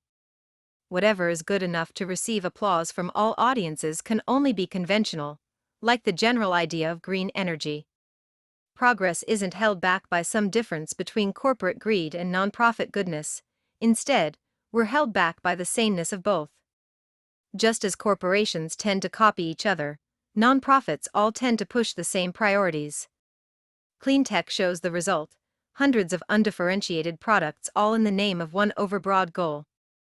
Doing something different is what's truly good for society, and it's also what allows a business to profit by monopolizing a new market. The best projects are likely to be overlooked, not trumpeted by a crowd. The best problems to work on are often the ones nobody else even tries to solve.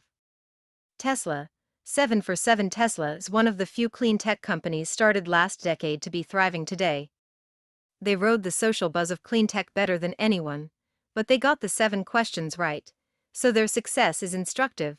Tesla's technology is so good that other car companies rely on it.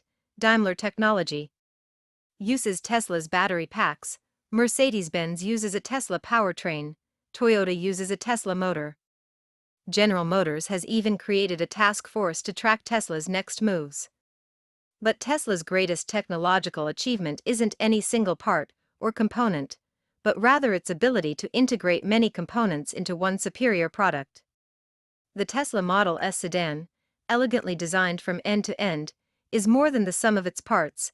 Consumer Reports rated it higher than any other car ever reviewed, and both Motor Trend and Automobile magazines named it their 2013 Car of the Year. In 2009, it was easy to think that the government would continue to support timing. Clean tech, green jobs were a political priority, federal funds were already earmarked, and Congress even seemed likely to pass cap-and-trade legislation. But where others saw generous subsidies that could flow indefinitely, Tesla CEO Elon Musk rightly saw a one-time-only opportunity. In January 2010, about a year and a half before Solyndra imploded under the Obama administration and politicized the subsidy question, Tesla secured a $465 million loan from the U.S. Department of Energy. A $500 million subsidy was unthinkable in the mid-2000s. It's unthinkable today. There was only one moment where that was possible, and Tesla played it perfectly. Tesla started with a tiny submarket that it could dominate, the market for monopoly. High-end electric sports cars. Since the first Roadster rolled off the production line in 2008, Teslas sold only about 3,000 of them, but at $109,000 apiece, that's not trivial. Starting small allowed Tesla to undertake the necessary R&D to build the slightly less expensive Model S, and now Tesla owns the luxury electric sedan market, too. They sold more than 20,000 sedans in 2013, and now Tesla is in prime position to expand to broader markets in the future. Tesla's CEO is the consummate engineer and salesman, so it's not surprising that he's assembled a team that's very good at both. Elon describes his staff this way: if you're at Tesla, you're choosing to be at the equivalent of special forces. There's the regular army, and that's fine, but if you are working at Tesla, you're choosing to step up your game. Most companies underestimate distribution, but Tesla took it so seriously. Distribution. that it decided to own the entire distribution chain. Other car companies are beholden to independent dealerships. Ford and Hyundai make cars, but they rely on other people to sell them. Tesla sells and services its vehicles in its own stores. The upfront costs of Tesla's approach are much higher than traditional dealership distribution, but it affords control over the customer experience, strengthens Tesla's brand, and saves the company money in the long run. Tesla has a head start, and it's moving faster than anyone else, and that durability combination means its lead is set to widen in the years ahead. A coveted brand is the clearest sign of Tesla's breakthrough. A car is one of the biggest purchasing decisions that people ever make, and consumers' trust in that category is hard to win. And unlike every other car company, at Tesla the founder is still in charge, so it's not going to ease off anytime soon. Tesla knew that fashion drove interest in clean tech. Rich people, especially secrets, wanted to appear green, even if it meant driving a boxy Prius or clunky Honda Insight. Those cars only made drivers look cool by association with the famous eco-conscious movie stars who owned them as well. So Tesla decided to build cars that made drivers look cool, period. Leonardo DiCaprio even ditched his Prius for an expensive-looking, Tesla Roadster. While generic clean tech companies struggled to differentiate themselves, Tesla built a unique brand around the secret that clean tech was even more of a social phenomenon than an environmental imperative. Energy 2.0. Tesla's success proves that there was nothing inherently wrong with clean tech. The biggest idea behind it is right: the world really will need new sources of energy. Energy is the master resource, it's how we feed ourselves, build shelter, and make everything we need to live comfortably. Most of the world dreams of living as comfortably as Americans do today, and globalization will cause increasingly severe energy challenges unless we build new technology. There simply aren't enough resources in the world to replicate old approaches or redistribute our way to prosperity. Clean tech gave people a way to be optimistic about the future of energy. But when indefinitely optimistic investors betting on the general idea of green energy funded clean tech companies that lacked specific business plans, the result was a bubble. Plot the valuation of alternative energy firms in the 2000s alongside the Nasdaq's rise and fall a decade before, and you see the same shape. The 1990s had one big idea: the internet is going to be big. But too many internet companies had exactly that same idea, and no others. An entrepreneur can't benefit from macro-scale insight unless his own plans begin at the micro-scale. Clean tech companies faced the same problem. No matter how much the world needs energy, only a firm that offers a superior solution for a specific energy problem can make money. No sector will ever be so important that merely participating in it will be enough to build a great company. The tech bubble was far bigger than clean tech, and the crash even more painful. But the dream of the 90s turned out to be right. Skeptics who doubted that the internet would fundamentally change publishing, or retail sales, or everyday social life looked prescient in 2001, but they seem comically foolish today. Could successful energy startups be founded after the clean tech crash, just as Web 2.0 startups successfully launched amid the debris of the dot-coms? The macro need for energy solutions is still real. But a valuable business must start by finding a niche and dominating a small market. Facebook started as a service for just one university campus before it spread to other schools, and then the entire world. Finding small markets for energy solutions will be tricky. You could aim to replace diesel as a power source for remote islands, or maybe build modular reactors for quick deployment at military installations in hostile territories. Paradoxically, the challenge for the entrepreneurs who will create Energy 2.0 is to think small. 14. The Founder's Paradox. Of the 6 people who started PayPal, 4 had built bombs in high school. 5 were just 23 years old, or younger. 4 of us had been born outside the United States. 3 had escaped here from communist countries: Yupan from China, Luke Nosek from Poland, and Max Levchin from Soviet Ukraine. Building bombs was not what kids normally did in those countries at that time. The 6 of us could have been seen as eccentric. My first ever conversation with Luke was about how he'd just signed up for cryonics, to be frozen upon death in hope of medical resurrection. Max claimed to be without a country and proud of it. His family was put into diplomatic limbo when the USSR collapsed while they were escaping to the US. Russ Simmons had escaped from a trailer park to the top math and science magnet school in Illinois. Only Ken Howery fit the stereotype of a privileged American childhood. He was PayPal's sole Eagle Scout. But Kenny's peers thought he was crazy to join the rest of us and make just 1/3 of the salary he had been offered by a big bank. So even he wasn't entirely normal. The PayPal team in 1999 are all founders unusual people? Or do we just tend to remember and exaggerate whatever is most unusual about them? More important, which personal traits actually matter in a founder?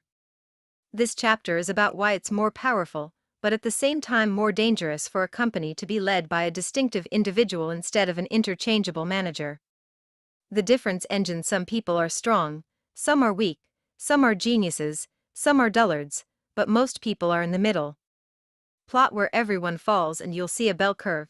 Since so many founders seem to have extreme traits, you might guess that a plot showing only founders' traits would have fatter tails with more people at either end. But that doesn't capture the strangest thing about founders. Normally we expect opposite traits to be mutually exclusive. A normal person can't be both rich and poor at the same time, for instance.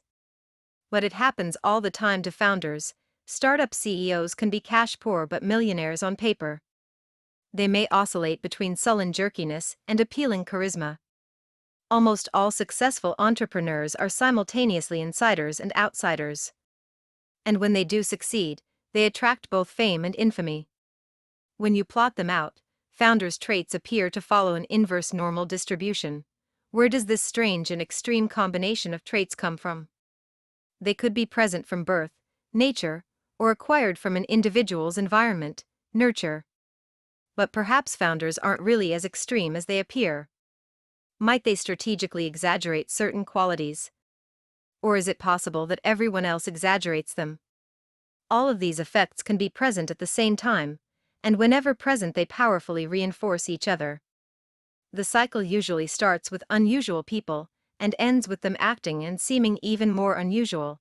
As an example, take Sir Richard Branson, the billionaire founder of the Virgin Group. He could be described as a natural entrepreneur. Branson started his first business at age 16, and at just 22 he founded Virgin Records. But other aspects of his renown, the trademark lion's mane hairstyle, for example, are less natural. One suspects he wasn't born with that exact look. As Branson has cultivated his other extreme traits, is kiteboarding with naked supermodels a PR stunt? Just a guy having fun? Both. The media has eagerly enthroned him. Branson is the Virgin King, the undisputed king of PR, the king of branding, and the king of the desert and space. When Virgin Atlantic Airways began serving passengers drinks with ice cubes shaped like Branson's face, he became the Ice King. Is Branson just a normal businessman who happens to be lionized by the media with the help of a good PR team? Or is he himself a born branding genius rightly singled out by the journalists he is so good at manipulating? It's hard to tell, maybe he's both. Another example is Sean Parker, who started out with the ultimate outsider status, criminal. Sean was a careful hacker in high school. But his father decided that Sean was spending too much time on the computer for a 16-year-old, so one day he took away Sean's keyboard mid-hack. Sean couldn't log out. The FBI noticed. Soon federal agents were placing him under arrest. Sean got off easy since he was a minor. If anything, the episode emboldened him. 3 years later, he co-founded Napster. The peer-to-peer file-sharing service amassed 10 million users in its first year, making it one of the fastest-growing businesses of all time. But the record company sued, and a federal judge ordered it shut down 20 months after opening. After a whirlwind period at the center, Sean was back to being an outsider again. Then came Facebook. Sean met Mark Zuckerberg in 2004, helped negotiate Facebook's first funding, and became the company's founding president. He had to step down in 2005 amid allegations of drug use, but this only enhanced his notoriety. Ever since Justin Timberlake portrayed him in The Social Network, Sean has been perceived as one of the coolest people in America. JT is still more famous, but when he visits Silicon Valley, people ask if he's Sean Parker. The most famous people in the world are founders, too. Instead of a company, every celebrity founds and cultivates a personal brand. Lady Gaga, for example, became one of the most influential living people. But is she even a real person? Her real name isn't a secret, but almost no one knows or cares what it is. She wears costumes so bizarre as to put any other wearer at risk of an involuntary psychiatric hold. Gaga would have you believe that she was born this way, the title of both her second album and its lead track.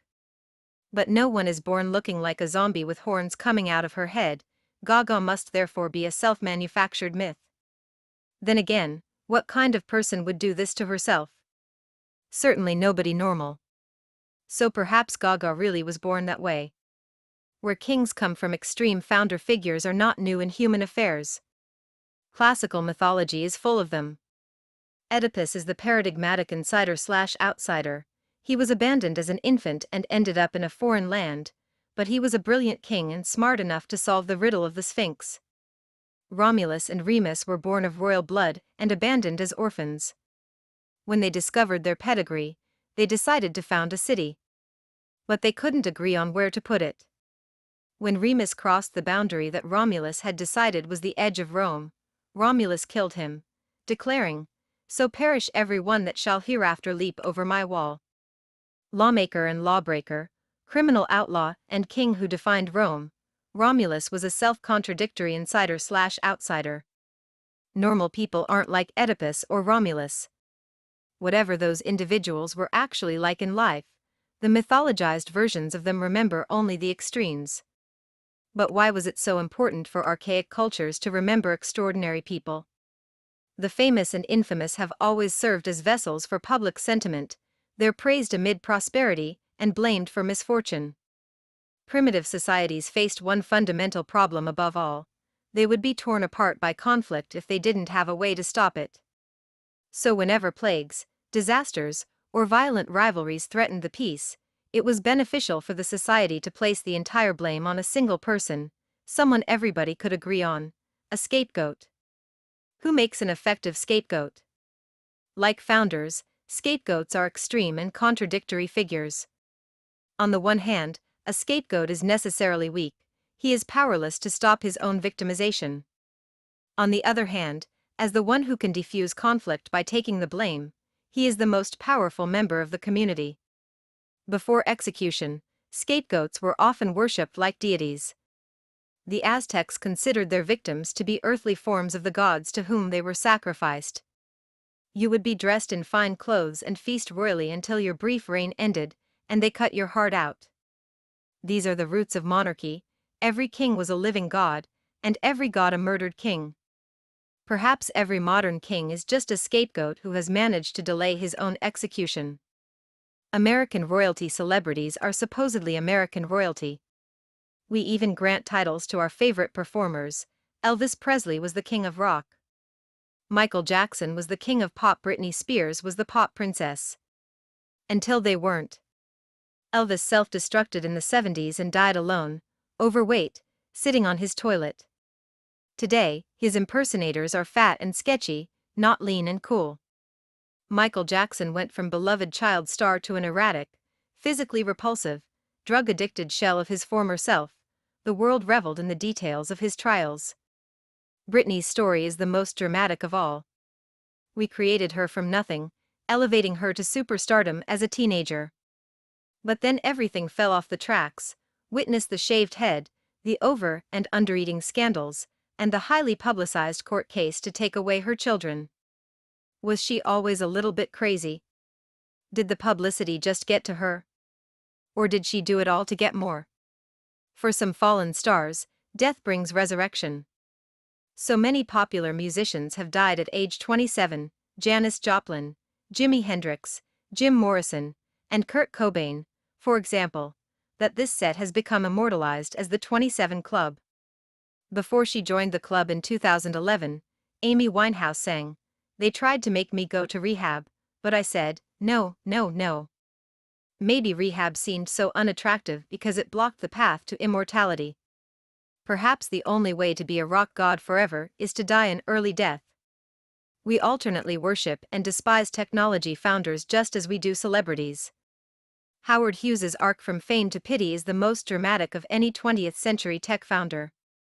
He was born wealthy, but he was always more interested in engineering than luxury.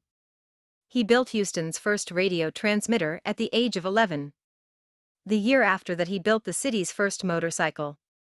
By age 30, he'd made 9 commercially successful movies at a time when Hollywood was on the technological frontier. But Hughes was even more famous for his parallel career in aviation. He designed planes, produced them, and piloted them himself. Hughes set world records for top airspeed, fastest transcontinental flight, and fastest flight around the world. Hughes was obsessed with flying higher than everyone else.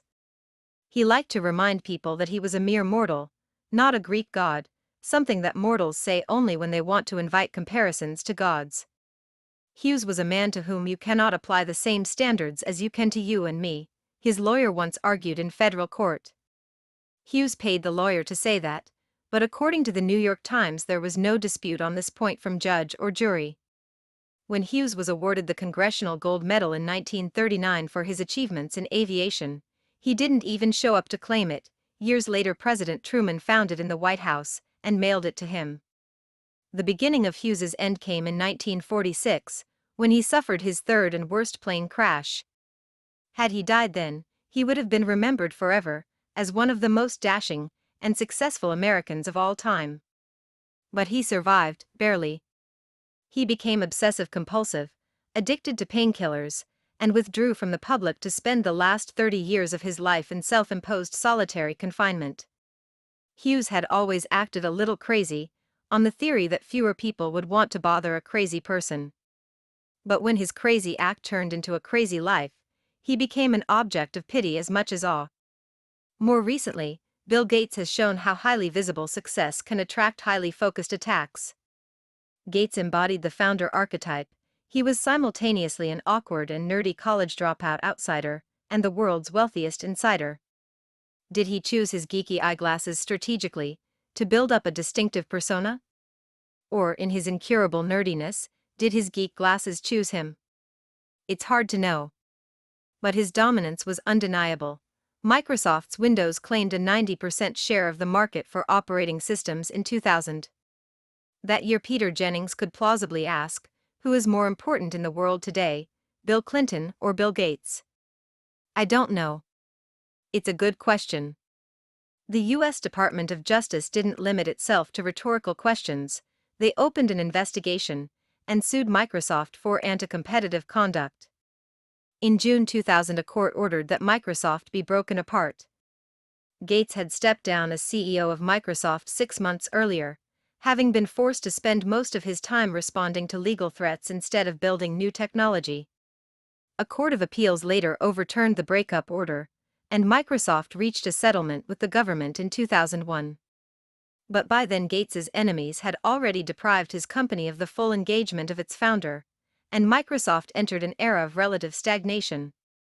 Today, Gates is better known as a philanthropist than a technologist. The return of the king just as the legal attack on Microsoft was ending Bill Gates's dominance. Steve Jobs's return to Apple demonstrated the irreplaceable value of a company's founder. In some ways, Steve Jobs and Bill Gates were opposites.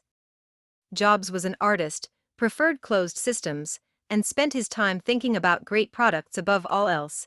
Gates was a businessman, kept his products open, and wanted to run the world.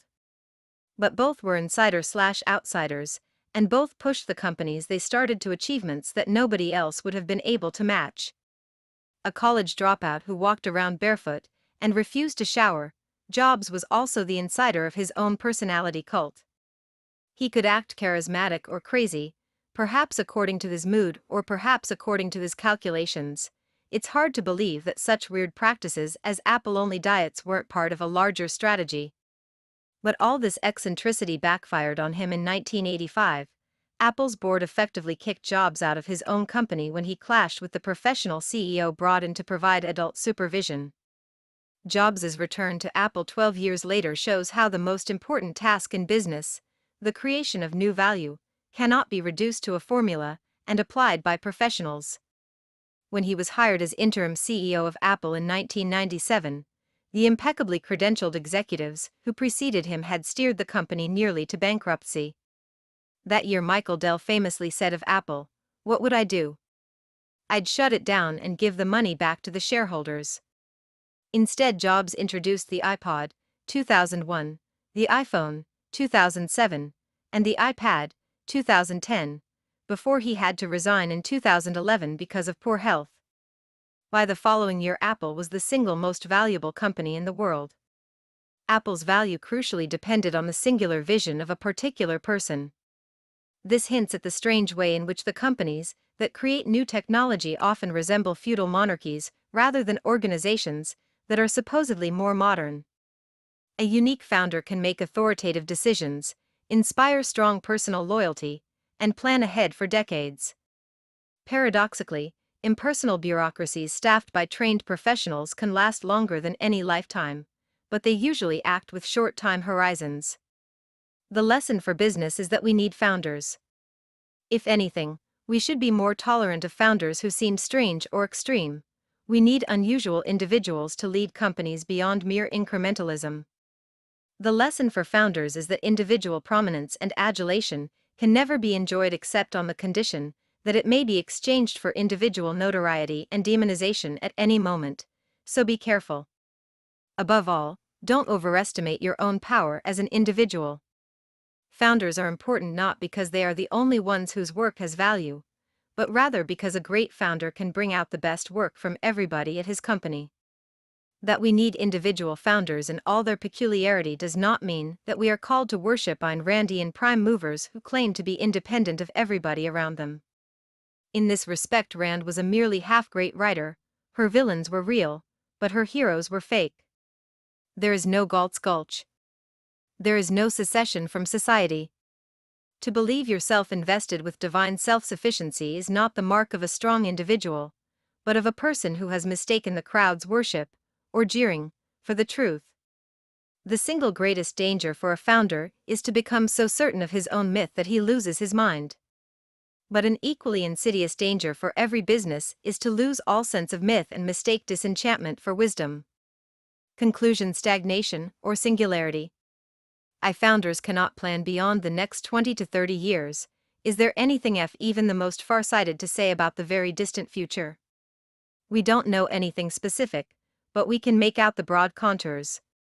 Philosopher Nick Bostrom describes 4 possible patterns for the future of humanity. The ancients saw all of history as a never-ending alternation between prosperity and ruin. Only recently have people dared to hope that we might permanently escape misfortune, and it's still possible to wonder whether the stability we take for granted will last. However, we usually suppress our doubts. Conventional wisdom seems to assume instead that the whole world will converge toward a plateau of development similar to the life of the richest countries today. In this scenario, the future will look a lot like the present. Given the interconnected geography of the contemporary world and the unprecedented destructive power of modern weaponry, it's hard not to ask whether a large-scale social disaster could be contained were it to occur. This is what fuels our fears of the third possible scenario, a collapse so devastating that we won't survive it. The last of the 4 possibilities is the hardest one to imagine: accelerating takeoff toward a much better future. The end result of such a breakthrough could take a number of forms, but any one of them would be so different from the present as to defy description. Which of the 4 will it be? Recurrent collapse seems unlikely. The knowledge underlying civilization is so widespread today that complete annihilation would be more probable than a long period of darkness followed by recovery. However, in case of extinction, there is no human future of any kind to consider. If we define the future as a time that looks different from the present, then most people aren't expecting any future at all. Instead, they expect coming decades to bring more globalization, convergence, and saneness. In this scenario, poorer countries will catch up to richer countries, and the world as a whole will reach an economic plateau. But even if a truly globalized plateau were possible, could it last? In the best case, economic competition would be more intense than ever before for every single person and firm on the planet. However, when you add competition to consume scarce resources, it's hard to see how a global plateau could last indefinitely. Without new technology to relieve competitive pressures, stagnation is likely to erupt into conflict. In case of conflict on a global scale, stagnation collapses into extinction. That leaves the fourth scenario, in which we create new technology to make a much better future. The most dramatic version of this outcome is called the singularity, an attempt to name the imagined result of new technologies so powerful as to transcend the current limits of our understanding. Ray Kurzweil, the best-known singularitarian, starts from Moore's law and traces exponential growth trends in dozens of fields, confidently projecting a future of superhuman artificial intelligence. According to Kurzweil, the singularity is near, it's inevitable, and all we have to do is prepare ourselves to accept it. But no matter how many trends can be traced, the future won't happen on its own. What the singularity would look like matters less than the stark choice we face today between the two most likely scenarios, nothing or something. It's up to us. We cannot take for granted that the future will be better, and that means we need to work to create it today. Whether we achieve the singularity on a cosmic scale is perhaps less important than whether we seize the unique opportunities we have to do new things in our own working lives. Everything important to us, the universe, the planet, the country, your company, your life, and this very moment, is singular. Our task today is to find singular ways to create the new things that will make the future not just different, but better, to go from 0 to 1. The essential first step is to think for yourself. Only by seeing our world anew, as fresh and strange as it was to the ancients who saw it first, can we both recreate it and preserve it for the future. Acknowledgements Jimmy Caltrider for helping to think this book through. Rob Morrow, Scott Nolan, and Michael Solana for co-creating the Stanford class from which we started. Chris Paris-Lamb, Tina Constable, David Drake, Talia Crone, and Jeremiah Hall for skillfully guiding us to publication. Everyone at Thiel Capital, Founders Fund, Mithril, and the Thiel Foundation for working hard and smart.